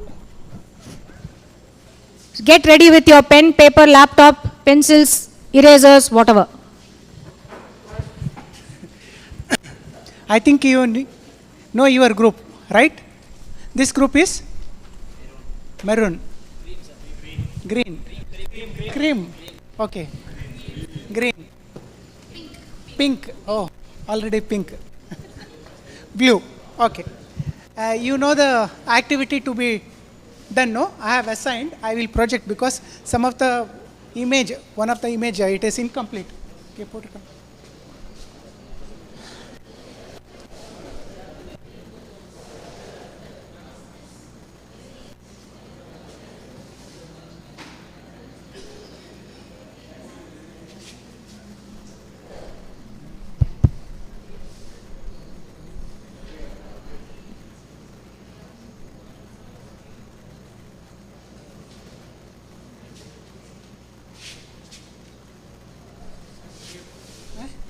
BCME. Which slide? Go down, go down. Go down, down, down, down, down.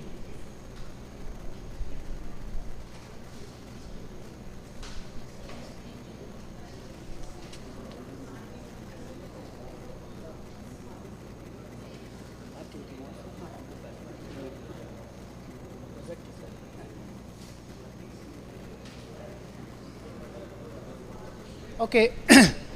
This is for the group blue.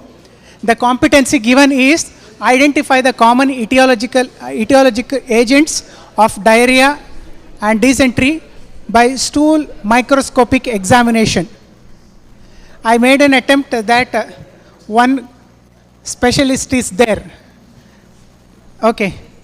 This is Dr. Venu is there. Okay. Next. Pink, group pink. Discuss various renal function tests, okay, with its physiological significance and clinical implications of renal clearance. May not be physiologist, anesthetists are there, critical care, physician, pulmonology. Okay, anyhow. Next. No, cream. Green. Demonstrate on a mannequin correct technique of pleural fluid aspiration. This is the competency given to you. What you have to do is you have to derive SLO, specific learning objective, to this competency, to achieve this competency. Then you should, this same competency will continue for the tomorrow sessions also. You have to assign the teaching learning method for this competency. Okay. Then assessment also should be made on the same competency. Then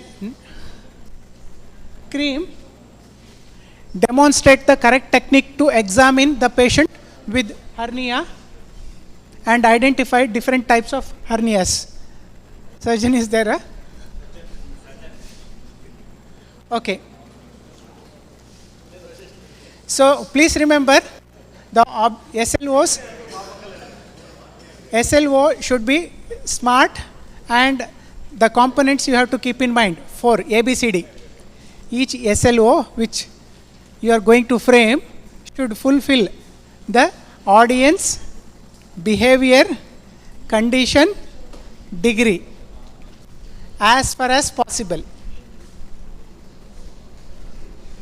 Then group maroon, describe the etiology, pathophysiology, gross and microscopic features, diagnosis and complications of pericarditis and pericardial effusion. It is a big competency. I think there are a lot of SLOs can be designed, framed for this appropriately. Okay. Time given is 10 minutes. Please discuss. I don't think you will get any sort of assistance in the book.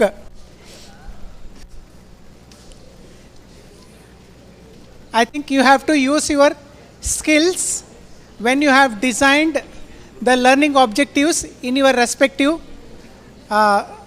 subject. Once you design those things, once you frame those things, then critically see whether it is going to fulfill ABCD, audience, condition.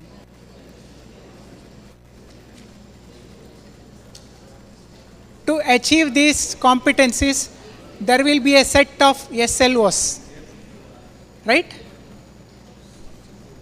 at least when you are taking this particular competency, there will be 8 to 10 SLOs you have to design, keeping this as if you are going to deliver some session, whether it is large group, small group teaching, or bedside clinic, or whatever it may be.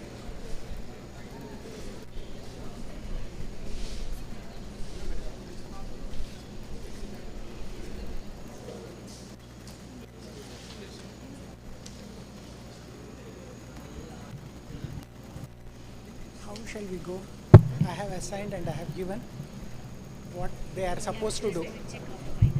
5 minutes, sir. Okay. They are supposed to present.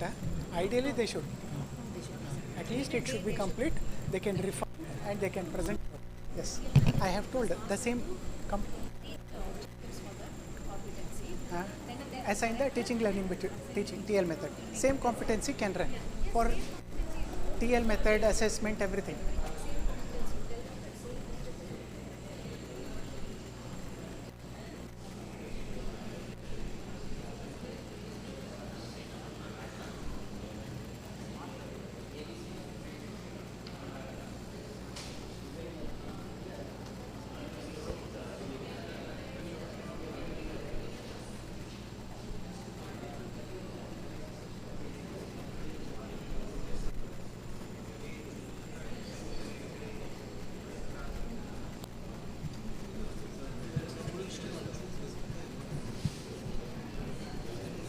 Here any pathologist is there?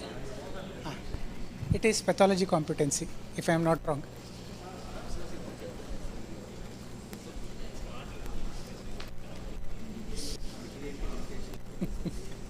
Going above the head, sir. Wide ball, no ball.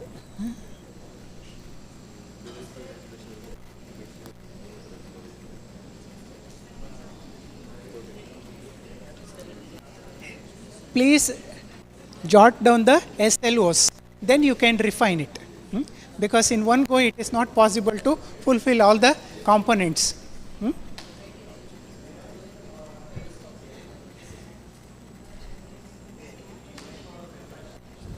Can make a circle so that you can give inputs.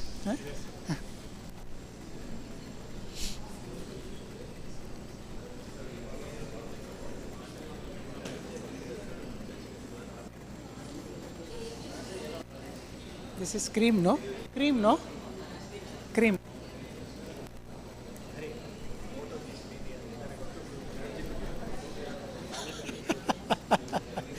Sir, don't use chat TPC, sir.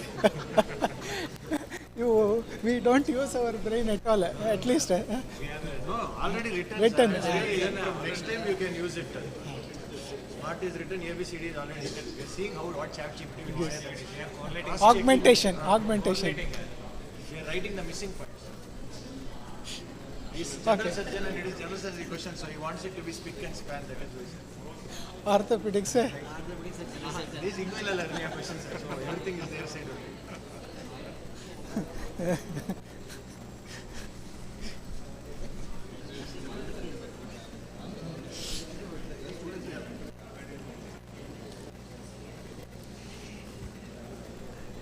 The same competency will continue for tomorrow also. You have to design the TL method if you want to teach it, and once you teach, you have to assess, you have to design, or you have to identify the assessment, how you are going to assess the same competencies, right?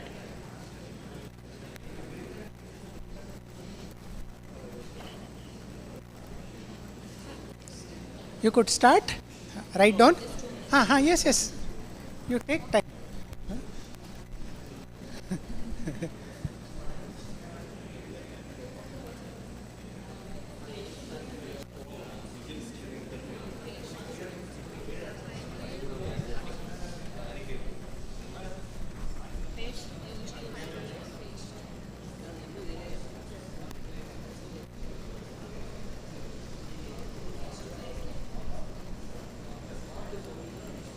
As far as possible, try to do justice for ABCD criteria. In some of the SLO, it may not be possible to bring all the components.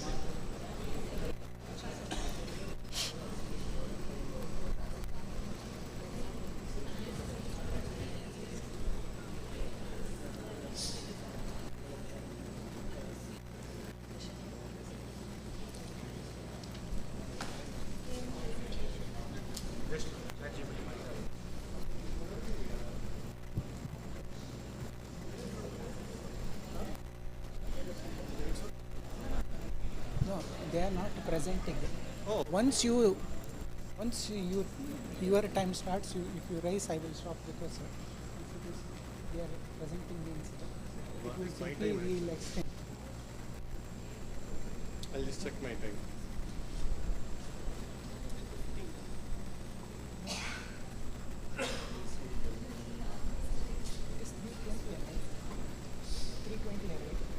Actually, there is a coffee in between.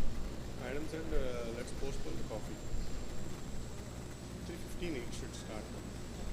Let's be 20. I think it can start. I'll just go and make my arrangements. Yes.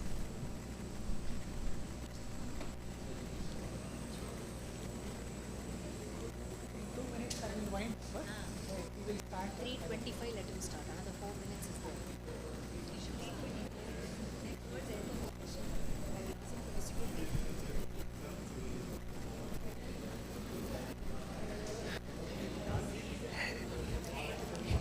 Each group can identify one leader, so they are presenting the SLOs, whatever you have prepared.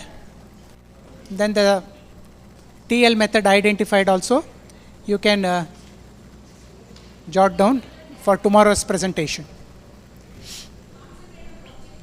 Right now, you concentrate on only on SLOs. Don't bother about TL methods.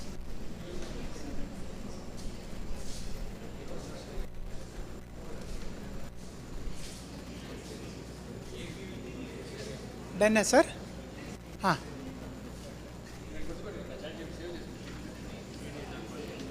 Refined, sir?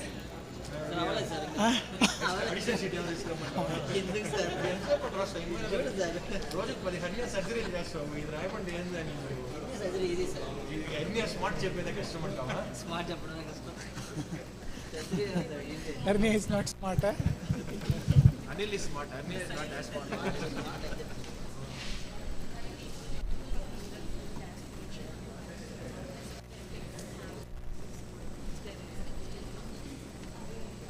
Almost complete, huh? Okay. Yes, this group requires your help. Physiology competency.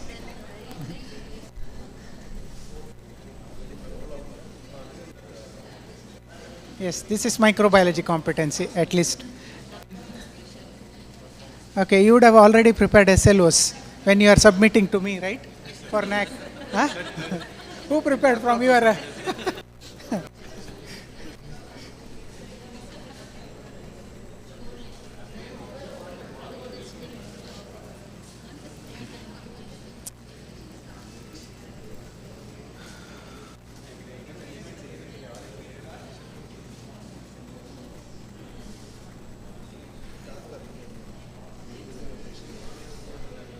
Actually, this is for pathology. This is second year.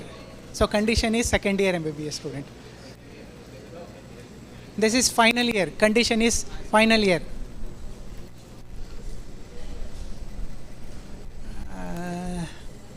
This is a tap, no? Pleural tapper. Huh? Mannequin. Okay. Again, it is condition is final year or intern also. This is first year. Condition is audience, sorry. Audience is second year.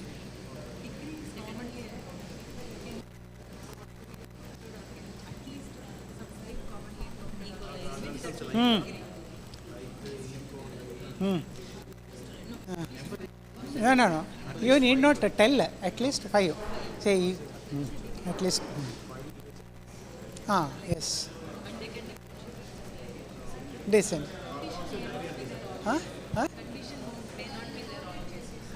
Condition, usually, traditionally, at the end we will put correctly. Degree correctly. Condition. Yeah.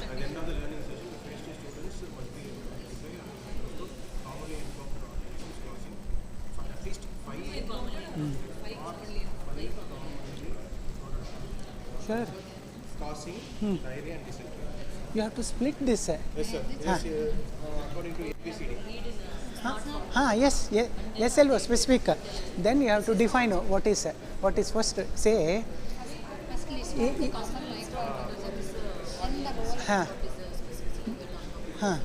Okay.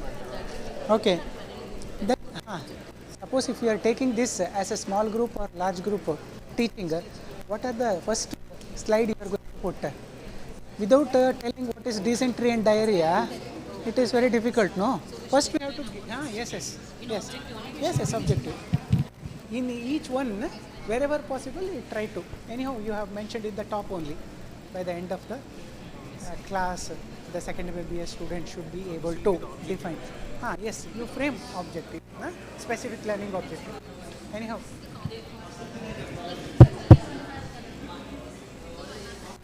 You have to have a list of SLOs.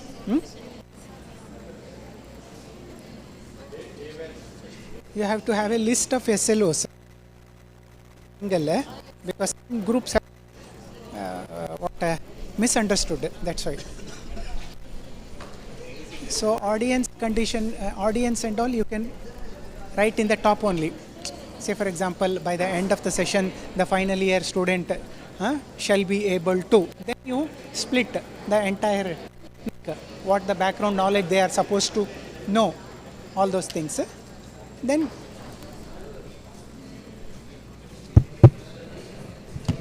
okay, I hope if it is not complete, you can work in after the session also. By tomorrow, you should be ready with the presentation, and also there is a session after tomorrow's first session, TL method sessions. You have to identify how you are going to take this session. Okay, so by tomorrow, the presentation should be ready. Ready,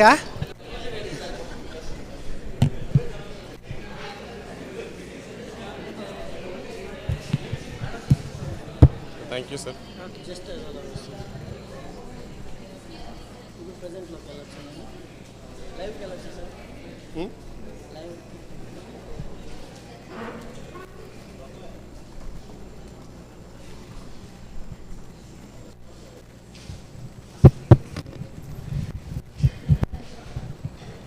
Everyone busy with your objectives? I think group green is still Dr. Yamini Pratyusha. Still busy with your, you are going to another session. So actually after this session you will be having a break for tea break or coffee break.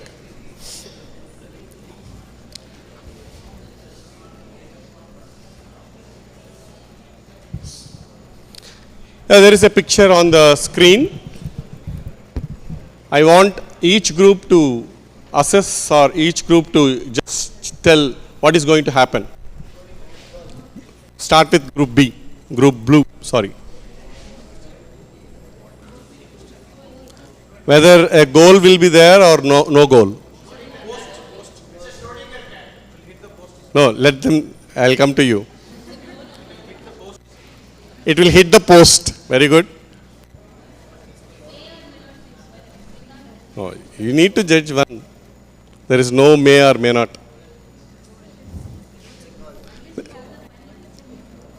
There is no final picture. No scoreboard. It's a goal. Okay, so team pink goal. Team 1 it will hit the post. What about team green or group B? There is a goal. Okay. Okay. What about? It's a Schrodinger cat. Schrodinger? Cat. Can you just explain what is Schrodinger character?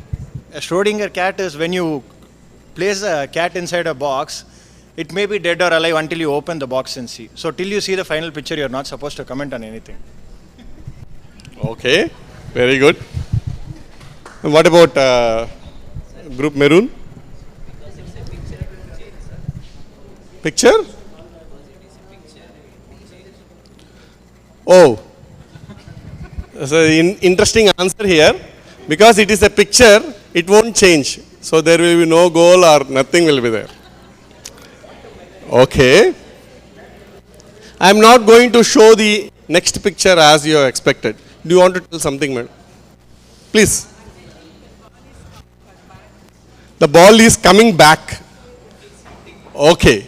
So whatever it is, so what do you mean exactly while I was asking, each and every person have a different kind of thinking, right? Different kind of thinking what happens next or whatever it is. So finally, what I mean to say is here, so you need to judge yourself or you need to assess what is going to happen or what happens next.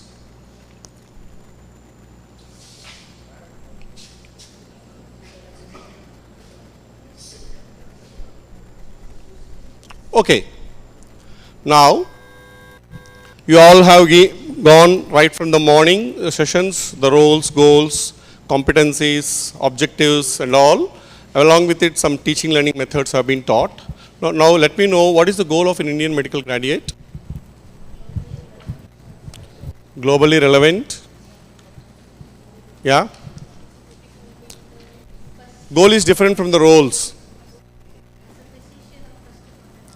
So he should be a physician of first contact. So I'll just put the definition as per the NMC.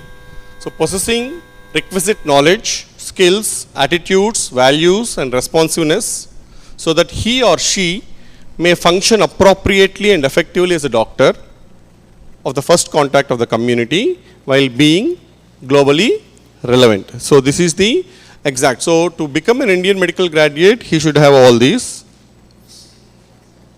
So now, how do you achieve this goal? So we have a goal, right? So how do we achieve this goal? By making them to perform the roles, very good. Any other? So giving them competencies, okay. So making specific learning, we need to make the specific learning objectives, not the students, okay. And finally, once you give various methods of teaching learning methods and all, finally what you need to do? We need to assess them, right? We need to know what they have learned or what we have taught has been learned or not. So how do you do that? By teaching learning methods, by appropriate media. How do you know the student learned what you have taught? It is by assessment. And what do you understand by assessment?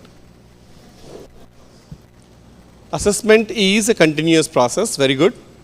Any other things you want to tell?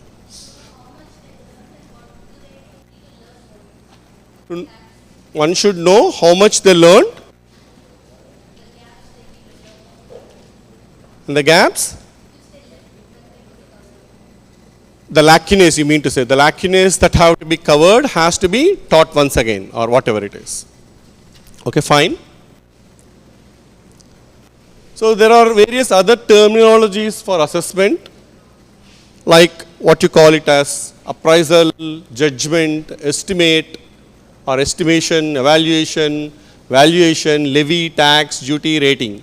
So these are all various other terminologies you can use for what you call to assess something. And what is the difference here? What is an evaluation?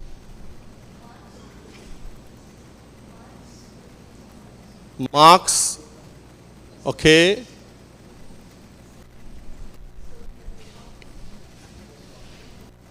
Evaluation is different from assessment.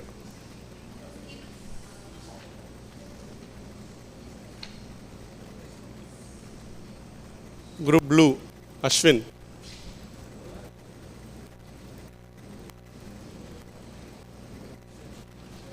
Now I'll let you know.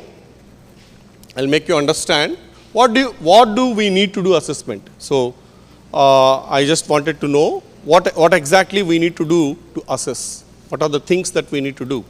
We are all doing on a regular basis for the students, right? Blueprinting is our job. So what exactly we do to them? We keep an exam, or we keep some kind of exams in various modes, right? So what are the different modes that you keep the examinations? Formative exam or a formative assessment, class tests, good. Weekly test, monthly test, okay. I think probably your kids might be having same kind of tests, that weekly test, monthly test and all. Good. Unit tests also, I think. Periodic tests. And when do we need to do the assessment? After completing the lecture, immediately after the lecture, even we can do a small kind of assessment. Yeah. Even before also we can do, that is good. So the test, the pre-test that you have done today is nothing but the test, before test that we have done it, right? Non-AI component. Non-chat GPT one. Okay. So what are the methods of assessment? Can you name some assessment tools that we have used, that you have used in your process of teaching undergraduate or postgraduate?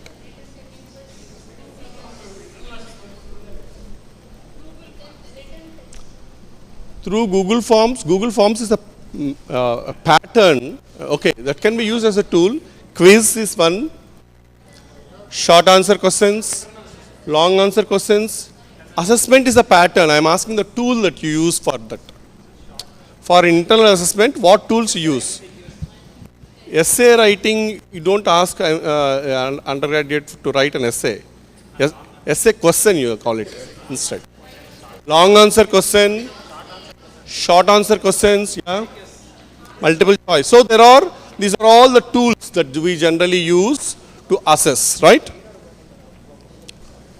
So I just wanted to project this. There is a document in the NMC website which has what you call an assessment document. You can download this document, and this has various methods by which you can do the assessment, and what are all the various ways through which you have to do it. So today's topic which I am going to take is about introduction. So which will continue for the next session and tomorrow, day after tomorrow also, where we will align whatever the competency that you have been given. So tomorrow the same competency where you have derived the objectives right now. Tomorrow probably after completing the teaching learning methods, you will be coming out with what are the various methods of teaching learning for the same objectives. And then finally, once the assessments are completed, you will be also coming to what kind of assessments for that competency can be done. Okay, so this is an introductory class for the assessment. And the objectives are, at the end of this session, the participants should be able to know about the definition of assessment, differences of assessment and evaluation, the principles of assessment, what are the various types of assessment, and various assessment tools.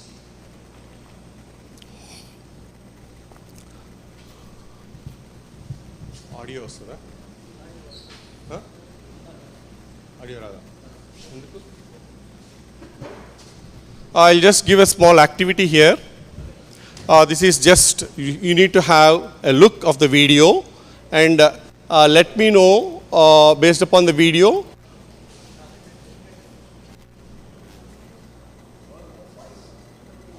Yeah.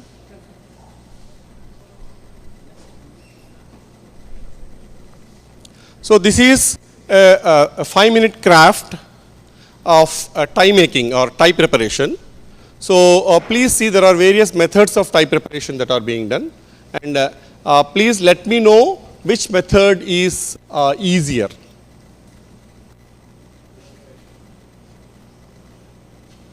On aindra?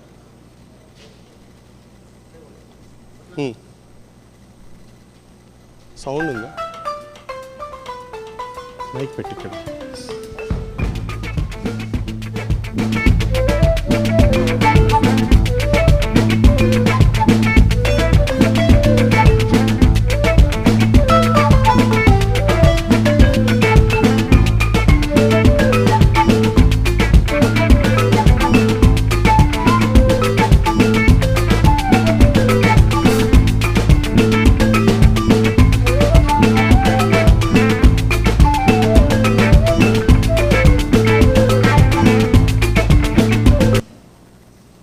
Yeah, I think three methods of tie preparation, right? So one is blue tie, one is green tie, yellow tie, and some other tie. So which one is easier, group blue?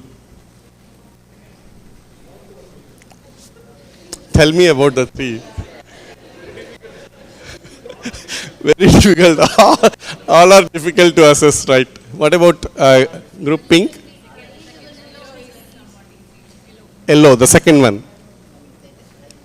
Second one. Gautam. Huh? So, what about you? So, majority of the teams say that the second one is the easier one. So, like this is a pattern where you see the assess, how can you assess? Different people have different ways of thinking. But anyway, I just wanted to tell the majority which one can assess and then tell which is easier goes for most of the things. Yeah. Now, see this picture. Many different animals in the forest, and there is a person like me sitting there. For a fair selection, everybody has to take a same exam. So what is the exam? Please climb the tree. Is it possible for all?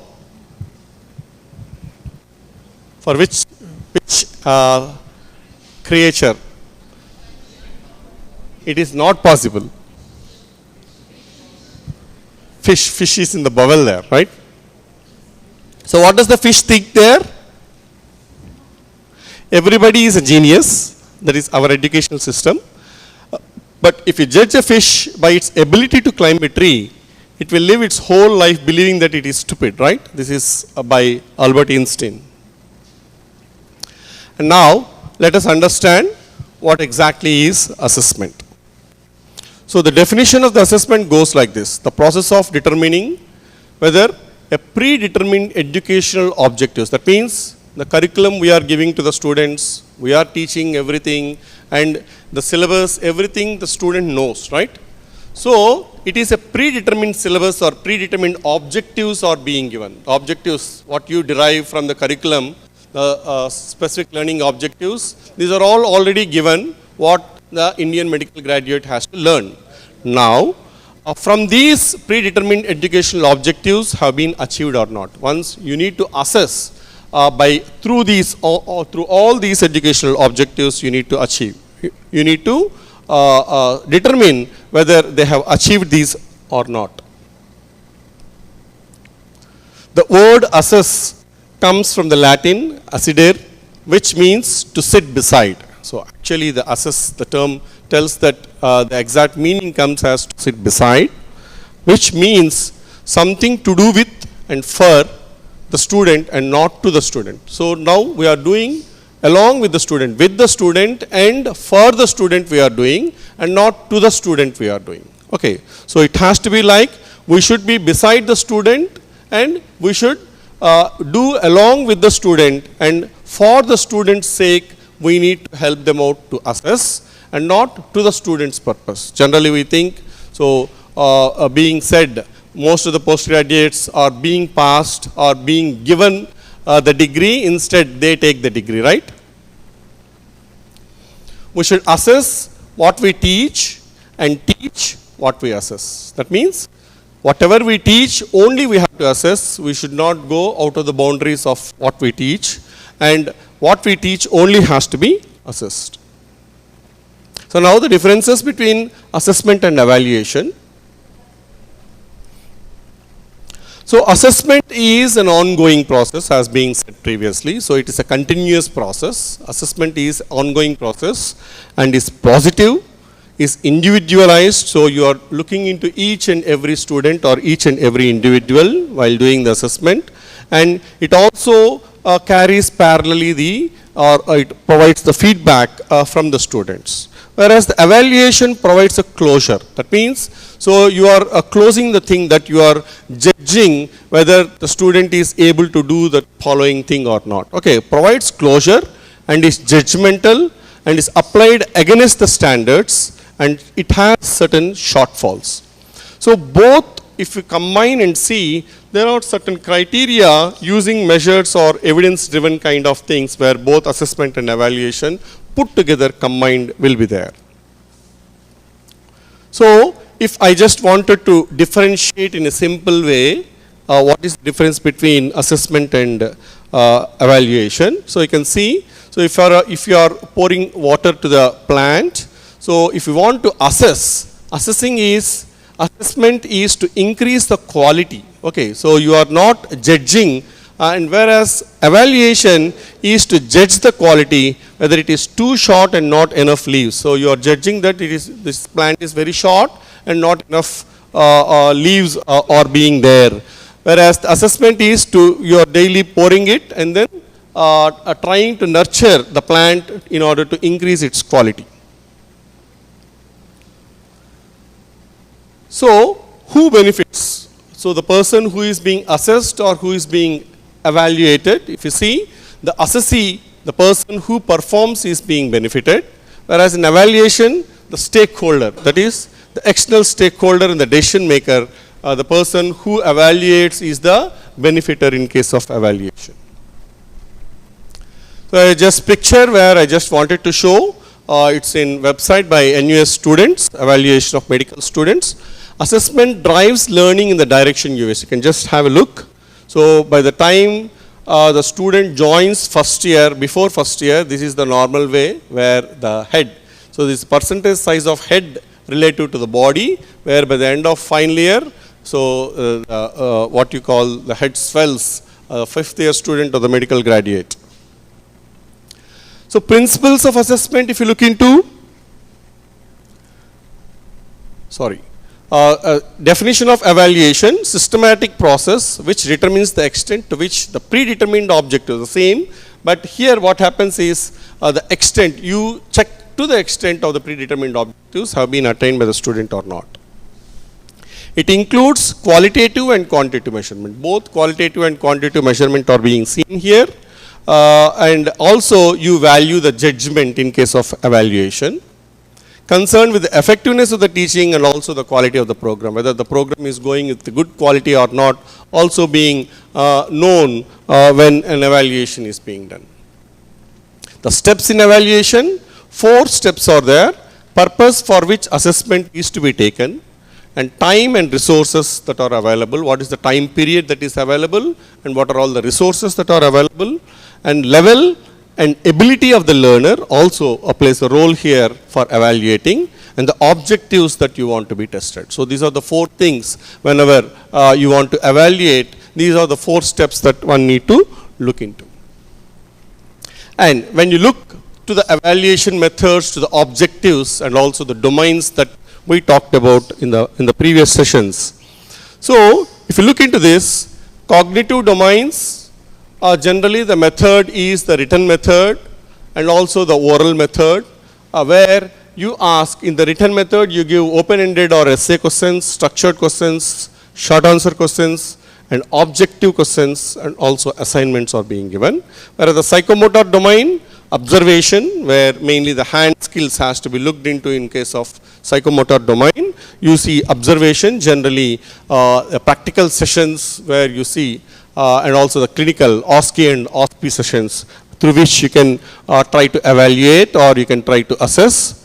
Affective domain, where again the observation, the same affective domain mainly on the behavioral and also the communication attitudes where you look into, where especially these are being done with what you call the rating scales. You give Likert scale like 1 to 5 or something like that, and also checklists, questionnaires, diary and also logbook. All these things are looked here in case of affective domains.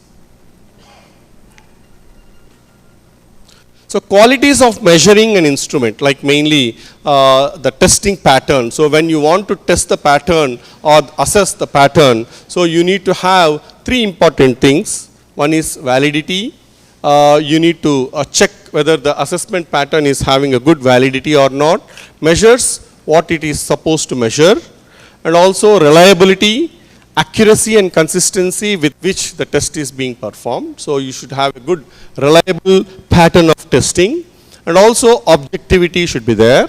where a degree of concordance between two independent examiners should be there. Objectivity. So these are the three qualities of measuring an instrument, especially while you are assessing. Instrument is nothing but whatever the tool that you are using to assess. So these three qualities should be there when you are assessing that particular thing. One is validity, reliability, and also objectivity. Types of assessment. As you all know, we do formative assessment and summative assessments. So there is some other thing which we do perform regularly along with formative and summative. What is that? Internal assessment, right? So what is formative assessment and what is summative assessment? So if I just wanted to make a note here, formative assessment is nothing but when the cook tastes the soup, that is formative assessment. So whoever prepares in the home, probably they first taste it whether to add the salt or to reduce the salt or whatever it is, that is formative assessment. Whereas when the guests taste the soup, that is summative assessment. So it's simple understanding.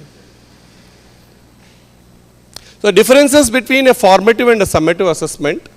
So formative is generally a diagnostic way of assessing, whereas summative assessment is a certifying. So finally you certify it. So it is a summative assessment is a certifying kind of thing, where with certain characteristics you need to look into. The purpose of doing a formative assessment is to detect specific strengths and weaknesses of individual students. Each and every individual student, you can try to check or detect the specific strengths and weaknesses of the individual students, whereas the summative assessment to determine the overall achievement of to a particular satisfactory level. Like for example, so we are putting it up to a 50% level, where the student has a 50% of the entire syllabus of the entire topic of that.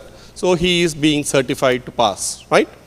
So frequency programmed. So how many times you need to put the formative assessments? Frequency is generally programmed into or at the end of each unit or at the end of each instruction that is being given. For example, if I say there is a formative assessment that can be conducted after 1 week's posting, even in the clinical postings also, even 1 week or a 15-day posting or a 1 month posting, you can put a formative assessment after, which you call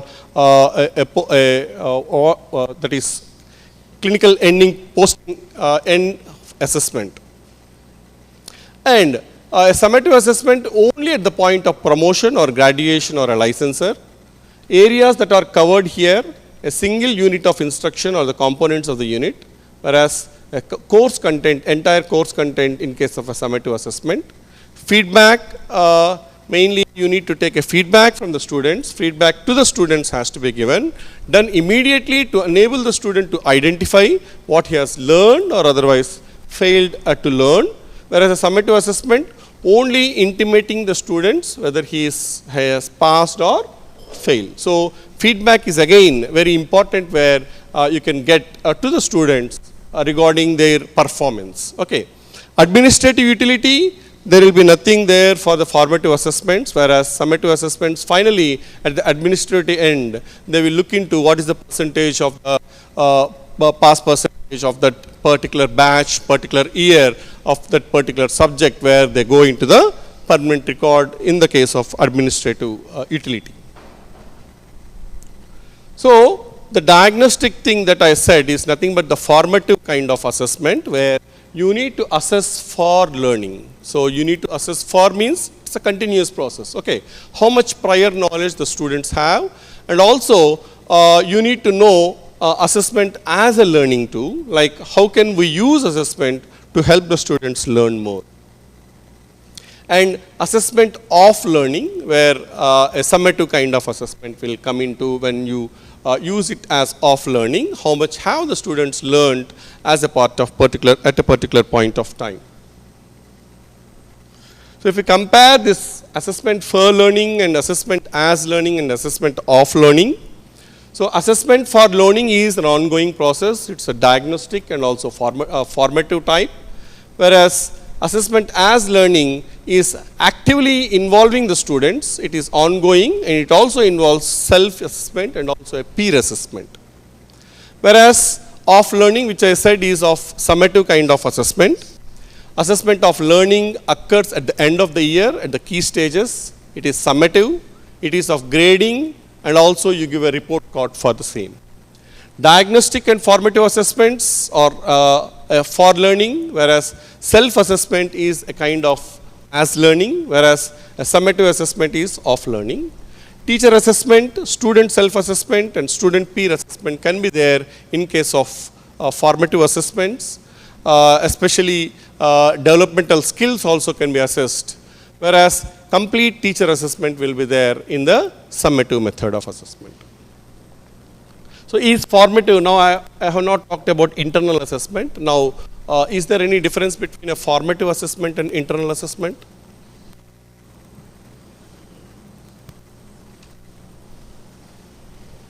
The methods that we are doing should be able to tell.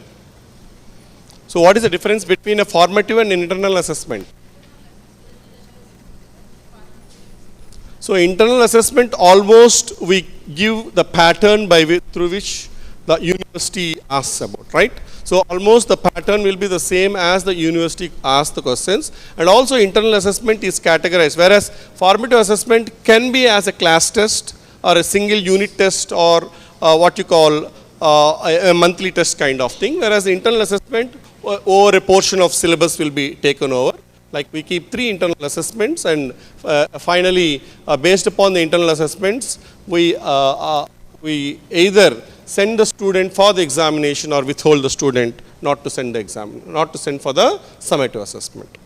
Now lastly, let us understand about assessment tools, which we have almost covered a few.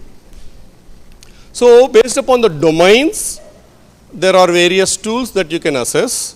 So assessment of cognitive domains, so a long essay question. Cognitive domain is nothing but recall or a knowledge based kind of thing where you need to recall, right? So a cognitive domains assessment can be a long answer question or a long essay question, a short answer question or a short answer questions. Even sometimes some of the multiple choice questions too can be as a cognitive domain. Oral questionnaire like Viva can be asked as a part of cognitive domain.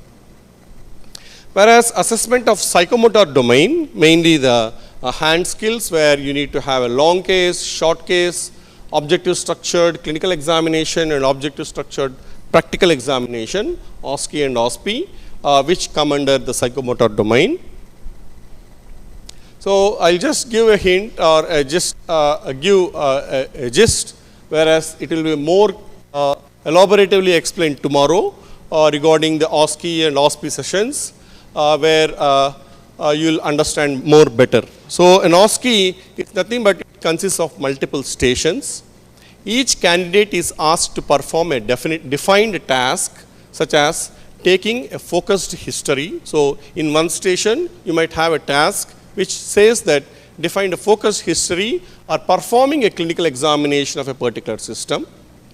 A standardized marking scheme will be there in case of OSCE, a specific for each that is being used. It is an effective alternative to unstructured short cases. So instead of having an unstructured short case, you can have an OSCE stations where you can have a standardized marking schemes and then keep a certain questionnaire to perform which has to be performed by the student at that particular station.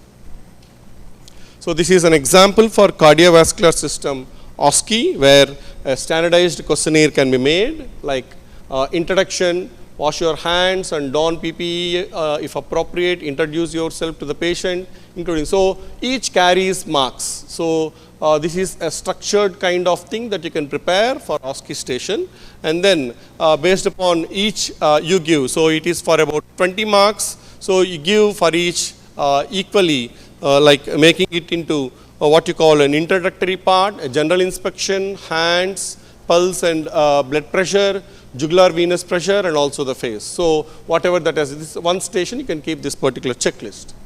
So this is an exemplar for another kind of method for gait, like assessment of gait. These are some of the examples taken from some of the universities. OSPE in the same, objective structured practical examination, where especially this mostly happens in the pre and paraclinical subjects, where we do it as OSPE sessions in the examination. Widely adopted as a tool to assess students or doctors' competencies in a range of subjects. It measures outcomes and allows very specific feedback.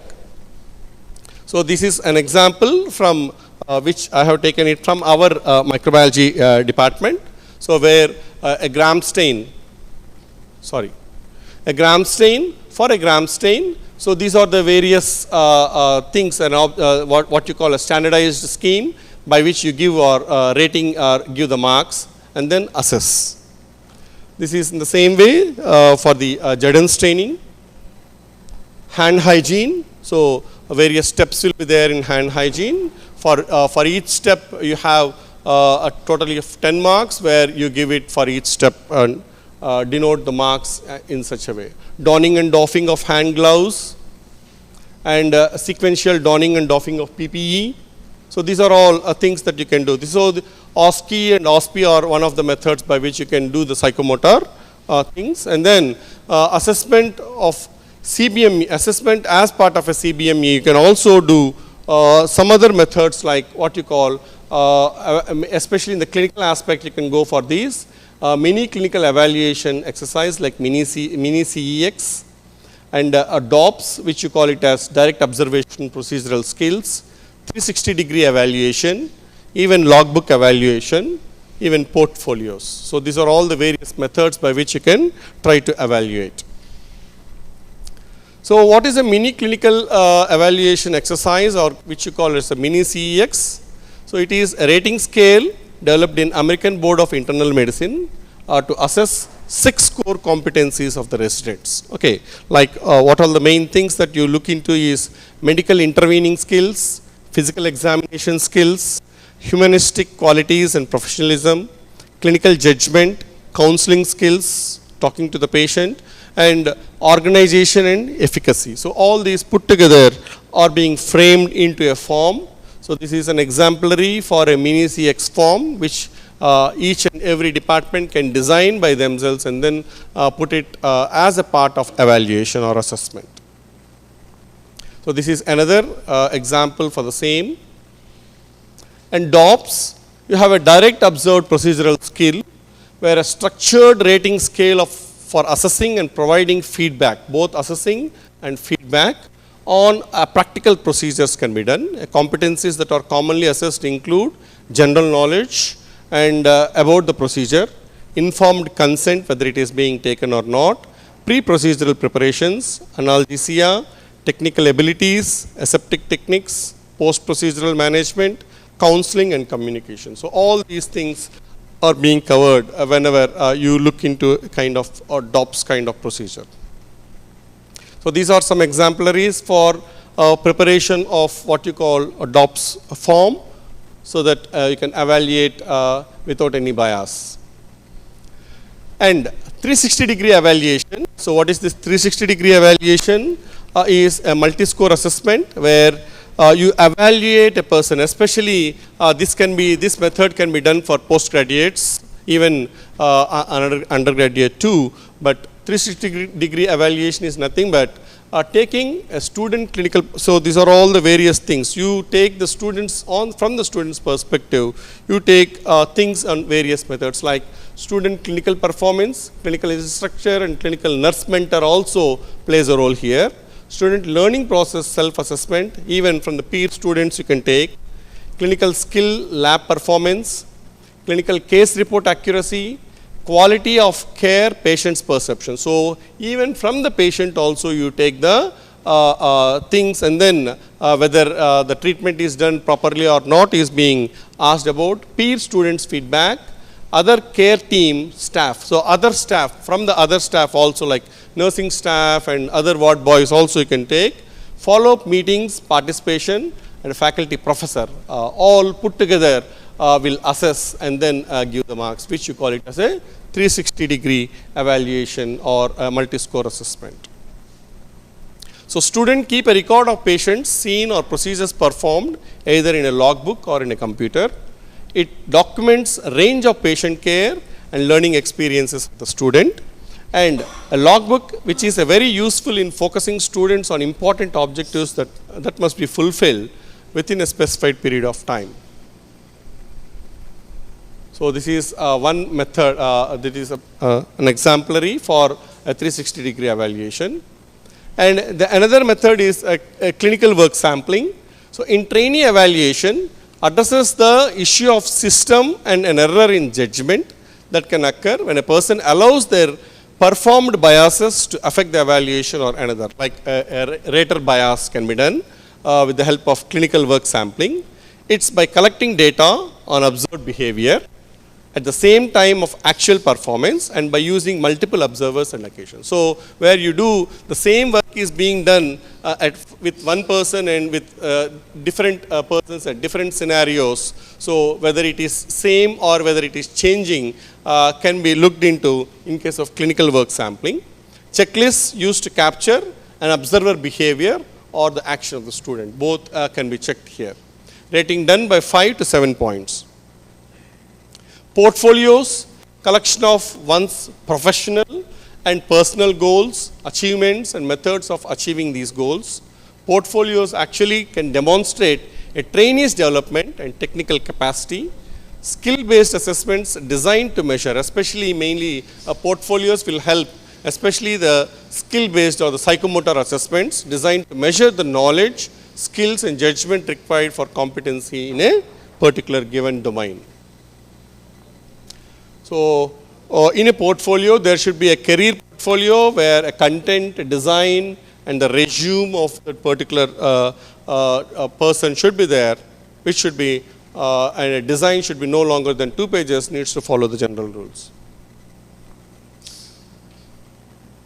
So with this, probably I may be ending my session. So these are all where you can see various tools that can be used for assessment. One is a written assessment where you can use, where you write, ask the student to write, where essays, short notes, MCQs, extended matching questions, patient management problems, dissertation reports, clinical practical assessments, long cases, short cases, spotters, OSCE, OSPE and Viva, observation, tutor's report, checklists, rating scales and patient's report, portfolios, and other records to perform, like mainly portfolios and logbooks, peer and self-assessment, mainly the peer report and also self-report. So assessment is today's means of modifying tomorrow's instruction. Thank you.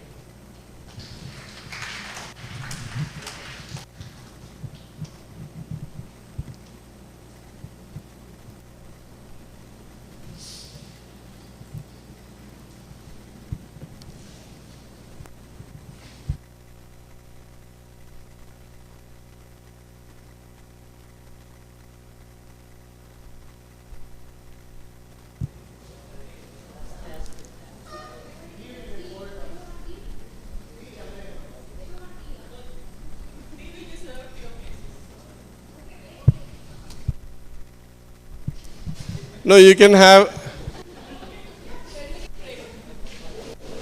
5 or 10. 7 minutes break.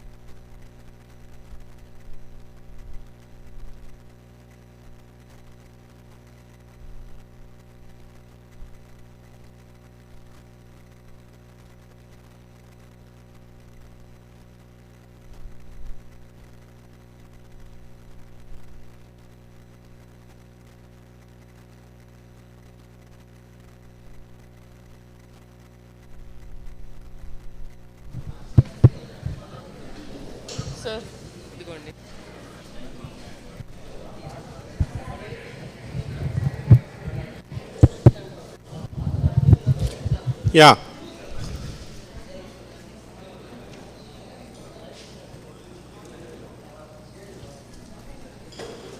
If you are absent, they are having their snack. Now we are to the last session of today's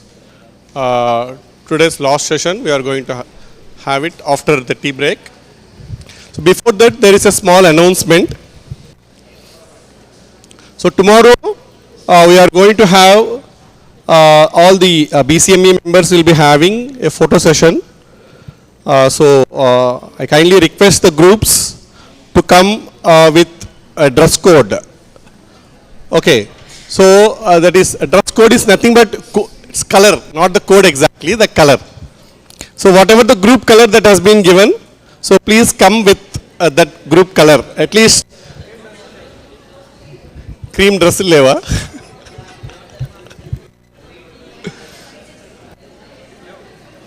So please come with that color. Tomorrow, something around before the lunch, we'll be having a group photo. Okay. Thank you. Thank you, sir.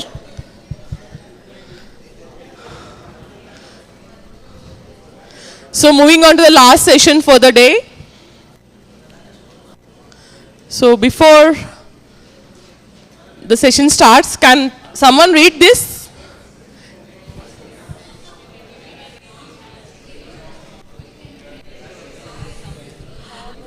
If you can read this, you have a strange mind too. Can you read this? Only some people can. I couldn't believe that I could actually understand what I was reading. The phenomenal power of the human mind, according to a research at Cambridge University, it doesn't matter in what order the letters in a word are. The only important thing is that the first and the last letter be in the right place. The rest can be a total mess and you can still read it without a problem. This is because the human mind does not read every letter by itself, but the word as a whole. Amazing, huh? Yeah, and I always thought spelling was important. If you can read this, share it. Great. It was just to grab your attention, and as you observe, it might be a bit difficult initially, but once you start reading, you go with the flow. Only the first and last letter should be the correct order. Okay.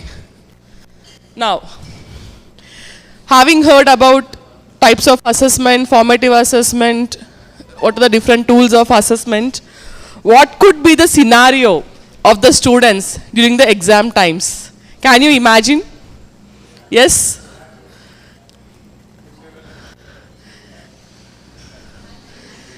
Anxious? Okay. Praying whatever they read should come in the exams. Yeah. They will be undergoing with a whole lot of emotions. Worry, anxiety, headache, stress, tension, fear and pressure. And this will be running in the mind. Before the exam starts, I have so many exams. What movie should I watch? That's what the students end up. And one day before exams, these are the things. What my friends think I do, what my parents think I do, what society thinks I do, what my teacher think I do, what I think I do, what I actually do. So this is real with the students most of the times. Yeah, the exam has arrived. So there will be different kinds of emotions. Oh, I know this, I must remember something. What? And you can see these expressions. During the exam, you can see a lot of students sitting like this. Somewhere I have seen this question, but I'm not able to get the answer. And in the last 5 minutes of the exam, they'll write the whole script. And what happens in the exam? TikTok, mind block, pen stop, eye pop, full shock, jaw drop, time up and no luck. So they have given the exam and these are their emotions on the day of results. And the exam results comes, either the student will pass or fail the exams. So for many students, assessment is not an educational experience, but it's a process of guessing what teacher wants. So on that aspect, we'll be talking about formative assessment and internal assessments with respect to CBME curriculum. The specific learning objectives of this session are, at the end of this session, the participant must be able to explain the steps in designing a IA module, provide effective and structured feedback to the students, and develop a plan for the internal assessments and the formative assessments. So, in the previous session, we have heard about the formative sessions. So, these are very short, low-stake checks that provide both teacher and student with immediate feedback. So, as and when we do the session, if you are doing a formative assessment, both the teacher will be getting the feedback of how the teaching process have been gone, and the student will be getting feedback on their understanding and learning levels. So, it can be done before the lesson starts. So, to know about the students' knowledge at that point of time before the topic have been taught, during the lesson and after the lesson. Why is it important to have a formative assessment? So, it's not an audit. So, it's mainly for the learning purpose. So, to improve the learning process of the student. And it can be both the instructional tool and a accountability tool. So, teachers and students can use it while learning is occurring, and to be accountable how the learning have happened, and to have the feedback and modify the teaching aspects. So, it is different from summative assessment in that aspect that summative assessment is done at the end of the curriculum. So, can you give some examples of summative assessment? Our university exams are the best example of the summative assessments. And formative assessment, we will try to identify the goals,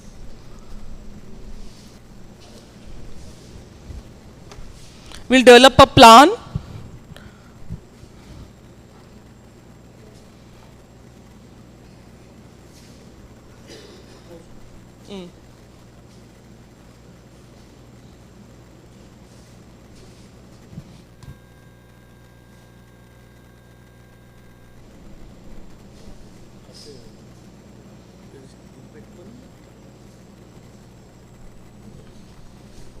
sorry.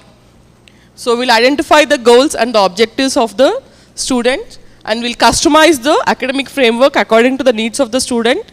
And after the learning process is being instilled, the data is gathered and analyzed for the assessment, after the assessment, and we will try to address the gaps in teaching or learning methods. So, this is the formative assessment model where we try to address the gaps and close the gap of teaching and learning.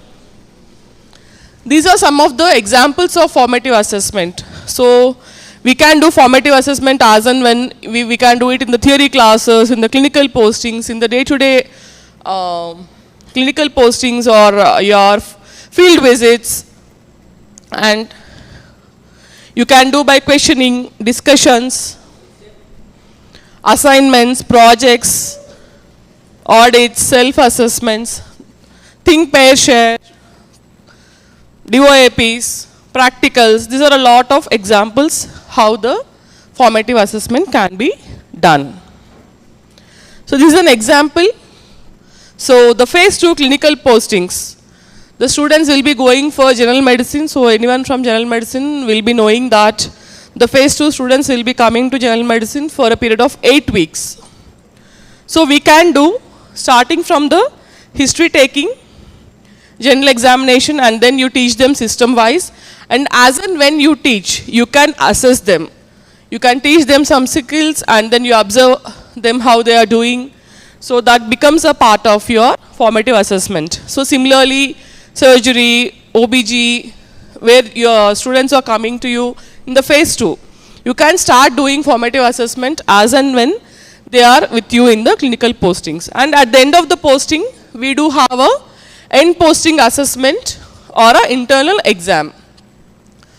So we will be doing that end posting assessment at the end of the posting. While formative assessment you can do throughout the duration of their postings. So we heard about formative assessment, summative assessment, and where do the IA stand. So summative assessment, as you said in the beginning of the session, that it is an overall achievement of satisfactory level. It is a certifying exam for the student. Whereas IA, it includes a range of assessments conducted by the teachers teaching a particular subject with the express purpose of knowing what it is learnt and how it is learnt. So it is a curriculum embedded assessment. So we'll do a silent poll. So all of your departments will be doing exams, assessments, IAs. So depending on how many types of these assessments are being done, please raise your fingers. So if your department is doing only periodic tests or IAs, 1 finger. Tests along with logbook marks, please raise 2 fingers. If you are doing OSCE, OSP, logbooks or certifications, and multi-method plus competencies. So yeah, feedback documentation. All of you please raise your fingers according to this. Great.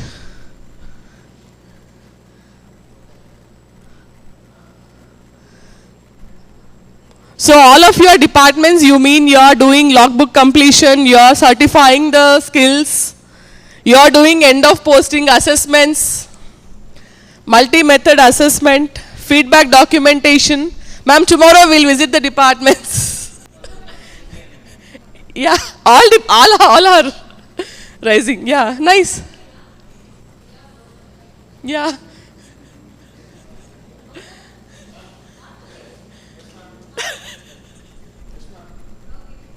Yeah. That's good to hear. So, take 2 minutes time. You discuss with your peers or your groups. So, discuss what kind of methods are being used in your formative assessments or internal assessments in your departments. You can list out.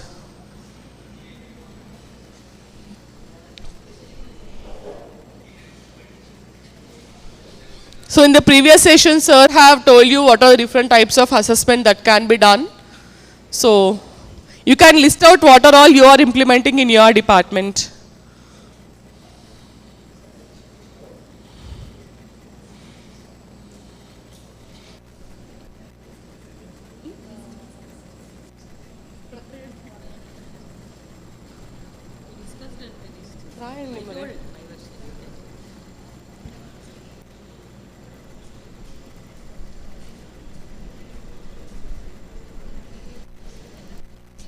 Each one contribute one method. You will get 6 answers.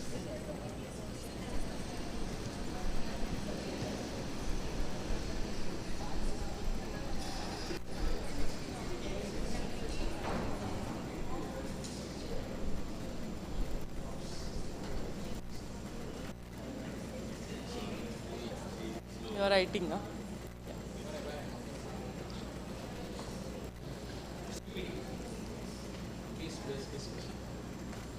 రాస్తున్నారా okay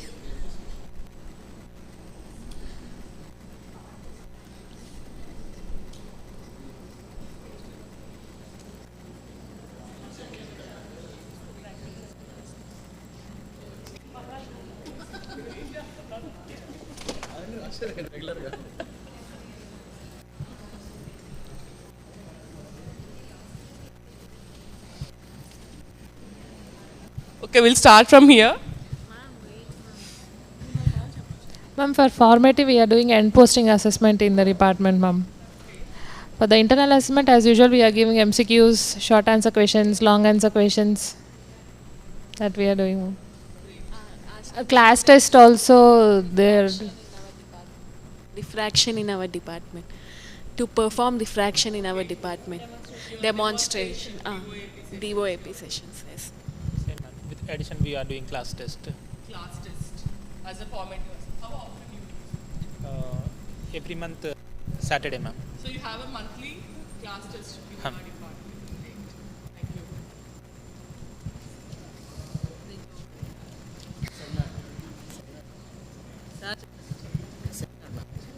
We'll conduct seminars and then have postings, ma'am. Seminars. Okay. By the seminars, if they tell us, yes, ma'am. We'll give whenever we do the procedure, we'll give the procedure there itself. Actually, They'll observe the absolute process. Sometimes interested interns. UG or PG? UGs and also interns, ma'am. UGs only observing, but interns will give a chance. Yes, ma'am. Thank you. Anything else you want to add? Small group discussions. Small group discussions. During clinical postings or? During the seminars, we will give lecture classes, madam. Sometimes after the completion of the topic, madam will keep small group discussions. We'll assign topic to each group of individuals and we'll ask questions. Assignments. And role play also. Role plays. Home assignments. Home assignments. Interesting. So they'll do role plays, home assignments, small group discussions. Same things, ma'am. End posting exam. During clinicals, madam said the bedside exam. During as a format. Measurement of blood pressure, measurement of examination. like this. Measurement of BP impulse. Like this is So you'll be assessing their skills of measuring the BP, pulse rate for the undergrads and their clinical case taking competency. Okay, thank you. So, anything you want to add from the other three groups?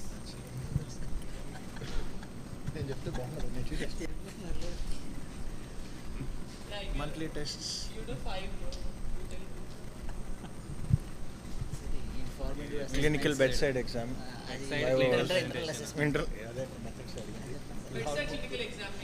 Bedside clinical examination. Next, Viva voice. Then monthly tests. How often you do Viva? Every day. Daily morning rounds assessment. Morning rounds. And also undergraduates also, madam. Also, yes, madam. Every day. Thank you. Anything you want to add? Ma'am, seminars. For postgraduates or undergraduates? Postgraduates. Seminars, ma'am. Seminars. And OSCEs for PGs. and OSCEs. Quiz, ma'am. Quiz. Quiz for postgraduates. UGs also. Nice. Thank you so much. So designing a system of internal assessment. So while we design for the internal assessment, we should be including all the domains of learning. So in the morning you have heard about cognitive, affective and psychomotor. So we try to include all the domains while designing a IA assessment. And Miller's pyramid, it provides a simple way to select appropriate tool for assessment. So effort should be made to climb the pyramid. I'll show you what a Miller pyramid is. So it starts with knows how, shows how and does. So as we climb up the Miller's pyramid, the complexity of the thing changes. So knows how, we are testing the cognition, shows and does, we are testing the behavior or affective skills of the student. So based on that, if you are testing knowledge, you will do the written exams. If you want to test the knows how, then you can be giving a clinical problem solving questions. And if you want the student to show how, then we can ask them to demonstrate the clinical skills, or we can do OSCE, or we can have standardized patients and clinical exams. And does, so it is a direct patient care assessed by direct observation of in the clinical setting. The student will be performing and you will be observing. So these are the levels in the Miller's pyramid, and based on that you will choose the mode of your assessment. Coming to the NMC regulations on internal assessment, so I am talking about the GMER 2024. So this applies from 2024 batch. So for the current 22 and 23 batch, we will be having GMER 2023. So this GMER 2024 applies starting from 2024 batch who are currently in the phase 2 clinical posting or phase 2 of their academic course. So internal assessment shall be based on day-to-day assessment. So it shall relate in different ways in which learner participate in the learning process. So it not only includes assessment, it also includes the preparation for the seminar, their how they're performing in the clinical postings, any portfolios you have given. So it includes everything. And it also includes the logbook assessment, their certifiable skills, their ATCOM competencies. So we'll include all the components in the internal assessments.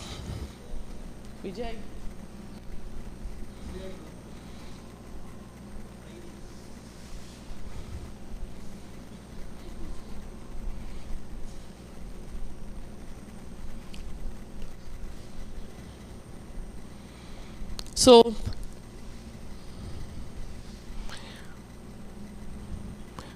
it also can include clinical cases, problem solving exercises, and even a skill in the community. So maybe giving a health education session in the community, doing some research projects, and so these are the components of the internal assessment. It can be a theory exam, it can be a practical exam, it will be a logbook assessment. Also it includes the assessment of the ATCOM module. So theory, we will be giving a written theory test. Also we can do some seminars, quiz, and for the practicals we can do a practical test, OSCE, OSP, DOP, DOPS, Mini CX. And for the assessment of logbooks, all the subjects have some certifiable skills. So the student should perform in front of the faculty, and then the faculty should certify the skills. If the student is not able to do that, the faculty again tries to teach the student, and then the student will redo the skill, and then the faculty should certify. Only after the certification of the skills, the student will be able to be eligible for the university examinations. And this logbook assessment, 20% of the marks will be added to the IA marks. And for the pre-paraclinicals, so there will be not less than 3 IAs in an academic year, and for the clinical subjects there will be no less than 2 internal assessments. And at each end of the posting, there should be an end of posting assessment, be it phase 2, phase 3 part 1 or phase 3 part 2. At the end of each clinical posting, the student should be attending a end posting assessment. And for the subjects which have been taught more than 1 year. So in each phase, suppose general medicine, you will be having a end of clinical posting assessment in phase 2, phase 3 part 1 and phase 3 part 2. Similarly OBG. When the students are coming to you in 3 different phases, you have to conduct end posting at each end of clinical posting. And for each subject, there will be 100 marks of theory and 100 marks of practicals. Exceptions with the medicine, surgery and OB-GYN, where 200 marks each for theory and practical will be there for the internal exams. And general medicine in phase 2, so out of those 200 marks, we will be taking 50 marks from phase 2, 50 marks from phase 3 part 1 and 100 marks from phase 3 part 2. And out of that 100, 75 from medicine, 13 from psychiatry and 12 from dermatology. Similarly, general surgery, again 200 marks in total, and out of those 200 marks, from phase 2 we will take 25 marks, from phase 3 part 1 we will take 25 marks, and phase 3 part 2, a total of 150 marks, where 75 from surgery, 50 marks from orthopedics, 13 from anesthesia and 12 from radiology. And forensic medicine, Ophthal and ENT, the students will be having classes from phase 2. So they will be having phase 2 and phase 3 part 1. So we'll take 25 marks from phase 2 and 75 marks from phase 3 part 1. Community medicine, you will be having from phase 1. So we'll take 25 marks from phase 1, 25 from phase 2 and 50 from phase 3 part 1. So this is the distribution of internal marks across the phases for different subjects.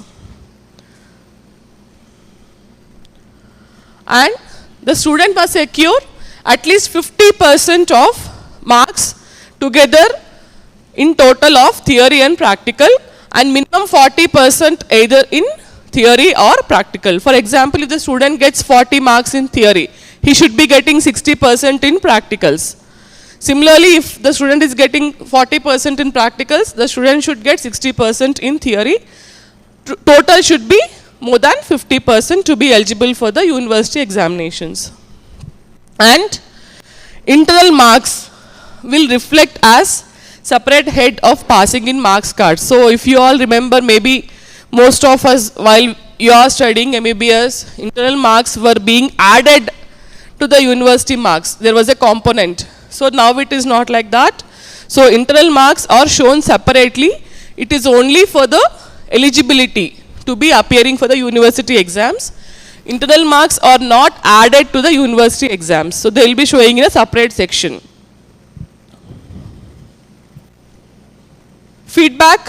So after every formative assessment and internal assessment, we should be giving a feedback to the students, and the feedback should be structured so that the faculty and students will be sensitized, and the results of IA should be displayed in the notice board within 2 weeks of the exam, and an opportunity will be provided for the students to discuss the results and get feedback on making their performance better.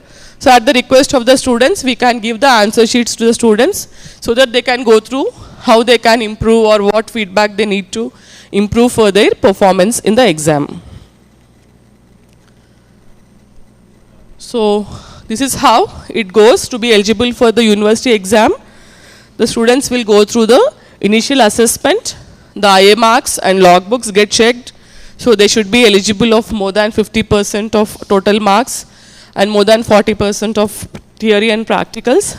And we'll check whether they have completed all the certifiable skills in the logbook, and if they didn't clear them, they will undergo the remedial exams and modify the logbook accordingly.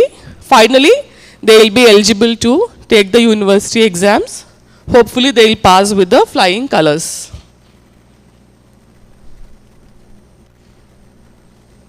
So this is an example of phase 1 in our institute. So this is the screenshot from a timetable of first MBBS, where, so this Saturday, they have a monthly test in the anatomy. So they are doing a formative assessment in the Department of Anatomy. And 27 December, they have a formative assessment, a monthly test in the Department of Biochemistry. So once a month, they are doing the monthly test, which as a part of formative exams, as and when they complete a portion of syllabus, they are doing this monthly test. And in January, they will be doing the first IA theory and practicals. And from 2024 guidelines, the format of the theory paper have been changed. Previously, there were 2 long answer questions and there were no reasoning questions. There used to be MCQs, long answer and short answer questions. Now they have something called as reasoning questions. So there will be a scenario based MCQs 10 to 20, 1 long essay questions, 5 reasoning questions, and there will be 4 applied questions, the short notes, and they will be from the integrated topics.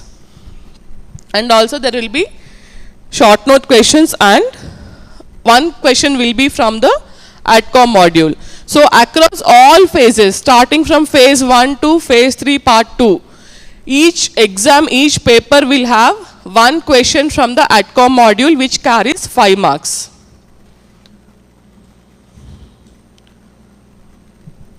So this will be a group activity. So you all have identified your competencies in the morning session. So for the same competencies, please prepare a plan for formative assessment. So as after you align your teaching learning methods, you also please prepare a formative assessment plan and IA plan for the competencies, and please present it on the third day. So how to overcome the weaknesses of IA?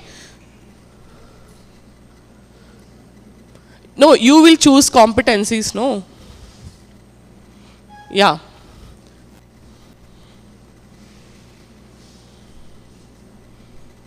So what do you think are the weaknesses in the IAs being conducted? Any footfalls you notice? Any? It is not covering all the topics. Yes. How can we overcome that? Blueprinting. Yeah. And we can include more assessments, more IAs covering all the subjects or all the chapters. So we have to broader and wider the sampling involving all the faculty of the department and more exams. So we have to include more occasions, more tests that includes a more subject matter, so which covers your query, and more assessors to let the students face all the teachers and they will be knowing everything from everyone.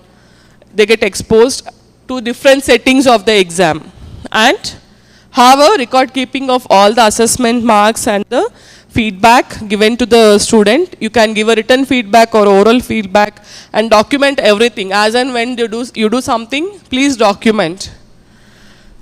And reliability is independent of objectivity, and as you do more and more exams, you will increase the validity and reliability of your IAs. So these are for the suggested reading. I thank the NMC Executive Committee for sharing the slides. I also thank Dr. Kishore sir, Professor of Microbiology, for sharing his slides. So assessment is the engine which drives the student learning. Thank you.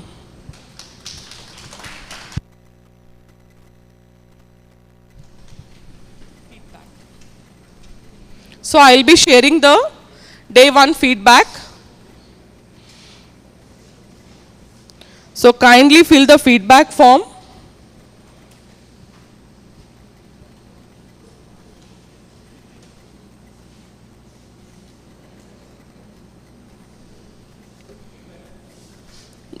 The link for the feedback is posted in the Google. So you will be having options from 1 to 5. So please slide the options. The minimum is 1 and the maximum is 5.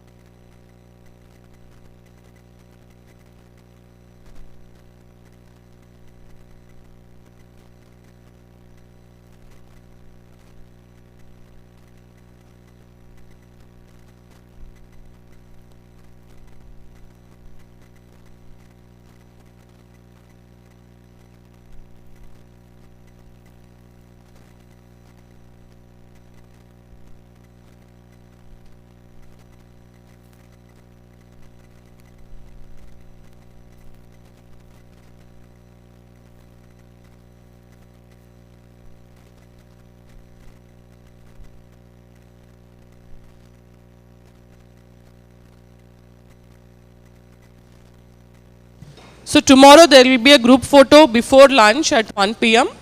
Breakfast will be served from 8:15. Request everyone to have breakfast and be here by 8:45 sharp. So you do the registration, signature in the morning and the afternoon session, tomorrow and day after tomorrow also. And the rapporteur report will be started at sharp 8:55. Will be finished in 5 minutes. Dr. Sripriya will be doing the rapporteur report for tomorrow. So all of you please fill the form before leaving. Thank you. So try to come in the color coded dresses for the group photo. So please punch out while leaving. Yeah. Clinical faculties ABAs have been added at the campus.